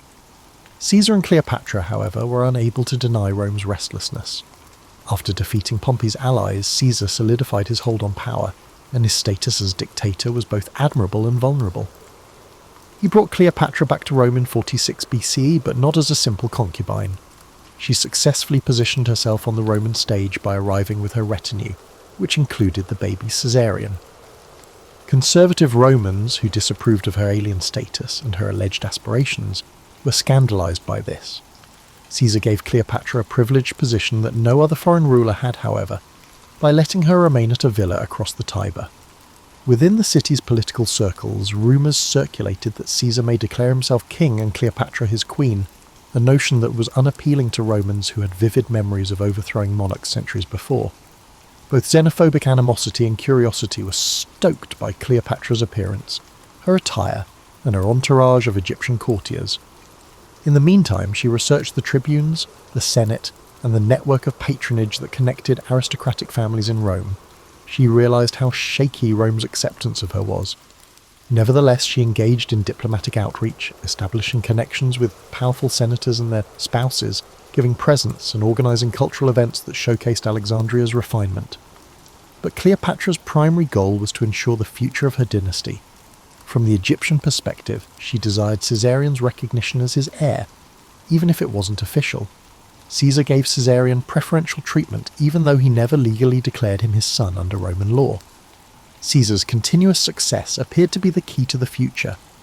However, the tide of Roman politics was shifting, and many were disturbed by Caesar's acquisition of awards and display of monarchical accoutrements. Caesar was assassinated on the Ides of March in 44 BCE as a result of a conspiracy. Cleopatra, shocked and exposed, was in a dangerous situation in Rome. She swiftly retreated amid the confusion, returning to Alexandria with Caesarion and her entourage. According to some accounts, she thought about siding with Mark Antony or other groups in the ensuing power war. Cleopatra, however, was realistic. She understood that Romans would fight for the Republic once more, and before making any dangerous agreements, she needed to know who would win. Securely established in Egypt, she concentrated on bolstering the economy and defences of her realm, while she awaited the next Roman ruler to initiate contact. She made a deliberate decision to stay out of Rome during this rough time. If she had stayed, one side or the other might have exploited her as a pawn. Rather, she withdrew to a world in which she was truly in charge. She developed an image of herself at home as a conventional pharaoh in addition to being a Hellenistic queen. Her picture with a diadem, occasionally with subtle references to Egyptian iconography, was featured on coins bearing her name. To guarantee that the priesthood acknowledged her son Caesarion as a prince descended from God, she funded religious ceremonies. Cleopatra cemented her position among her subjects by fusing traditional Egyptian devotion with classical Greek elegance.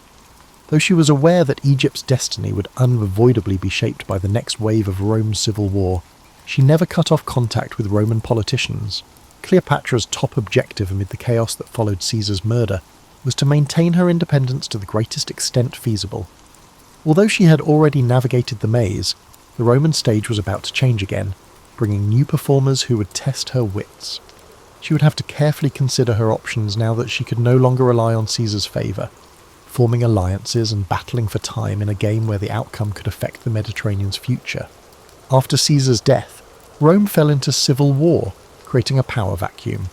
On one side were the assassins led by Brutus and Cassius, advocating for a return to republican ideals. The second triumvirate brought together three important figures: Octavian, Caesar's adopted son and heir; Mark Antony, a seasoned general and close ally of Caesar; and Lepidus, whose influence quickly diminished. In the following 2 years, these factions fought for dominance. From Alexandria, Cleopatra observed, knowing Egypt's wealth could become a bargaining chip again. Mark Antony had previously been kind to Cleopatra. He visited Alexandria during Caesar's time and enjoyed the court's hospitality. As the triumvirate faced Brutus and Cassius, Antony required resources, grain, ships and money, to strengthen his position. He called Cleopatra to Tarsus, Asia Minor, to negotiate terms. The summons was not just a polite request. Ignoring it could provoke Roman anger. Cleopatra recognized an opportunity. Negotiating from a strong position could help her gain recognition for Caesarion and assert her autonomy. Her arrival in Tarsus turned into a legendary tale. Rather than seeming like a beggar, she glided up the river Cydnus on an ornate barge, adorned with luxurious fabrics and fragrant sails. Musicians played as Cleopatra, adorned as the goddess Aphrodite or Isis based on the source, invited Antony to witness a display of opulence akin to a royal festival. Cleopatra recognized the significance of spectacle. Her dramatic entrance overshadowed rumors of Egyptian subservience. Antony realized he was not in charge of a subordinate, but was instead welcoming a king in full splendor. He was impressed and accepted her invitation to dine on her vessel, where her wit and cultural sophistication captivated him as much as the luxuries. An alliance began, political and romantic, that would shape the Eastern Mediterranean's fate. Their relationship was complex. Antony aimed to gain Cleopatra's loyalty and resources to tackle the ongoing challenges to the triumvirate. Cleopatra demanded the return of Egyptian territories lost under previous Ptolemaic rulers. She urged for formal Roman recognition of Caesarian significance, at least in Egypt. What started as a tactical partnership evolved into a personal bond. Antony spent the winter in Alexandria, enjoying the city's lively culture. He took part in festivals, enjoyed hunts along the Nile, and even created a drinking society with Cleopatra, humorously called the Inimitable Livers. Cleopatra remained focused on her political goals despite the distractions of revelry. She manoeuvred through court intrigues, handled the Egyptian bureaucracy, and protected her throne despite rumours that Antony was succumbing to her spell. These rumours extended beyond mere gossip. In Rome, Octavian eyed Antony's actions warily. Octavian ruled the West, while Antony managed the East as co-rulers of the Roman world. Antony's extravagant gestures toward Cleopatra reinforced the idea that he was abandoning Roman values for Eastern excess. Cleopatra understood the gravity of Octavian's propaganda. She had encountered Roman disdain previously. Now the risks were greater. Loss of Antony's favour in Rome could jeopardize Cleopatra's position. Antony's early campaigns in the East had some success. He reaffirmed Roman authority in rebellious areas and granted Cleopatra land in Phoenicia, Cyprus, and parts of Crete and Syria. These grants enhanced Egypt's power and filled Cleopatra's treasury.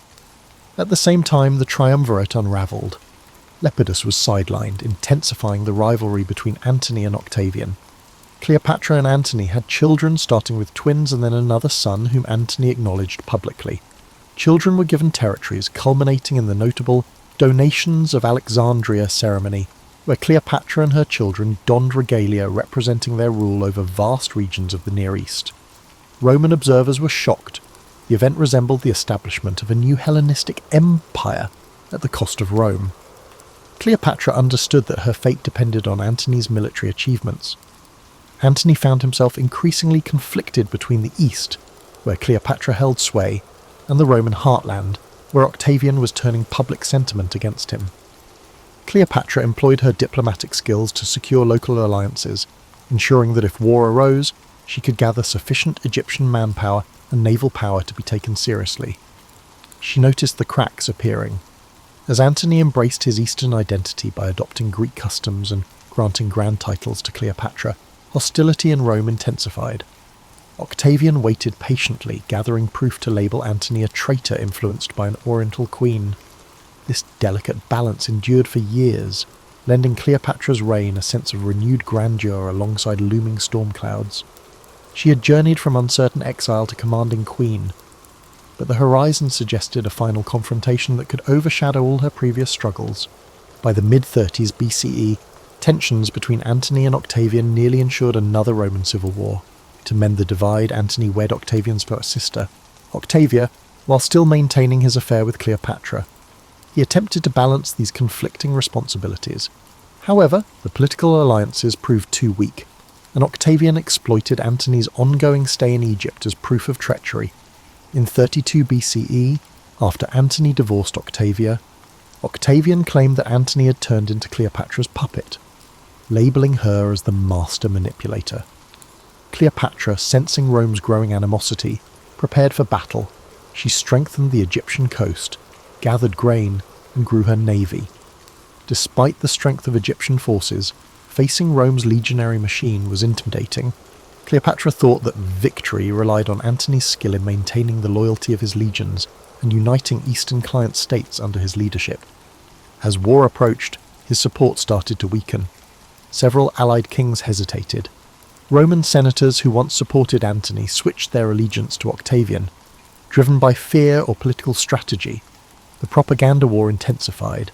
Octavian depicted Cleopatra as a foreign seductress aiming to enslave Rome, stoking xenophobia among the Roman people. In 31 BCE, the decisive confrontation occurred off Greece's western coast, near Actium. Antony and Cleopatra gathered a significant fleet, but Agrippa, Octavian's admiral and subadmiral, outsmarted them. Historians may argue over specifics, but the result is evident. Antony's navy became desperate, lacking supplies and troubled by Agrippa's better naval strategies. In the climactic battle, Cleopatra, leading her squadron, suddenly broke away and fled to Egypt. Antony, realizing she was leaving, gave up the fight to pursue her. The fleet's fate was sealed. Lacking unified leadership, Antony's naval forces fell apart, allowing Octavian to achieve a decisive victory. Rumours about Cleopatra's escape circulated. Was it panic, strategy, or a prearranged plan if the situation worsened? Some accuse her of betrayal, while others believe she realised the battle was lost and tried to salvage what she could. Actium dealt a severe blow to Antony's cause. Afterward, Cleopatra hurried to strengthen Egypt, hoping to rebuild defences and negotiate a diplomatic deal. Octavian had the momentum on his side.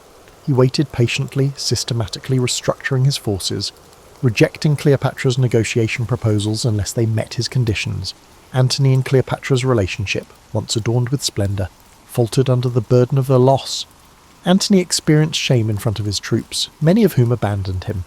Cleopatra confronted the truth that her meticulously built Eastern Empire was falling apart. She attempted to negotiate once more. Would Octavian allow Caesarion to rule as co-regent if she surrendered Antony? Historical records indicate Cleopatra considered various escape options, yet Octavian remained ruthless. He viewed Cleopatra as a danger and aimed to remove her from power. Caesarion, being Caesar's biological son, complicated his claim to Rome's legacy. Removing both mother and child would pave the way for Octavian's unchallenged dominance. In the summer of 30 BCE, Octavian launched an invasion of Egypt. Antony's efforts to organise a defence crumbled due to desertions and a superior Roman force. According to legend, upon hearing a false report of Cleopatra's death, Antony took his own life by stabbing himself. Mortally wounded, he discovered the queen was still alive and was brought to her. Their last meeting marked a sad end to a once glamorous partnership. Antony passed away in her embrace, forcing Cleopatra to face Octavian by herself. Octavian's victory was certain. Cleopatra's final hope was to maintain a trace of her dynasty or escape the shame of being displayed in Rome. She locked herself inside a mausoleum she had constructed, filled with her treasures and said to hold concealed toxins. Octavian aimed to capture her alive, likely planning to showcase her in his triumph as a trophy representing Rome's victory over the East. Understanding the futility of resistance, Cleopatra readied herself for a final act that would echo through history. Various accounts of her death exist, but the most well-known is the tale of an asp sneaked into her hideout, biting her arm and bringing a quick, though painful, demise. Some say she took poison. She made the decision to face death on her own terms rather than accepting it as the living conquest. Cleopatra's death marked the end of the Ptolemaic dynasty, leading to Egypt becoming a Roman province. Caesarion was captured and executed on Octavian's orders, removing any threat to his rise as Rome's first emperor, Augustus. Cleopatra's reign ended, but her legend was just beginning, destined to be recounted in ways that often masked the woman behind the myth. After Cleopatra's death, Roman accounts depicted her as a cunning temptress whose ambitions led Antony astray from Roman virtue. Poets and historians aligned with Octavian, who would become Augustus, reflected the official narrative that Cleopatra represented the corrupt East. Her final stand, the gilded mausoleum, and the tale of the asp became material for moralizing treatises and sensational storytelling. Despite the Romans' vilification, they could not deny her importance. She was the final monarch of a once mighty dynasty, and her fall signified Rome's clear dominance in the Mediterranean. Egypt transformed under Roman control. Cleopatra's administrative frameworks, such as tax systems, land management, and temple support, remained intact, with Roman officials now at the helm. Alexandria remained a significant cultural hub, despite no longer being a royal capital. Cleopatra's memory in Egypt became intertwined with the local folklore over time. Some viewed her as a tragic figure aiming to safeguard the land from foreign control. Some, swayed by Roman propaganda, held her responsible for leading the nation into war. The temples showcased images of Ptolemaic rulers in pharaonic attire, reflecting the hybrid world Cleopatra once ruled. Rome gained a vast province and a compelling narrative. The victory over Cleopatra symbolized the triumph of Roman discipline over Eastern luxury. Augustus leveraged this narrative to consolidate his power. He erected monuments to commemorate his conquest of Egypt, minted coins declaring peace restored, and influenced the Roman mindset to see Cleopatra's downfall as unavoidable. Behind the propaganda was an acknowledgement that Cleopatra was an extraordinary opponent. She matched Roman statesmen in diplomacy, commanded resources, and nearly forged a new political reality. If Actium had unfolded differently, the narrative of Rome could have changed significantly. Over the centuries, Cleopatra's reputation changed numerous times. Roman playwrights depicted her as a witch, captivating Antony with his potions and spells.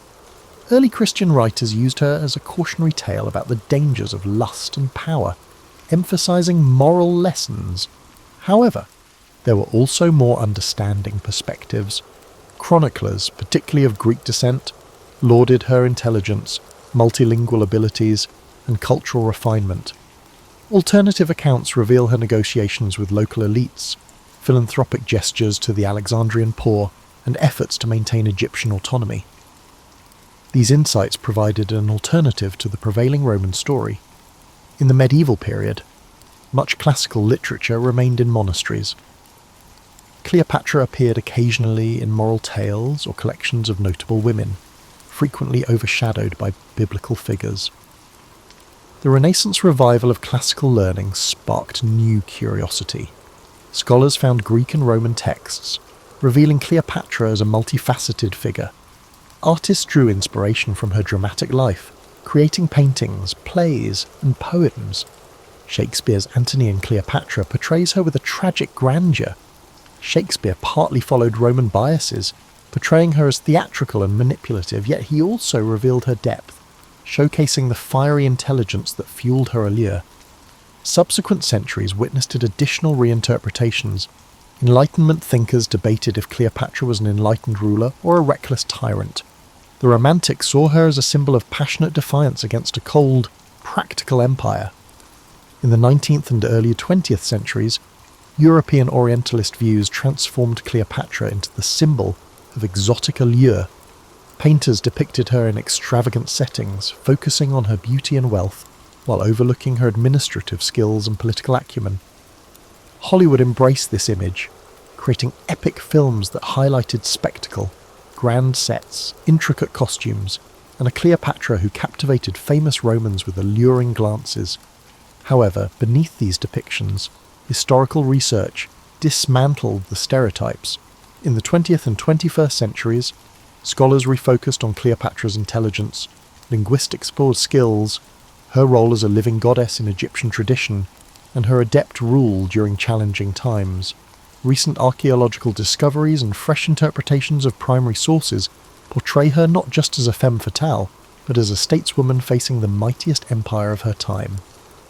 This change in viewpoint highlighted the conflict between Cleopatra's real governance, managing taxes, suppressing uprisings, directing foreign policy, and the narrative crafted by those who aimed to rationalise her defeat. Cleopatra's reputation changed with Rouge era's agendas, reflecting cultural fantasies and fears. Her true legacy, her efforts to preserve a sovereign Egypt against Rome's expansion, endures as a testament to her strategic prowess, even if overshadowed by the highlights of her personal liaisons. Cleopatra is a figure that urges us to see beyond stereotypes, highlighting that the true complexity of history is often lost in the propaganda and entertainment of the era. Cleopatra's story still captivates in our modern age. She has become an icon that transcends her time, symbolising female power, political skill, cultural fusion, and the tragedy of lost sovereignty. To truly appreciate Cleopatra, one must view her not as an exotic siren or a mere footnote in Rome's story, but as the pinnacle of a unique dynasty navigating a rapidly changing world. Her importance stems from the careful balance she maintained from the moment she assumed power. Cleopatra forged alliances with Caesar and negotiated with Mark Antony, expanded her kingdom's territories, and maintained the reverence of Egypt's priesthoods, orchestrating a precarious dance. She encountered a Rome shifting from republic to autocracy, a superpower in transition, uncertain of its future. Cleopatra understood that to protect Egypt, she needed to navigate Roman politics while embodying the role of pharaoh, merging Greek and Egyptian traditions more effectively than her predecessors. Cleopatra's intellectual interests deserve greater focus. Growing up in Alexandria's vibrant intellectual atmosphere, she gained both scholarly and practical knowledge.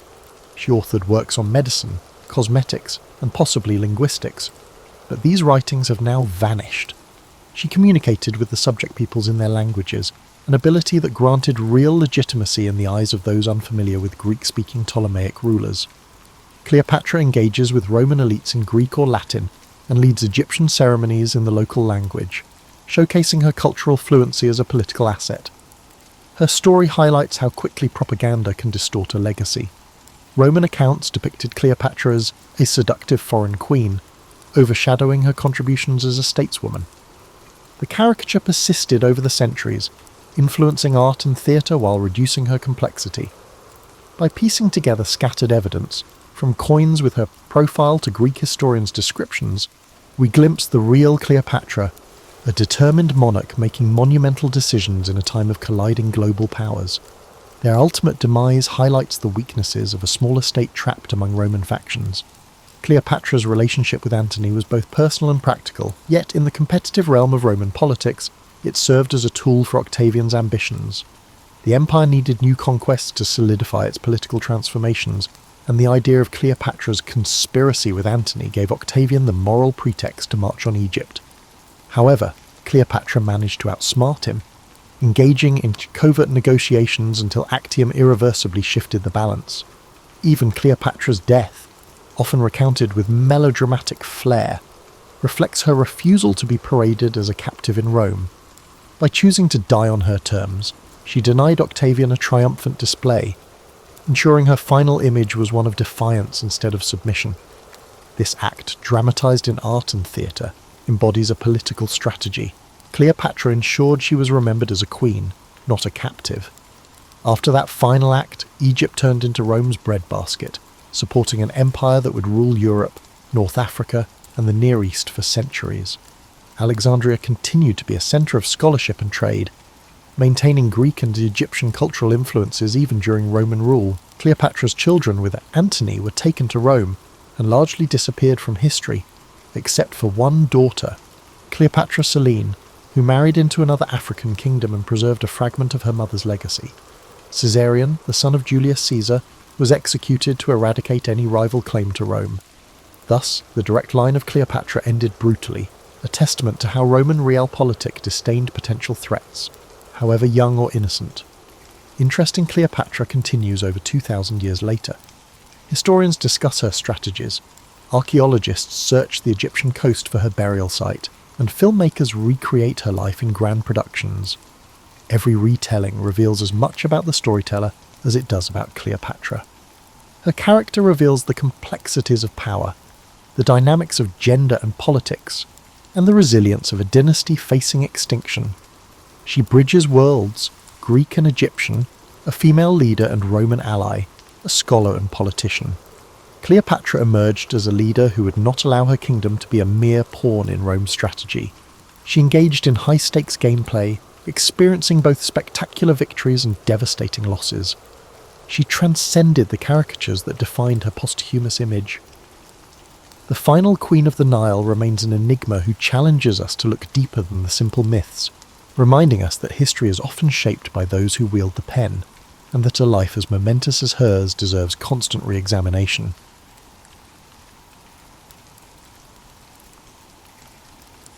In the waning days of Rome's glory, a young deacon named Leo quietly ascended to prominence. The Western Empire was in danger of disintegrating in the year 440. Instead of looking to senators or generals for advice, imperial officials looked to a churchman. At Emperor Valentinian III's behest, Leo journeyed to Gaul to mediate a bitter feud between General Aetius, Rome's most powerful commander, and the magistrate Albinus. The emperor's decision to entrust this delicate mission to Leo was significant, as the able deacon had established a reputation for prudence and authority beyond ecclesiastical circles. While Leo negotiated peace in Gaul, fate intervened back home. Pope Sixtus III died in Leo's absence, and on September the 29th, 440, the clergy and people of Rome unanimously elected Leo as Bishop of Rome. The news reached him up north. The mediator would now become the supreme pastor of the Western Church. Leo returned to a city in need of strong leadership. Stepping into the role of Bishop of Rome, later generations would hail him as Pope Leo the Great. He carried both humility and resolve. Rome in the 440s was a city of contrasts, still adorned with imperial marble and Christian basilicas, yet teeming with destitute refugees from barbarian invasions. Leo threw himself into the work. From the pulpit he preached not only doctrine but also charity. He organised relief for those suffering from famine and war, urging the faithful to practice mercy and almsgiving alongside their fasts. Under his guidance, the church opened its granaries to feed the hungry and its monasteries to shelter the homeless. Leo's compassion in action earned him a fatherly status among Romans. In a world where emperors taxed and generals fought, it was the Bishop of Rome who cared for the widow and orphan. However, Leo was not a passive individual. He was equally a man of ideas and unwavering determination. As heresies sprouted amid the turmoil of the times, Leo responded with intellectual rigour and firm discipline. When news came that certain priests in distant Aquileia were tolerating the Pelagian heresy, Leo swiftly ordered a synod to correct them. In Rome, he discovered a secret sect of Manichaean dualists lurking in the shadows, likely refugees from the recently fallen African provinces. The Pope reacted decisively. He investigated, preached fiery sermons against their false light, and, according to his contemporary Prosper of Aquitaine, even burned their forbidden books. By 444 he declared the capital cleansed of the Manichaean contagion. Such actions might seem harsh to modern eyes, but to Leo's mind the very soul of Rome was at stake. If the empire was crumbling, at least the faith must stand firm. Leo's blend of compassion and authority extended his influence beyond the usual spiritual realm. The Western imperial court itself acknowledged his leadership. In June 445, Emperor Valentinian III issued a remarkable decree recognizing the primacy of the Bishop of Rome based on the merits of Peter and the dignity of the ancient capital. Provincial governors were even ordered to enforce papal summonses, a legal nod to Leo's supremacy over Western Christendom. This feat was unprecedented. Once merely primus inter pares, first among equals of bishops, the Bishop of Rome now held a recognized preeminence. Under Leo's stewardship, the very title of Pope, once used broadly for any bishop, became reserved exclusively for Rome's bishop. The decline of the empire was sowing the seeds of the papacy's future grandeur. Despite these accolades, Leo remained at heart a pastor. He corresponded with distant churches, arbitrating disputes in Gaul and Spain as a trusted father figure. He drew around him learned men like Prosper to assist in administration and correspondence. Ever mindful of his exemplar, St. Peter the Apostle, Leo championed the idea that the Pope is Peter's heir, carrying the keys of spiritual authority. The ultimate test of this conviction was imminent. As the mid-5th century approached, ominous tidings spread across the Alps. A storm was gathering in the north. The Huns, led by a warlord whose name was already spoken in dread whispers, were on the move. Unbeknownst to Leo, destiny was steering him toward a singular role, not only as a teacher and shepherd of souls, but as Rome's protector in its darkest hour. The stage was set for an encounter that would resound through the ages, and the humble deacon-turned pope would soon be called upon to save an empire. Pope Leo I was solidifying his spiritual authority while the Western Roman Empire around him was on the verge of collapse. By the mid-5th century, Rome's dominion had shrunk to a pathetic core.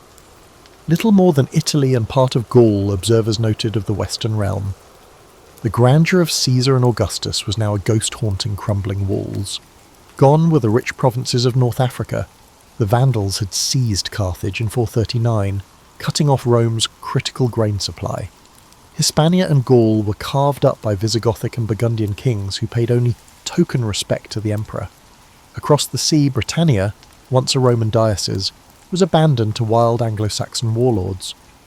The Western Empire in Leo's time was essentially an Italian kingdom struggling to survive, its frontiers pressed on all sides by so-called barbarians, and its treasury drained.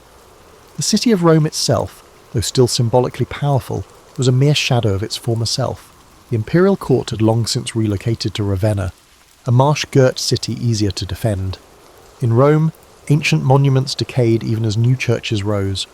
The populace, much diminished from a century ago, lived in uneasy suspense. Memories of the Visigoth sack of 410 still lingered like a national trauma.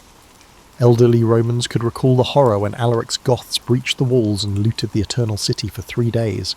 The psychological scar had not healed. Now, 4 decades later, rumours spread that an even fiercer enemy was approaching Italy's borders. Children heard frightening tales of the Hun with his ruthless horsemen and felt their parents' anxiety. Many asked, was history repeating itself? Or worse, was this the end of Rome at last? In the palaces of Ravenna, Emperor Valentinian III reigned in name, but real power was precariously balanced. The true strongman was Flavius Aetius, the Magister Militum, master of soldiers. Famed for both his cunning and his controversial alliances, Aetius had spent his youth as a hostage among the Huns, even befriending their leaders. Hardened by that experience, he knew Rome could not fight all its enemies at once. With grim pragmatism, Aetius had struck deals with some barbarians to fight others. In 437 he formed an alliance with Attila's Huns to demolish the Burgundian kingdom in Gaul, eradicating it from its core. Western Rome was forced to play a desperate game of divide et impera in order to survive. By the late 440s, Aetius managed a fragile coalition holding Gaul against the Visigoths and Italy against the Ostrogoths. But the Huns, once his occasional allies, were becoming an ever greater threat. Aetius knew Attila's character too well. The Hun king's ambitions had no limit. The cultural fabric of the empire was also fraying. The old pagan aristocracy had mostly bowed to Christianity, but not always sincerely. Some clung to classical traditions and nostalgic dreams of Rome's past, while the new reality, a Christian empire fighting for its life, demanded a different ethos. In this atmosphere, spiritual interpretations of Rome's misfortune flourished. Many Christian Romans, Leo among them, viewed the successive calamities as divine chastisement for the empire's sins. Was God using barbarian invaders as a scourge to humble Rome? The question was pondered in sermons and letters. Decades earlier, St. Augustine had written The City of God after the 410 sack, explaining that earthly empires rise and fall while the City of God endures. Now Augustine was gone. He had died in 430 as Vandals besieged his city of Hippo, but his ideas lived on. Pope Leo, steeped in such theology, urged his flock not to lose faith. If the empire was crumbling, perhaps it was all the more urgent to uphold Christian virtue and unity. By 450, the Western court was rife with intrigue and insecurity. Emperor Valentinian, never a strong ruler, was dominated first by his formidable mother, Galla Placidia, and then by Aetius.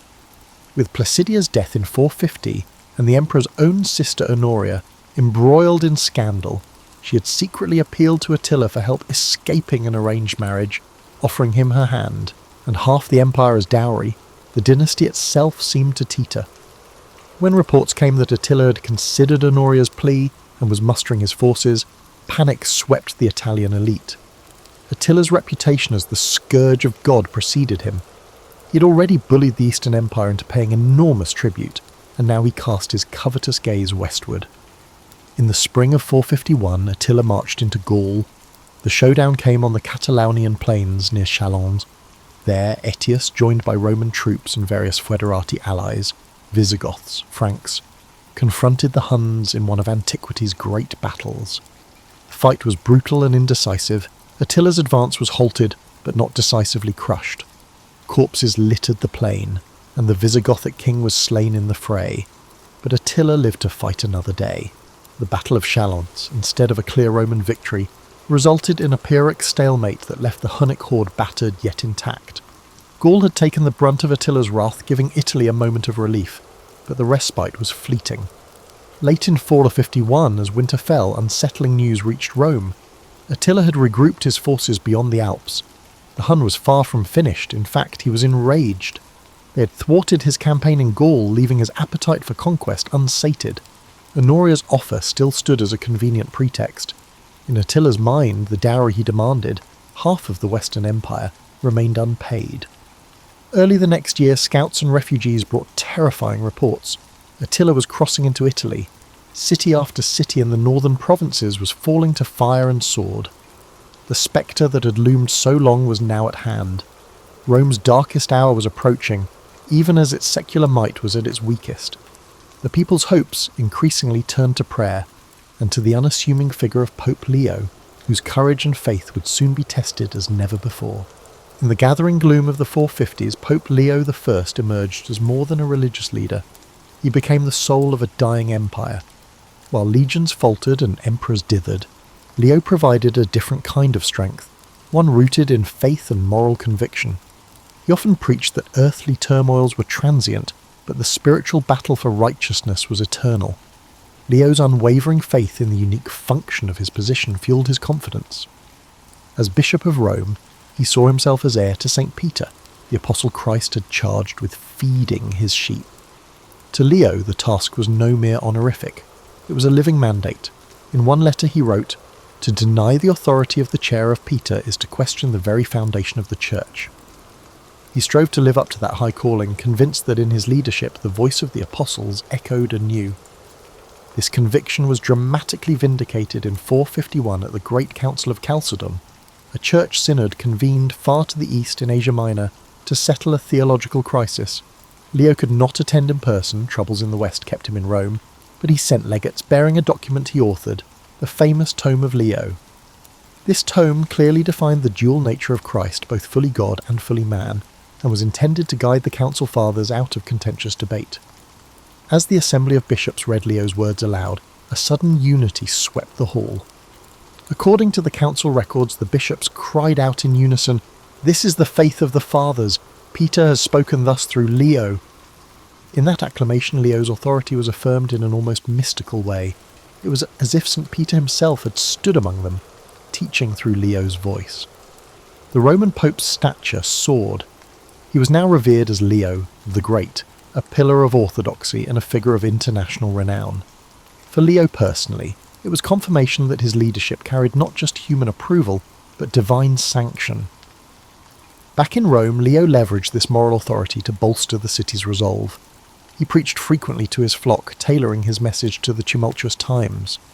In homilies, he called the invasion threats a test of faith. Drawing on scripture, he likened Rome to the biblical Nineveh, a mighty city that could be spared from destruction if its people repented and turned to God. He urged public fasting and prayer vigils, and it was said that the churches were filled day and night with supplicants crying for deliverance. The Pope himself led processions through the streets, venerating relics of saints and imploring heavenly aid to avert the scourge approaching Italy. To a population frightened by news of flaming towns in the north, Leo's calm and resolute presence was a godsend.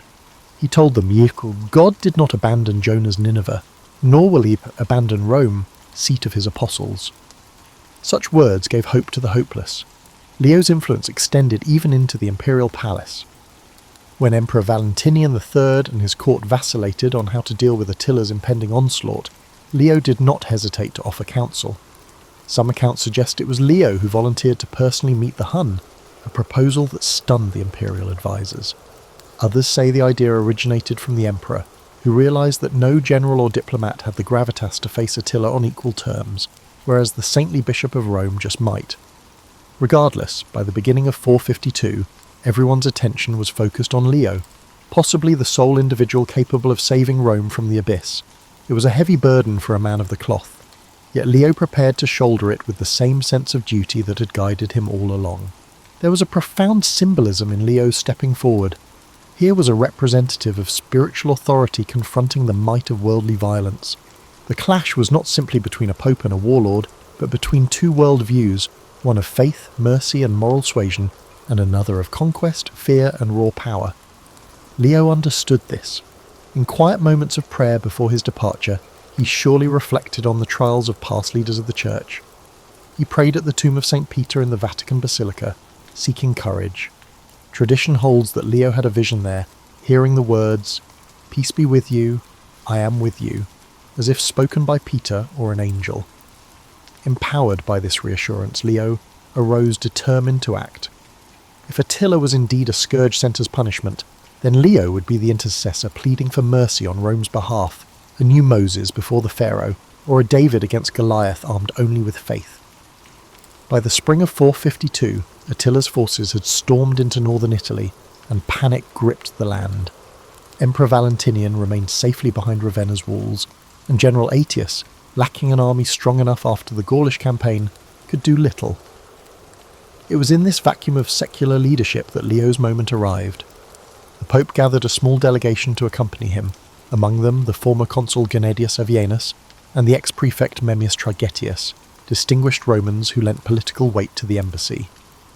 But there was no question who led it. Dressed not in armour, but in simple clerical robes, Leo set out northward, determined to confront the unconfrontable. As he left the gates of Rome, citizens wept and cheered him in equal measure, praying for his success, fearing for his safety. Behind him trailed an austere retinue of priests and deacons carrying holy relics and perhaps gifts for the Hun king. It was an unprecedented sight, the vicar of Christ riding forth to meet the terror of the world. The sun-baked Italian roads ahead were uncertain, but Leo's purpose was clear. In his heart burned both the courage of a lion and the compassion of a shepherd. Whatever happened on this journey, Rome's fate and Leo's legacy would forever be intertwined on that fateful day when faith stood face to face with fury. While Leo advanced north, Attila the Hun drove his war host relentlessly south. To understand the collision course of these two figures, one must step into Attila's world, a world of vast open. The vast steppes echoed with thundering hooves, symbolising a destiny forged in blood and superstition. Attila was no ordinary barbarian chieftain. He styled himself as something far grander, even cosmic. A legend circulated among his people that a sacred weapon had fallen into Attila's hands, the sword of Mars. A humble shepherd, the story went, discovered an ornate sword in a field, revealed by the blood of a limping heifer. He presented it to Attila, who exulted in the find. Believing it a gift from the war god, whom Romans identified as Mars, Attila took it as a sign of divine favour.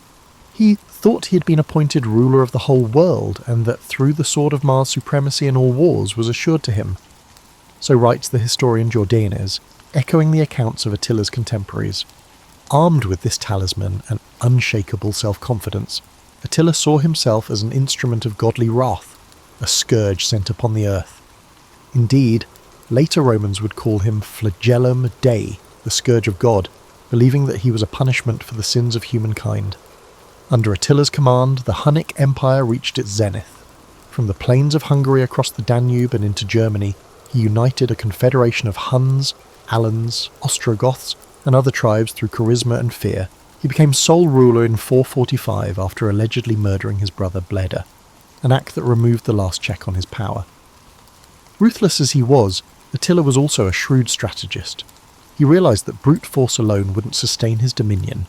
Cunning diplomacy and psychological warfare were equally potent. Throughout the 440s, Attila alternated devastating military campaigns with calculated negotiations. He extorted the Eastern Roman Empire for gold year after year, first £700, then £2,100 annually after he battered their armies in 447. The Eastern Emperor, Theodosius II, preferred paying off the Huns to facing them in battle, a policy that enriched Attila immensely. By the year 450, Attila's treasuries were brimming with tribute, and his warriors had gained seasoned experience from numerous skirmishes and sieges. Despite ruling over such wealth, Attila led a simple life by choice, akin to a warrior monk. Roman envoys who visited his encampment were astonished by his austerity. The historian Priscus, who dined with Attila during a diplomatic mission, recorded that while lavish food on silver platters was served to guests, Attila himself ate nothing but meat off a wooden trencher. He drank from a wooden cup, whereas his lieutenants sipped wine from gleaming goblets of gold. His clothes were plain and clean, devoid of the jewels that adorned other chieftains. Such discipline both impressed and unnerved the Romans. It suggested a man of unwavering determination, unaffected by decadence or distraction, a leader capable of instilling unwavering loyalty by empathising with the struggles of his followers. Attila also had a mercurial temper and could be mercilessly cruel, but he tempered terror with moments of calculated mercy or humour, keeping even his closest followers guessing. Attila's worldview was steeped in omen and prophecy. Priscus noted that Attila consulted seers and believed in predictions about his lineage. One prophecy purportedly left him momentarily sombre. It foretold that disaster would eventually befall the Huns, though perhaps not in his lifetime. But such dark musings were rare. More often, Attila projected absolute confidence in his divinely sanctioned mission of conquest. He even co-opted Roman mystique for his ends. A chilling tale from Milan illustrates this. When Attila captured that proud Italian city in 452, he came across a fresco in the palace that depicted past Roman emperors seated on the thrones, which triumphed over the barbarian chiefs who were laid prostrate at their feet, conveying a sense of imperial arrogance. The scene of imperial arrogance enraged him. Attila immediately summoned an artist and ordered a new mural painted. In this revisionist artwork, Attila sat on the throne while cringing. Roman emperors knelt before him, pouring out bags of gold in tribute. With grim satisfaction, Attila essentially declared his reversal of fortune. Rome's days of victory were over. It was now the barbarians' turn to rule. Whether or not the story is apocryphal, it captures Attila's mindset. He was deliberately crafting an image, to Romans and to his people, that the Hun was the new master of the world and Rome's proud eagles would bow to the rider of the steppes. While Leo advanced north, Attila the Hun drove his war host relentlessly south. To understand the collision course of these two figures, one must step into Attila's world, a world of vast open. The vast steppes echoed with thundering hooves, symbolising a destiny forged in blood and superstition. Attila was no ordinary barbarian chieftain. He styled himself as something far grander, even cosmic. A legend circulated among his people that a sacred weapon had fallen into Attila's hands, the sword of Mars. A humble shepherd, the story went, discovered an ornate sword in a field, revealed by the blood of a limping heifer. He presented it to Attila, who exulted in the find. Believing it a gift from the war god, whom Romans identified as Mars, Attila took it as a sign of divine favour. He thought he had been appointed ruler of the whole world, and that through the sword of Mars supremacy in all wars was assured to him. So writes the historian Jordanes, echoing the accounts of Attila's contemporaries. Armed with this talisman and unshakable self-confidence, Attila saw himself as an instrument of godly wrath, a scourge sent upon the earth. Indeed, later Romans would call him flagellum Dei, the scourge of God, believing that he was a punishment for the sins of humankind. Under Attila's command, the Hunnic Empire reached its zenith.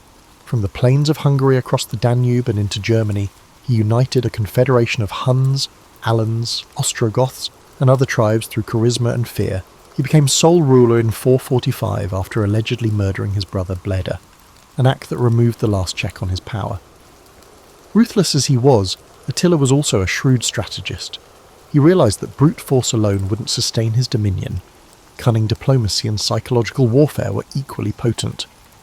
Throughout the 440s, Attila alternated devastating military campaigns with calculated negotiations.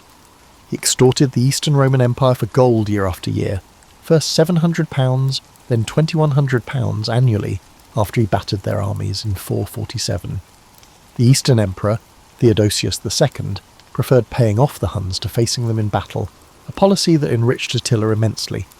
By the year 450, Attila's treasuries were brimming with tribute, and his warriors had gained seasoned experience from numerous skirmishes and sieges.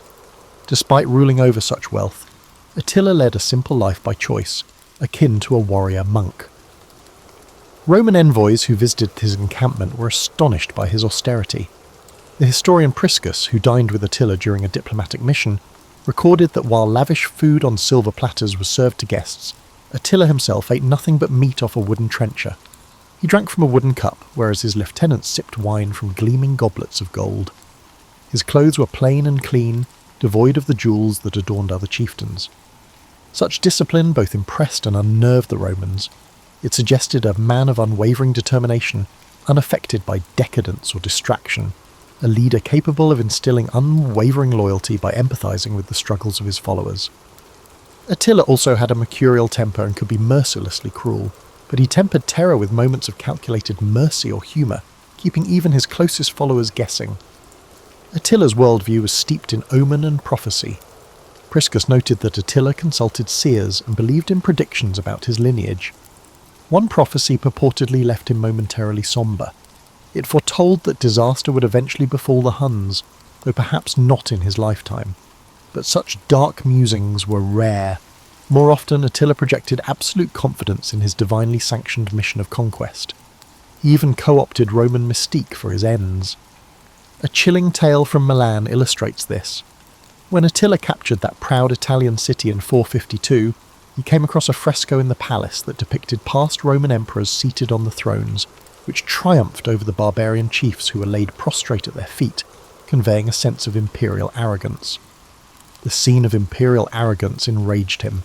Attila immediately summoned an artist and ordered a new mural painted. In this revisionist artwork, Attila sat on the throne while cringing. Roman emperors knelt before him, pouring out bags of gold in tribute. With grim satisfaction, Attila essentially declared his reversal of fortune. Rome's days of victory were over. It was now the barbarians' turn to rule. Whether or not the story is apocryphal, it captures Attila's mindset. He was deliberately crafting an image, to Romans and to his people, that the Hun was the new master of the world and Rome's proud eagles would bow to the rider of the steppes. In the sultry August of 452, northern Italy lay crushed under the Huns' heel. The Huns trampled fields, left villages empty, and filled the air with thick smoke from burnt towns. Down the ancient Via Aemilia, a strange procession made its way against this tide of destruction. Pope Leo I, mounted perhaps on a sturdy mule or horse, led a small band of envoys and clergy steadily northward. Each mile brought new evidence of Attila's wrath. Charred farmsteads, refugees huddled by the roadside, and tales of unspeakable carnage. Leo's heart must have been heavy, yet he pressed on, radiating a calm conviction that bewildered those who met him. There are accounts of peasants kneeling as he passed, as if sensing that this man carried the last hope of Rome on his shoulders. Clad in the simple white garments of a bishop, Leo cut an incongruous figure on a battlefield. But to the desperate Italians, the sight of the unarmed pope heading toward the invader inspired a flicker of faith. If anyone could appeal to Attila's mercy, perhaps it was this saintly man. Meanwhile, Attila had pitched camp near the Mincio River, not far from where it flows into the Great Po. The summer heat and disease in his ranks urged him to conclude business quickly. Rome beckoned just over the horizon. Attila sent scouts ahead toward the capital, who returned with curious news. The city's gates were still shut, no army in sight. Instead, a delegation of high-ranking Romans was coming to parley. Attila agreed to receive them. Perhaps he believed that a quick negotiation could secure both a hefty ransom and Honoria's hand, which would allow him to claim victory without further bloodshed. Or perhaps he relished making Rome prostrate itself. Either way, a meeting was arranged on the open plain. Attila ordered his war tent prepared with appropriate pomp. The Hun camp bustled, banners emblazoned with dragon motifs fluttered, horses neighed, and rings of leather tents stretched to the horizon. Battle-scarred warriors, curious about the Roman Pope, gathered at a respectful distance when the envoys arrived. They came in state. Leo, flanked by the ex-consul Avienus and ex-prefect Trigetius, and attended by a train of priests bearing processional crosses and icons. To Attila's warriors, the scene was a novel sight. Romans without weapons, carrying only strange symbols and moving with solemn purpose. Under the bright sky, Pope Leo and Attila the Hun finally came face to face. The moment was historic. The soft-spoken Holy Father and the scourge of nations. Despite being in his early 60s, Leo stood with dignified bearing. Attila, a middle-aged man of middling height with a man with a broad chest and weathered face, regarded the Pope intently. Attila was known for his habit of rolling his fierce eyes to intimidate those in front of him. One might imagine he attempted the same on Leo, yet Leo did not flinch. Clad in simple robes, the Pope met the barbarian's gaze with steady, compassionate eyes. An observer described Leo at that encounter as fearless, as one who trusts not in himself but in God. Attila, who had terrorized tens of thousands, now encountered a man who showed no fear. The conversation that unfolded has been lost to time. No transcript exists, but through various accounts and a dose of imagination, we can reconstruct its tenor. First, the Roman envoys likely offered formal salutations. Avienus, experienced in diplomacy, probably spoke, "Attila, most noble leader of the Huns, we come on behalf of the Senate and people of Rome." They might have offered gifts, chests of gold or jewelled goblets, tokens of Rome's esteem or desperation. Attila listened impatiently. Then Pope Leo addressed the warlord. Unlike the perfumed senators of the East who had grovelled before Attila in past embassies, Leo's voice was neither sycophantic nor cowering.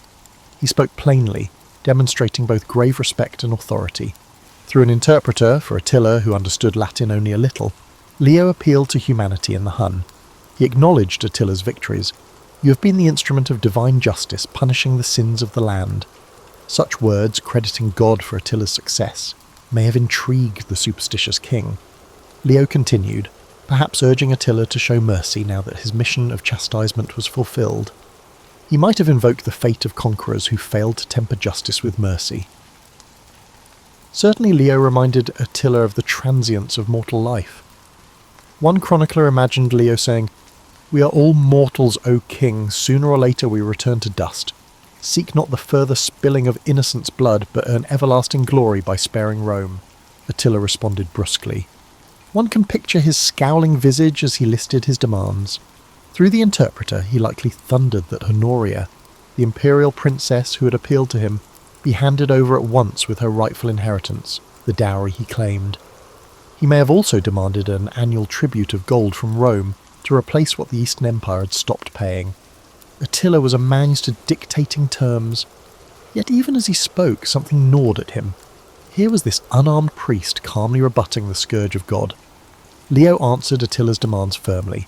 The emperor could not yield his sister as a bride, for that matter was already settled. Honoria had been punished for her rash offer. As for tribute, Leo likely pleaded that Italy was spent and ravaged. There was little left to give. Perhaps he offered what he could from the church's treasury, emphasizing that further devastation would only bring diminishing returns. A starved, plague-ridden land would profit no conqueror. As the negotiations seesawed, Attila's temper might have flared, but each time Leo responded with steady reasoning and moral exhortation. He reminded Attila of Alaric's fate. The Goth had died soon after taking Rome. Was it truly wise to risk the same anger of heaven? Attila's pagan priests in his retinue exchanged nervous glances. They too had heard the stories. The Hunnic king, despite his bravado, felt a chill. At that very moment, according to the later legend, miraculous vision sealed the outcome. Attila suddenly fell silent, eyes widening at a point above Leo's head. To his astonishment, he beheld what seemed to be two towering figures in the air, saintly men clad in armour, one carrying a sword that blazed in the sunlight. These spectral warriors, who were visible only to Attila, glared at him as if to say, "Do not touch this man or this city." Paul the Deacon, a writer from centuries later, would identify the warriors as the apostles Peter and Paul who had come from heaven to protect Rome. Attila, who believed in omens, felt a stab of fear. Was this a divine warning? Whether one credits the miracle or not, something stirred in Attila. He, who had never lost a negotiated advantage, suddenly softened. The fierce light in his eyes dimmed. Attila, the untamable, gazed at Pope Leo's peaceful face and found no enemy there, only a beseeching father figure. In that instant, the dynamics shifted. Attila raised a hand, signalling an end to the debate. He announced his decision. The Huns would withdraw, he would spare Rome. The Roman envoys must have suppressed a deep sense of relief upon hearing those words. Terms were likely agreed upon, perhaps a one-time payment of gold, certainly a promise that Honoria's issue would be dropped. Attila made a final pronouncement, half warning, half concession. Tell your emperor this peace is not permanent. If Rome wishes to remain safe, let it remember to give Attila what is Attila's. It was merely a show of strength to maintain the status quo. Leo inclined his head, accepting the conditions, whatever they were, and offered a blessing. The meeting was over. Attila had yielded, against all expectation. The Pope and his party turned back toward Rome, carrying the almost unbelievable news. Behind them, Attila retired to his camp, pensive. The sun was dipping low as the two groups parted ways. Roman chroniclers later rejoiced that no sword was drawn that day, no blood spilled. A battle had been won by words and faith alone. Attila's chieftains were astonished. Some protested, "Shall the mighty Attila be turned back by a preacher's tongue?" But others, those who knew of the worsening supplies and the whispers of plague, were secretly glad. They feared a doomed assault on Rome as much as any Roman did. In the privacy of his tent that night, Attila brooded. Perhaps he felt an unaccustomed twinge of admiration for Leo, or perhaps simply relief that he could retreat without testing Rome's cursed fate. Either way, the decision was made. By dawn, the Hunnic banners were pointed north. The scourge of God began his march out of Italy. Pope Leo I had achieved an unimaginable feat. He gazed into the eyes of the most feared man on earth, causing him to blink. Rome was saved, at least for that season. Raphael's famed fresco in the Vatican, painted over 1,000 years later, dramatizes the legend. Pope Leo, depicted serenely on horseback, raises a hand toward Attila, while above the Pope, two warrior saints brandish swords in the sky. This artistic fantasy captures the essence of how contemporaries and posterity viewed the encounter in 452, a turning point where the tide of destruction miraculously halted at the gates of Rome. Leo saved Rome on that fateful day near Mantua, not through the use of force, but through the strength of his character and faith. The aftermath of the meeting was immediate and profound. As word spread that Attila had turned back, a wave of incredulous joy swept through Italy. In Rome, anxious citizens waiting for news could scarcely believe it. The city and their lives had been spared. Many attributed it entirely to divine intervention thanks to Leo's sanctity. The Pope's status reached unprecedented heights. Rome welcomed him back as Pater Patria, the father of the fatherland, a title no humble churchman had ever held. The relieved Romans truly deserved to call Leo Magnus the Great. Historians through the ages have debated why Attila withdrew.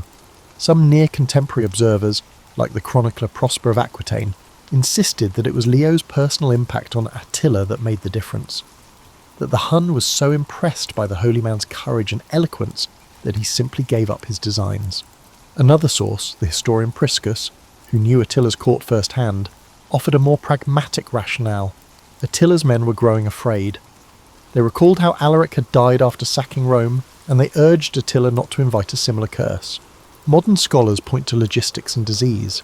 Indeed, a later chronicle suggests that at that very time, plague was ravaging Attila's army, and supplies were running perilously low, while the Eastern Emperor Marcian had dispatched troops to harry Attila's homeland. Surrounded by ill omens, sickness in camp, hostile forces gathering elsewhere, and the psychological weight of Rome's spiritual clout, Attila likely calculated that discretion outweighed valour. Whatever mix of motives one assigns, the result is indisputable. Attila suddenly retreated, and he never returned. The scourge of God had scourged enough. Leo's triumph, however, was not a permanent deliverance. He knew as much. According to ancient accounts, Attila sent a message upon his departure, threatening to return unless Honoria handed over her inheritance. Attila made this gesture to save face. but in reality he had lost his chance. The following year, in 453, Attila the Hun tragically passed away on the eve of his latest wedding feast. The legendary conqueror succumbed not on the battlefield but in his marital bed, reportedly bursting a blood vessel and choking on his blood after heavy drinking. His bride Ildiko awoke to a corpse. The superstitious saw divine justice in this inglorious end. With Attila's death, the unity of the Hunnic Empire perished. His sons quarrelled and, within a decade, the Huns ceased to be a major threat. Rome had survived Attila. However, the lifespan of the Western Roman Empire was short. In 455, just 3 years after Leo's encounter with Attila, Rome faced another deadly menace. Genseric, king of the Vandals, sailed his fleets from North Africa and landed at Ostia. This time there was no massive barbarian host at the gates, but a naval invasion. Emperor Valentinian III had been assassinated. Political chaos reigned. Once again, Leo filled the void. Unarmed and accompanied by his clergy, he went out to meet Genseric, employing the same courage and moral plea he had with Attila. The Vandal was a different man, however, and negotiations yielded only a partial success. Genseric agreed not to burn the city or massacre its inhabitants, but he would plunder, and plunder he did. For 2 weeks in June 455, the Vandals methodically looted Rome. The treasures of ages, the Temple of Jupiter's gilded roof and the spoils Titus had taken from Jerusalem, were carted off to Vandal Africa. Leo could not prevent this humiliation. Nonetheless, even Genseric's begrudging restraint was attributed to Leo's influence. The Pope's entreaties at least spared Rome the flames. The massive basilicas of St. Peter and St. Paul, where terrified citizens had flocked for sanctuary, were left intact by Vandal hands. This mitigation counted as another testimony to Leo's clout. Once more, the secular authorities had utterly failed, and once more it was Leo, and Leo alone, who stood as Rome's protector. Pope Leo I lived on for a few more years after these tumultuous events, dying in 461. He was buried as a hero in Rome, his tomb adorned with the inscription Defender of the City. His legacy only grew with time. In ecclesiastical history, Leo is remembered for his theological contributions, the Tome of Leo and the strengthening of papal primacy. But in popular memory, it was the day he saved Rome that truly made him a legend. Over the centuries, the story of Leo and Attila acquired an almost mythical aura. Medieval writers embroidered it freely. The apparition of Saints Peter and Paul threatening Attila, hinted at in Paul the Deacon's 8th century account, became a staple of the tale. Artists immortalised the scene. Apart from Raphael's Renaissance fresco, earlier the Baroque sculptor Algardi carved a grand relief in St. Peter's itself, showing Leo backed by heavenly figures driving away the Hun. Such images reinforced the narrative that Rome was saved not by human might but by divine intervention, channeled through Leo the Great. Yet for all the embellishment, the core truth endures and rings down the ages. In a moment of existential peril, when the material defences of an ancient civilization had failed, one man's moral courage prevailed. Leo's encounter with Attila stands as a testament to the power of persuasion over the sword and of faith over fear. It highlights the shifting world of the 5th century. As the Western Empire crumbled, the spiritual authority of the Church was rising to fill the void. Leo's success with Attila wasn't just a lucky diplomatic coup, it was a sign of the new epoch dawning. In the centuries that followed the fall of Rome, the last emperor would be deposed in 476, just 24 years after Leo's stand. The bishops of Rome, now firmly called popes, would increasingly assume roles of civic leadership, protectors, and power brokers in the remnants of empire. Leo had set the example. He showed that a pope could marshal not armies, but something perhaps equally compelling: moral suasion, unity, and hope in the face of despair.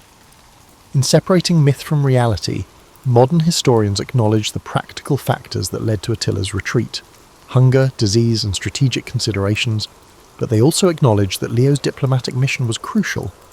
Without it, Attila might have lingered long enough to sack Rome before those factors fully unravelled his campaign. Leo gave Attila a face-saving exit and a spiritual scare to boot.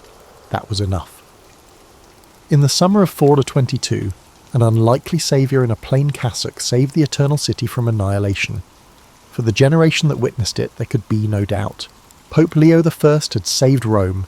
It was a bright spot in an age of collapse, a story retold with gratitude and awe. To this day, when one stands in St. Peter's and looks up at the marble relief of Leo driving away Attila, one is reminded of the power of courage and faith to alter the course of history. In Leo's voice lay the echo of an empire's spirit, and the promise that even in history's darkest chapters, a single steadfast soul can shine brightly enough to turn back the tide of destruction if only for a moment, and occasionally that moment is all that civilization needs to survive. The sun set on the Western Roman Empire not with a single cataclysm but through decades of slow decay. Pope Leo I, however, had already sealed his place in the annals of survival, diplomacy and faith. As Rome's political fabric crumbled, Leo's influence continued to expand. Even in death in 461, his legacy was carried on by popes who modelled themselves not just after St. Peter, but after Leo's blend of spiritual fervour and diplomatic steel. His tomb in the old St. Peter's Basilica became a shrine not only of theological memory, but of civic pride, a place Romans could point to and say, "This man stood when others fled." The 5th century saw chaos, fragmentation and loss. Italy became a patchwork of Gothic rulers, Gaul drifted toward Frankish hands, and Africa became a Vandal kingdom. Yet the institutional church remained remarkably cohesive. This was, in part, Leo's doing.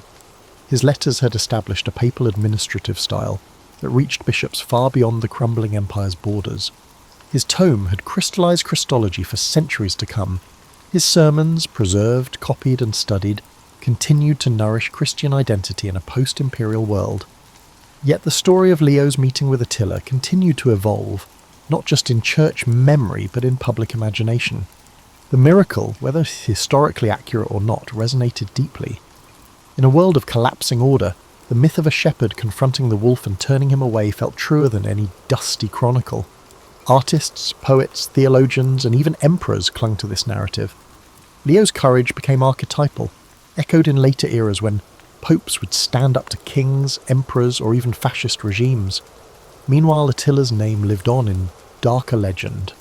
Although Attila died in 453 AD under anticlimactic circumstances, drunk and bleeding on his wedding night, his empire soon dissolved afterward.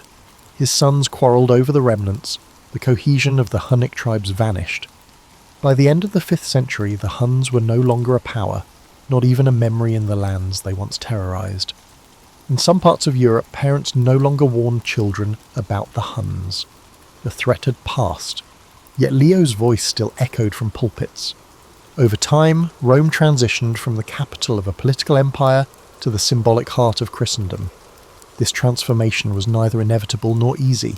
It took figures like Leo, resolute, theologically sharp and diplomatically fearless, to steer the city from imperial ruin toward ecclesiastical prominence. One could argue that the Papal States, medieval Christendom, and even the Vatican City of today trace a straight line from Leo's model of papal leadership. He proved the Church could not only survive political collapse, it could redefine power entirely. The sculpture in St. Peter's Basilica by Alessandro Algardi, completed in the 17th century, immortalizes the scene with drama. Leo raises his hand, angelic warriors bear down from the heavens upon Attila, frozen in awe.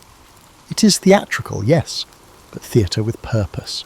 It reminds viewers that history is made not only through armies and battles, but through moments of extraordinary moral courage. That was Leo's gift to his age and ours, a vision of spiritual authority that was not passive, not withdrawn, but deeply engaged in the mess of human affairs. In the end, the day Leo saved Rome was not about political negotiation alone. It was a cultural pivot point. He demonstrated that faith could influence diplomacy, that courage didn't necessitate a sword, and that at times, defending civilization could be achieved by a single man with unwavering conviction, bravely stepping into the depths of darkness.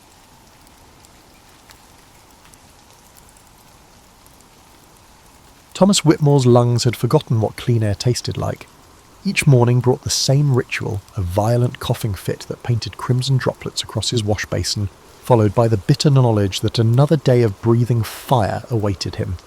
The year was 1852, and Manchester's sky wore a permanent shroud of industrial smoke that transformed dawn into a sickly amber twilight.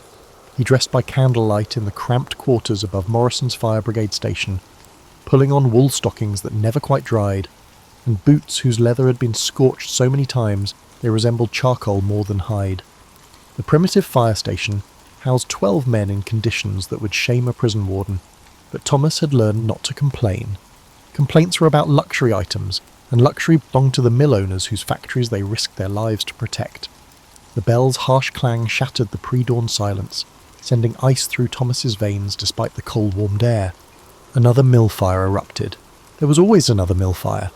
The textile factories of industrial England burned with the regularity of sunrise, their wooden frames and cotton-stuffed interiors creating funeral pyres that could be seen from neighbouring counties.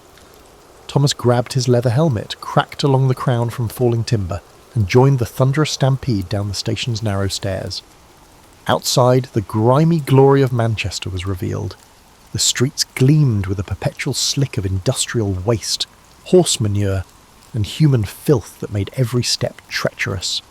Gas lamps flickered weakly through the perpetual haze, casting ghostly circles of yellow light that barely penetrated the smoke-thick air. The city had grown too fast, its medieval street plan completely inadequate for the massive horse-drawn fire engines that now careened through its narrow arteries. Thomas hauled himself onto the side of the engine as it lurched into motion, the horse's hooves striking sparks from cobblestones worn smooth by endless industrial traffic. The leather fire hose coiled beside him like a sleeping serpent, its canvas skin stiff with accumulated soot and chemical residue. These hoses leaked profusely, often burst under pressure, and delivered water with all the force of a garden sprinkler, but they represented the cutting edge of firefighting technology, in an age when most blazes were fought with bucket brigades and prayer. The mill district loomed ahead, a landscape from Dante's imagination, where towering brick chimneys pierced the sky like accusatory fingers. Steam engines coughed and wheezed behind the rhythmic pounding vibrated through the grimy windows, creating a constant industrial heartbeat. Between the factories, ramshackle tenements housed the workers in conditions that would make medieval peasants weep. Entire families crowded into single rooms, sharing their space with rats, disease, and the ever-present threat of fire. As they rounded the corner onto Bridgewater Street, Thomas saw their destination. Pemberton's cotton mill, its upper floors already crowned with flames that danced against the smoke-dark sky like a demonic ballet. The fire had started in the picking room. They always started in the picking room, where cotton fibres floated through the air like combustible snow, waiting for a single spark from the gas lighting, or an overheated steam pipe to transform the workspace into an inferno. Workers streamed from the building in panic, their faces blackened with soot, many clutching burned hands or nursing singed hair. Among them stumbled children, some barely 10 years old, who had been operating the spinning machinery when the fire erupted. The sight of these young faces, aged beyond their years by industrial labour, and now marked by terror, reminded Thomas why he had chosen this profession, despite its countless horrors. The mill owner, Mr. Pemberton himself, stood across the street in his fine wool coat and polished boots, calculating his losses with the same dispassionate precision he used to calculate his profits. Insurance would cover the building, but not the disruption to production. Tomorrow, he would simply relocate his operations to another mill and resume grinding human lives into cotton thread and shareholder dividends. Thomas checked his equipment one final time. A crude leather speaking trumpet for coordinating with his fellow firefighters, a hand axe for breaking down doors and clearing debris, and a length of rope that served as both lifeline and last resort. No breathing apparatus existed. Firefighters simply held their breath or breathed through wet cloth when the smoke became unbearable. The firefighters wore no protective clothing apart from their thick wool coats and leather helmets. They lacked radio communication, hydraulic ladders, and foam suppressants. There were only 12 men equipped with hand-pumped engines who were determined to stop the fire from engulfing the entire district. The heat hit Thomas like a physical blow as they approached the burning mill, the flames creating their own weather system of updrafts and downdrafts that sent burning debris spiralling through the air like deadly confetti. The temperature difference between the fire and the frigid Manchester air created sudden wind shears that could knock a man off his feet or redirect flames in unexpected directions. The Pemberton Mill fire revealed its true character as Thomas and his crew established their position. What appeared from a distance to be a manageable blaze transformed into a multi-headed monster that defied every principle of 19th century firefighting. The flames had found the mill's ventilation system, utilising the carefully designed airflow that prevented workers from suffocating on cotton dust and allowed the fire to spread throughout the building with terrifying efficiency. Thomas's crew chief, Captain Morrison, shouted orders through the chaos, his voice barely audible above the roar of flames and the screaming of steam engines. With 20 years of firefighting experience under his belt, the captain's face was marked with scars from flying sparks, and his left hand was missing 2 fingers due to a rope burn that had gone septic. In an era before workers' compensation or medical benefits, Morrison's wound served as both a badge of honour and a painful reminder of the profession's costs. The hand-pumped engines positioned themselves along the street, their crews settling into a brutal rhythm that would persist until the fire was extinguished or the men succumbed to exhaustion. 2 men operated each pump handle, working in shifts of 30 seconds before switching off, while a third man aimed the leather hose and prayed it wouldn't burst from the modest pressure that they could generate. The pumps delivered perhaps 50 gallons per minute at their peak, a pathetic trickle compared to modern standards, but revolutionary technology in 1852. Thomas found himself assigned to search and rescue, the deadliest job in a profession where death was a frequent visitor. Mill fires were particularly treacherous because the building's wooden floors and supports could collapse without warning, transformed by heat into elaborate death traps. The textile machinery itself became another hazard. Massive spinning wheels and looms turned into twisted metal sculptures that could impale or crush anyone unfortunate enough to encounter them in the smoke-filled darkness. He wrapped a wet cloth around his face and plunged into the mill's ground floor where the air hung thick enough to cut with a knife. The temperature climbed steadily as he ascended the building's rickety stairs, each step taking him deeper into an environment hostile to human life. Gas lamps had exploded throughout the building, their broken fixtures creating additional fire sources while leaving the interior in near-total darkness. The mill's layout followed the industrial efficiency principles that maximise production while minimising worker comfort or safety. Narrow aisles between massive machines left little room for evacuation, while the building's few exits concentrated workers into bottlenecks during emergencies. Windows were small and high, designed to prevent workers from being distracted by the outside world rather than to facilitate escape. Thomas navigated by feel and instinct, calling out for survivors while trying to maintain his sense of direction in the maze-like interior. On the second floor he found her, Mary O'Brien, a spinner whose skirts had caught fire from a fallen gas fixture. She lay unconscious beneath an overturned loom, her breathing shallow and laboured. The flames had spread to her hair before she managed to smother them, leaving patches of scalp visible through the burned strands. Thomas lifted her carefully, knowing that burns covered much of her body beneath the charred fabric of her work dress. The journey back to the stairs became a nightmare of disorientation and mounting heat. The fire had spread across the ceiling above them, creating a canopy of flame that dropped burning debris like rain. Thomas's wool coat began to solder, the heavy fabric protecting his skin while slowly cooking him from the outside in. His leather helmet grew hot enough to brand flesh, but removing it would expose his head to the falling embers that filled the air. Halfway down the stairs, the building shuddered. Thomas felt the floor beneath his feet sag ominously as the fire consumed the structural supports. Somewhere above them, a steam engine's boiler exploded, creating a tremor throughout the building that cracked walls and shattered the few remaining windows. The mill was dying, its industrial skeleton collapsing under the assault of flames and superheated air. Thomas emerged from the building just as the roof began its final collapse. Mary O'Brien's unconscious form draped across his shoulders. His fellow firefighters rushed to help, but their faces told him what he already knew: she would likely die from her injuries. Burns covering more than 30% of the body were almost invariably fatal in an era before antibiotics, IV fluids, or skin grafts. The best they could offer was laudanum for the pain and perhaps a priest for the end. Behind them, the Pemberton Mill continued its spectacular destruction. The fire had found the building's main steam engine, a massive beast that powered the entire facility's machinery. As the flames heated its boiler beyond safe limits, the engine began to scream, literally scream, as steam escaped through safety valves that had never been designed for such extreme conditions. The sound pierced the air like the death cry of some industrial dragon, audible for miles across Manchester's smoke-shrouded landscape. Thomas set Mary O'Brien gently on a stretcher improvised from mill workers' coats, then turned back toward the building. Captain Morrison grabbed his arm, shaking his head grimly. "She's gone, lad! The whole upper floor's coming down." But Thomas had heard something else. A child's cry from the building's far end, where the mill's newest workers operated the smallest spinning machines. 10-year-old fingers were perfect for threading the delicate machinery, and mill owners had learned to exploit this anatomical advantage with ruthless efficiency. Now those same small hands were trapped somewhere in the collapsing structure, and every second of delay meant another young life would be consumed by industrial progress. The mill's east wing housed what the workers grimly called the children's floor, a cramped, poorly ventilated space where boys and girls as young as 8 operated the piecing machines that connected broken cotton threads. Their small stature allowed them to crawl beneath the spinning machinery to collect waste cotton, while their nimble fingers could perform repairs that would take adult workers twice as long.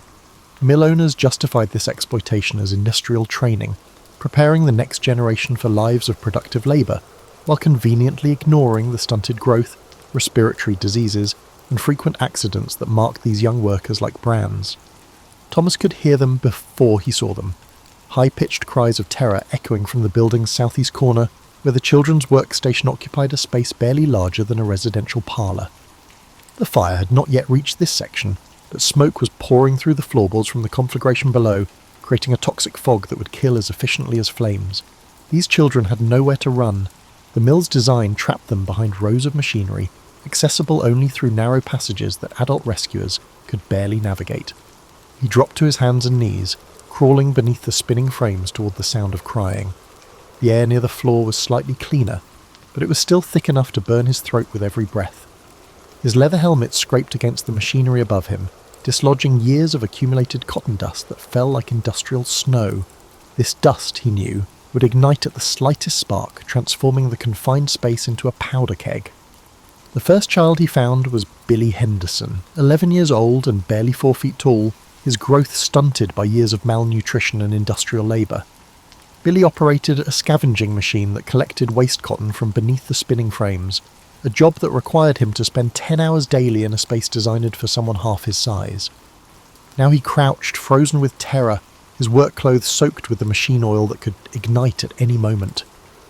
"Come on, lad," Thomas whispered, extending his hand through the maze of mechanical components. "We're going out together, you and me." Billy's eyes were wide with shock, but he managed to grasp Thomas's outstretched fingers.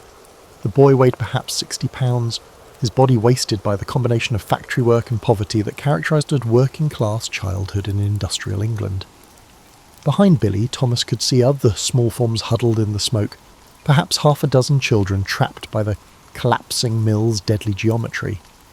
The machinery that had employed them now imprisoned them, its iron arms and wooden frames creating a lattice of obstacles between the children and any possible escape route. Moving them one by one would take too long. The floor beneath them was already beginning to sag as the fire consumed the building's structural supports. Thomas made a decision that violated every principle of safe rescue work. Instead of retreating with Billy, he pushed deeper into the machinery maze, gathering children like a shepherd collecting his flock.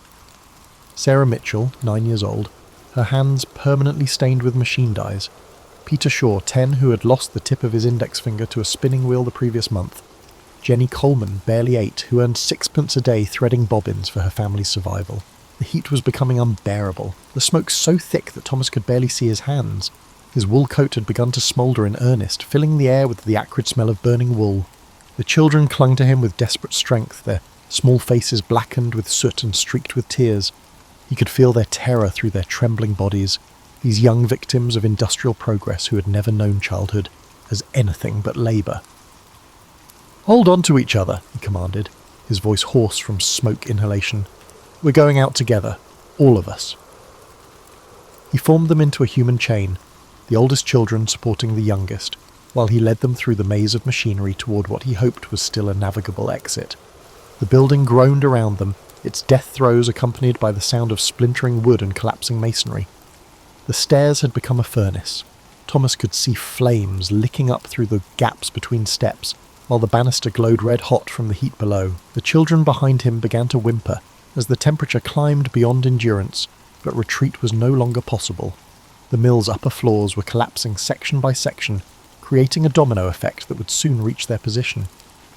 Thomas wrapped his coat around as many children as possible, using his body as a shield against the radiant heat that filled the stairwell. His exposed skin began to blister, the leather of his helmet so hot it burned his scalp through his hair. Step by step they descended through an environment that seemed more like biblical hell than an English textile mill. Jenny Coleman stumbled, her small legs finally giving way to exhaustion and terror. Thomas swept her up without breaking stride. her tiny body weighing almost nothing against his smoke-filled chest. Behind them, the children's workroom erupted in flames as the fire finally found the accumulated cotton dust and machine oil. The explosion sent a pillar of flame shooting up through the building's core, illuminating their escape route with hellish brilliance. They emerged from the building just as the mill's main chimney began to crack. The massive brick structure, weakened by the intense heat and thermal expansion, developed a visible fissure that ran from its base to its crown. Thomas hurried the children away from the building as chunks of masonry began to rain down around them, each impact sending tremors through the already unstable street. Captain Morrison met them with a mixture of relief and amazement. 6 of them, he said, counting the soot-covered children who clustered around Thomas like chicks around a hen. How in God's name did you get 6 of them out? Thomas didn't answer immediately. He was too busy checking each child for injuries, his trained eye cataloguing burns, cuts, and the signs of smoke inhalation that could prove fatal in the hours to come.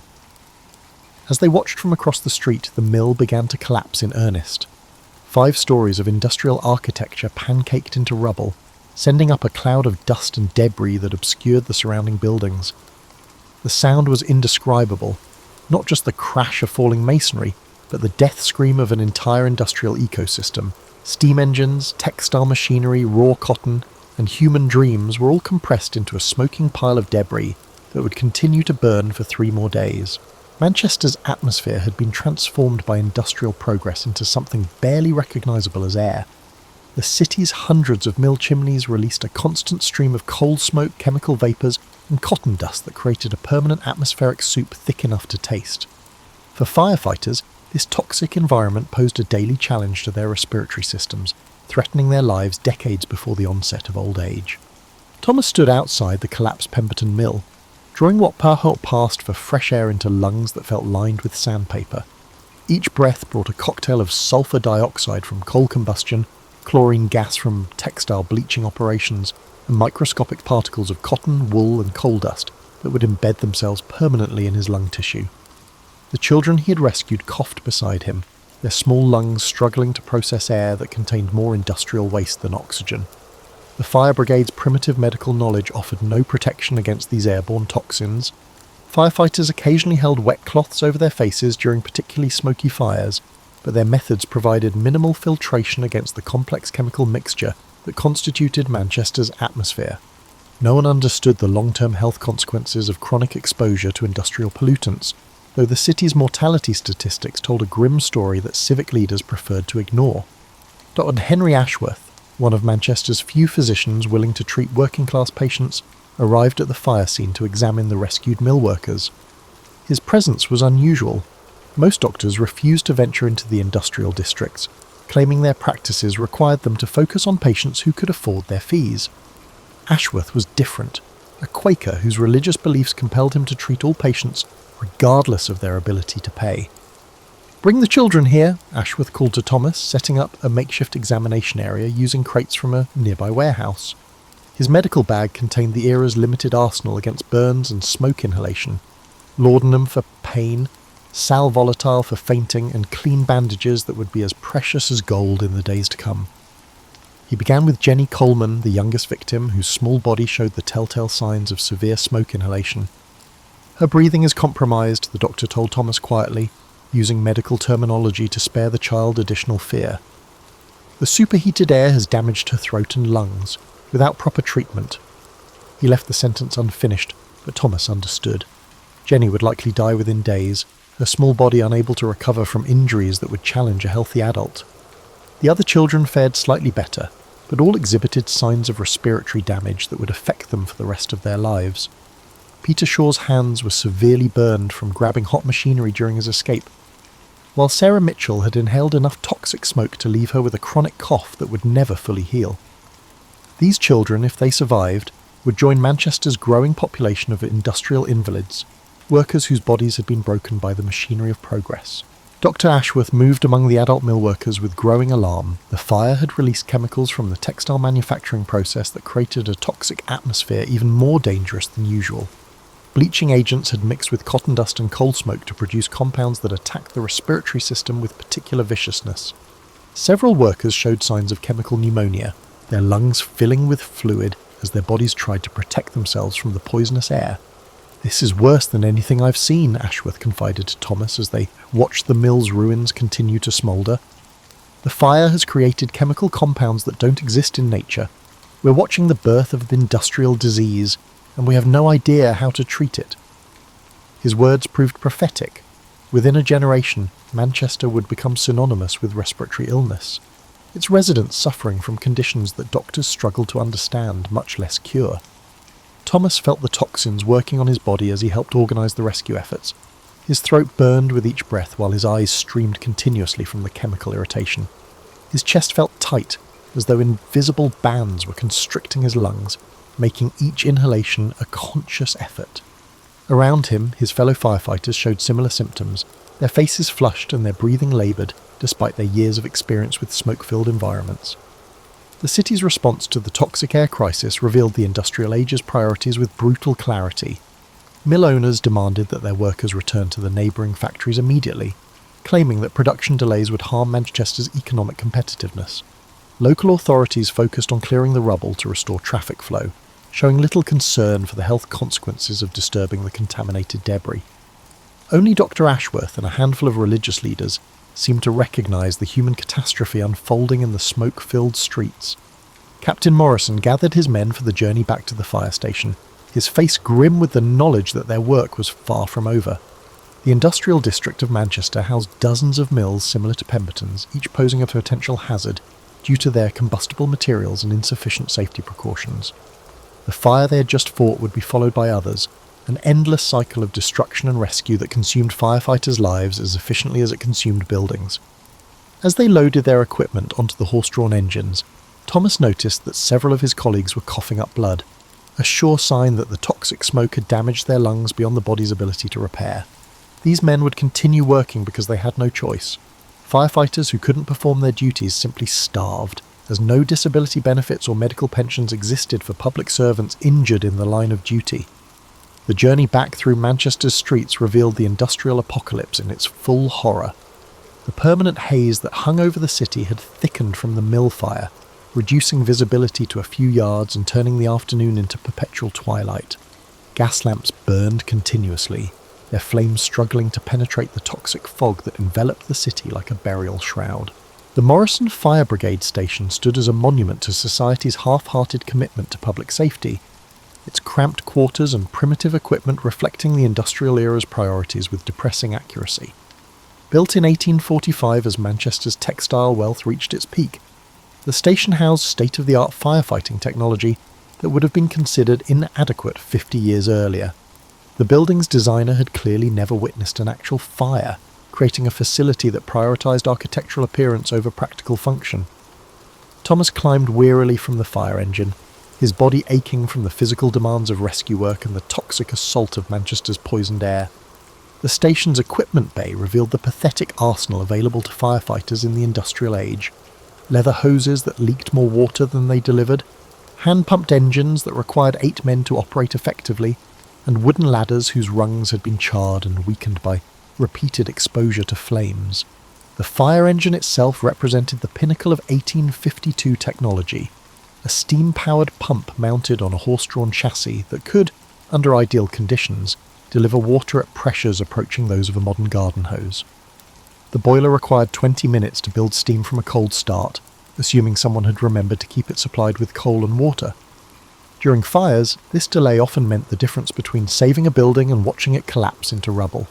Captain Morrison initiated the post-fire equipment inspection with a weary resignation reminiscent of a man who had carried out this ritual countless times.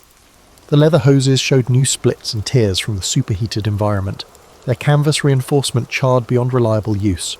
The brass nozzles had warped from exposure to extreme temperatures, creating irregular spray patterns that reduced their effectiveness even further. Most of the hand tools, axes, pry bars and rope, showed signs of heat damage that would make them unreliable in future emergencies. Henderson, Morrison called to the station's senior firefighter, a grizzled veteran whose left arm hung useless from an injury sustained during the Great Warehouse Fire of 1849. Take inventory of the hose sections. Please identify the sections that require patching and those that need complete replacement. Henderson nodded grimly, knowing that replacing entirely meant submitting requests to the city council that would be debated for months, while fires continued to consume Manchester's industrial districts. The station's primitive communication system consisted of a single bell that could be heard perhaps 6 blocks away on a quiet day, but was often lost in the industrial cacophony that filled Manchester's streets. Fire reporting relied on runners or mounted messengers who often arrived at the station long after flames had established themselves beyond any hope of control. Thomas had responded to fires that had been burning for hours before anyone thought to summon professional firefighters, arriving to find only smouldering ruins and charred corpses. A corner of the equipment bay held medical supplies, a testament to society's high expectations for firefighter survival. A few rolls of bandages, a bottle of laudanum, and some sal volatile represented the brigade's entire medical arsenal. No provisions existed for treating burns, smoke inhalation, or the countless injuries that firefighters sustained during rescue operations. Fires simply claimed the lives of men seriously injured, adding their bodies to the growing casualty list of the Industrial Revolution. The sleeping quarters above the equipment bay housed 12 men in conditions that would shame a medieval monastery. Narrow cots arranged in military formation left barely enough room to walk between them, while a single window provided the only ventilation for the entire space. During summer months, the combination of body heat and smoke-saturated clothing created an atmosphere that rivaled the fires they fought for sheer unpleasantness. Thomas meticulously inspected his personal equipment as if his life relied on its dependability. His leather helmet bore new scorch marks from the mill fire, the protective coating blistered and peeling from exposure to extreme heat. The speaking trumpet he used to coordinate rescue efforts had developed a crack along its length that would reduce its effectiveness in noisy environments. His rope showed signs of heat damage that could cause it to fail under stress, leaving him stranded in a burning building. The brigade's horses occupied stalls adjacent to the main building, their care consuming a significant portion of the department's modest budget. These animals were essential to firefighting operations, but they required constant maintenance and were vulnerable to the same toxic atmosphere that plagued human residents. Several horses had died from respiratory ailments caused by chronic exposure to industrial smoke, their replacement representing a financial burden that stretched the brigade's resources beyond their limits. Water supply presented another insurmountable challenge in Manchester's industrial environment.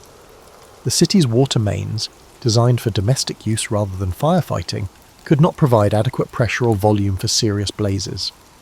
Firefighters often found themselves competing with industrial users for access to water, while mill owners who controlled private water sources frequently refused to make them available during emergencies. The economic realities of firefighting in industrial England created a system where property owners' ability to pay determined the level of protection they received. Wealthy mill owners could purchase private fire insurance that included dedicated firefighting services, while working-class neighbourhoods relied on municipal brigades that were chronically underfunded and understaffed. Thomas had witnessed the destruction of buildings as firefighters, lacking the necessary equipment or authority to intervene in fires affecting uninsured properties, stood helplessly nearby. Captain Morrison called the brigade together for their daily briefing, his weathered face showing the cumulative effects of decades spent breathing smoke and toxic fumes. The Pemberton Mill fire consumed 6 lives, he announced, his voice heavy with the weight of repeated tragedy. 3 children and 3 adults died from smoke inhalation, while 14 others remain in the hospital with injuries that may prove fatal. The mill itself is a total loss, representing £40,000 in damage to the building and machinery. The human cost of the fire would extend far beyond the immediate casualties. Families who had lost their primary wage earners would face destitution in an era before social safety nets or workers' compensation. Children orphaned by industrial accidents became burdens on an overwhelmed charity system that could provide only the most basic subsistence. The mill workers who survived would face unemployment until new facilities could be constructed, assuming they could find employers willing to hire workers with visible burn scars or respiratory damage. Manchester's industrial districts never truly slept, their machinery clattering through the night hours while skeleton crews maintained production schedules that recognised no distinction between day and darkness. For firefighters, this meant that emergencies could strike at any hour, pulling exhausted men from their meagre rest to face blazes that seemed even more terrifying when illuminated only by their flames and the feeble glow of gas street lamps. Thomas had been asleep for perhaps 2 hours when the alarm bell shattered the station's relative quiet, its urgent clanging echoing off the brick walls of the sleeping quarters.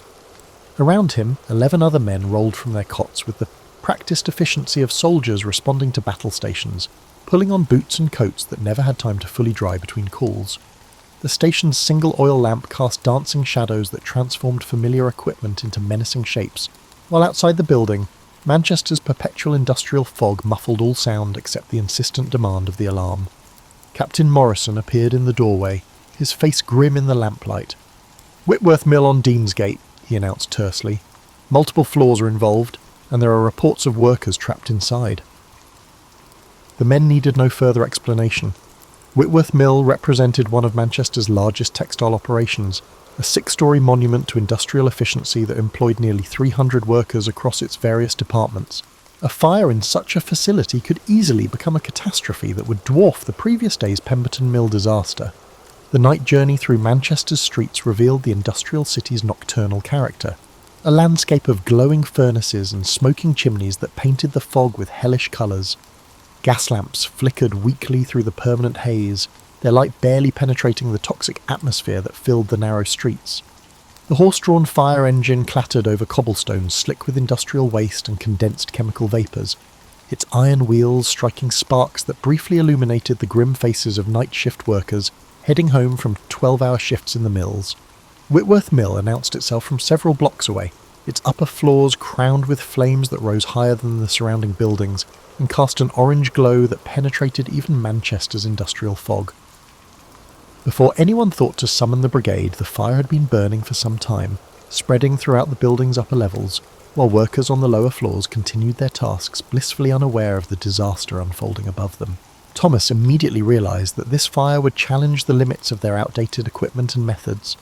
This building's height made it impossible to reach the upper floors with their ladders, while the intensity of the flames suggested that the fire had found the mill's stored cotton and was feeding on thousands of pounds of combustible material. Workers streamed from the building's ground floor exits, many carrying their few possessions, while others supported injured colleagues whose burns would likely prove fatal. The mill's night supervisor, a thin man whose permanently stained clothes testified to years spent among the textile machinery, approached Captain Morrison with visible panic. "There are a dozen workers on the 5th floor," he reported, his voice cracking with stress. "The main staircase collapsed 20 minutes ago, and we can't reach them through the smoke." Morrison nodded grimly, knowing that a dozen workers trapped on the 5th floor of a burning building represented a death sentence that 1852 technology could not commute. Thomas found himself assigned to interior reconnaissance, a polite term for entering a burning building to determine how many people would die before the night ended. He wrapped a wet cloth around his face and plunged into the mill's ground floor, where the air hung thick with smoke and the temperature climbed steadily as he moved deeper into the building. The textile machinery created a maze of obstacles that seemed designed to trap anyone attempting to navigate in near-zero visibility. The layout of the building, designed to maximise productive space while minimising everything else, resulted in narrow aisles, low ceilings and bottleneck exits that became deadly traps during emergencies.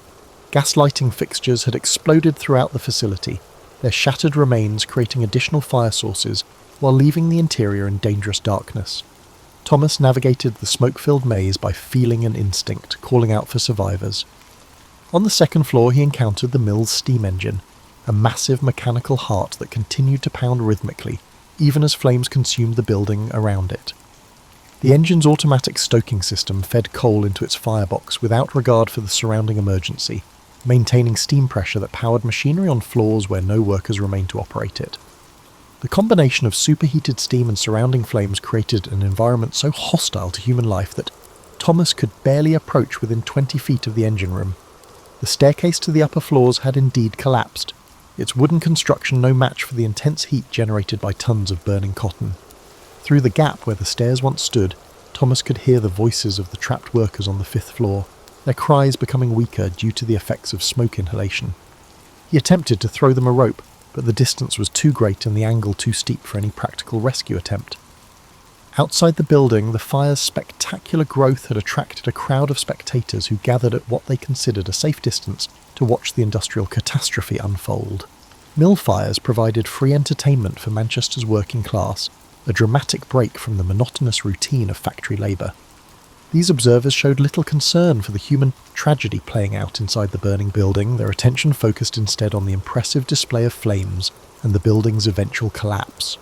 Here, Dr. Ashworth arrived at the scene despite the late hour, his medical bag and portable surgical kit marking him as one of the few professionals willing to treat industrial accident victims. He began triaging the workers who had escaped the building, quickly identifying those whose injuries required immediate attention and those who were beyond medical help.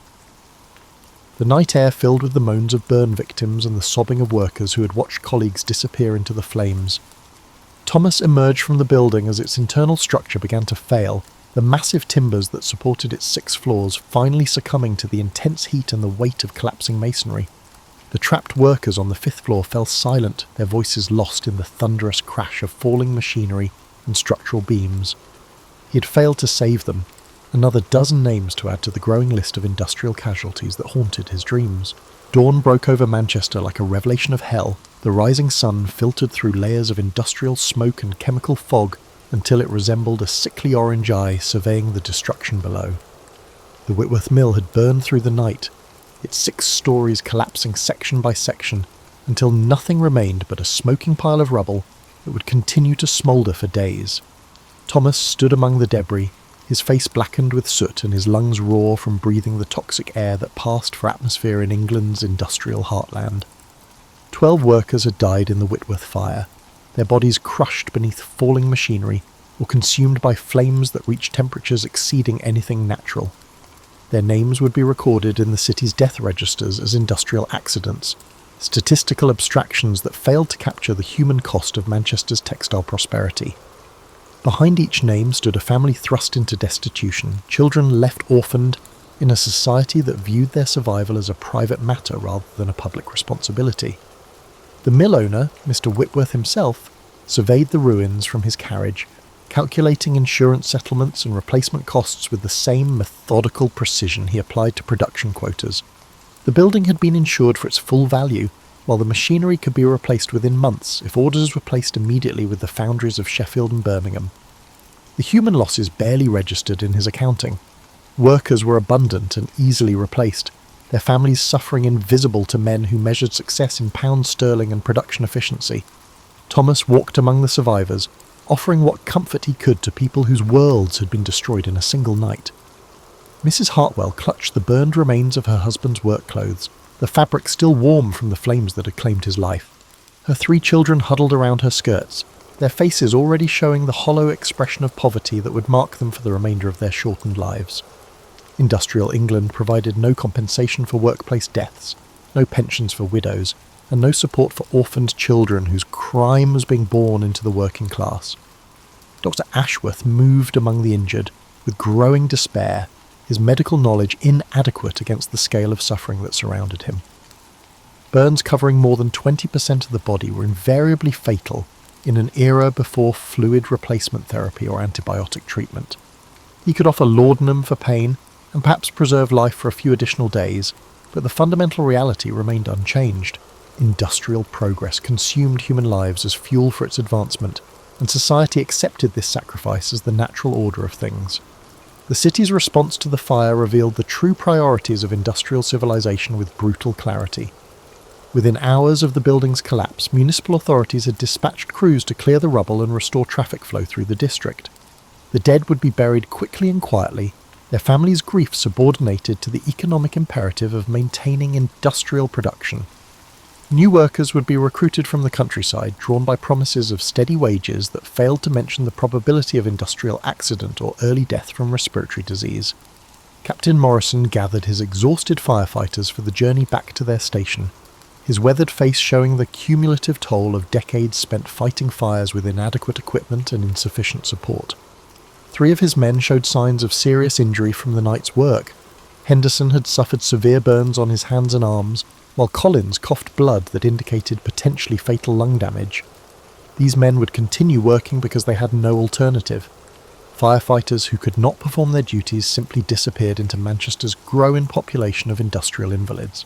The economic mathematics of firefighting in 1852 Manchester demonstrated society's perverted priorities with mathematical precision. The city allocated more money to street cleaning than to fire prevention, and more resources to maintaining public gardens than to protecting working-class neighbourhoods from industrial blazes. Fire insurance companies employed private brigades to protect wealthy districts while public firefighters struggled with primitive equipment and skeleton crews. The message was clear: property mattered more than people, profit more than human life. Thomas reflected on his chosen profession as the fire engine clattered through Manchester's smoke-filled streets. He had become a firefighter, believing he could save lives and protect his community from the ravages of industrial progress. Instead, he found himself serving as witness to a systematic destruction of human life that masqueraded as economic advancement. Every fire revealed the same pattern: preventable accidents caused by cost-cutting measures, inadequate safety equipment, and building designs that prioritise production efficiency over worker survival. The Industrial Revolution had transformed firefighting from a community responsibility into a professional necessity, but society had failed to provide the resources necessary for success. Firefighters operated with equipment that belonged in the previous century, received training that consisted mainly of learning from the mistakes of dead colleagues, and worked for wages that barely sustained life in the expensive industrial cities. Men who viewed worker safety as an unnecessary expense that reduced shareholder profits expected firefighters to risk their lives to protect their investments. As they approached the fire station, Thomas could see the next generation of Manchester's industrial workforce streaming toward the mills for the morning shift. Children as young as 8 walked alongside their parents, heading for jobs that would consume their childhoods and probably end their lives before they reached 40. These young faces reminded him why he continued fighting fires despite the profession's countless horrors. Someone had to stand between Manchester's working population and the industrial forces that treated human beings as disposable components in a vast economic machine. Before they had finished unloading their equipment, the station bell rang again, its urgent clanging announcing another fire, in another mill, another group of workers whose lives were in the balance. Thomas checked his scorched equipment one more time, pulled on his battered leather helmet, and prepared to enter hell once again. This was the reality of being an Industrial Revolution firefighter, an endless cycle of tragedy and loss, fought with primitive weapons against an enemy that grew stronger with each passing day. Manchester's smoke-stained sky offered no promise of better days ahead, only the certainty that more fires would follow, more lives would be lost, and more families would be thrust into poverty by the inexorable demands of industrial progress. Thomas climbed aboard the fire engine as it lurched into motion, carrying him toward another confrontation with the forces that were reshaping England into something barely recognisable as human civilization. The towering chimneys of the mill districts, stretching endlessly in all directions, released clouds of toxic smoke, turning the very air into poison. This was the world that Industrial Revolution firefighters inhabited. A landscape where human life was measured in production units, where worker safety was subordinated to profit margins, and where the brave men who risked everything to save others were themselves considered expendable components in the great industrial machine. As the fire engine vanished into the ever-present haze of Manchester, Thomas grasped the profound frustration of being an Industrial Revolution firefighter. They were fighting a war they could never win, using weapons that guaranteed their destruction, in service of a society that viewed their sacrifice as both necessary and invisible. The flames they battled were merely symptoms of a larger conflagration that was consuming the soul of industrial England, leaving behind a wasteland where human dignity had been traded for economic efficiency and where the price of progress was measured in unmarked graves.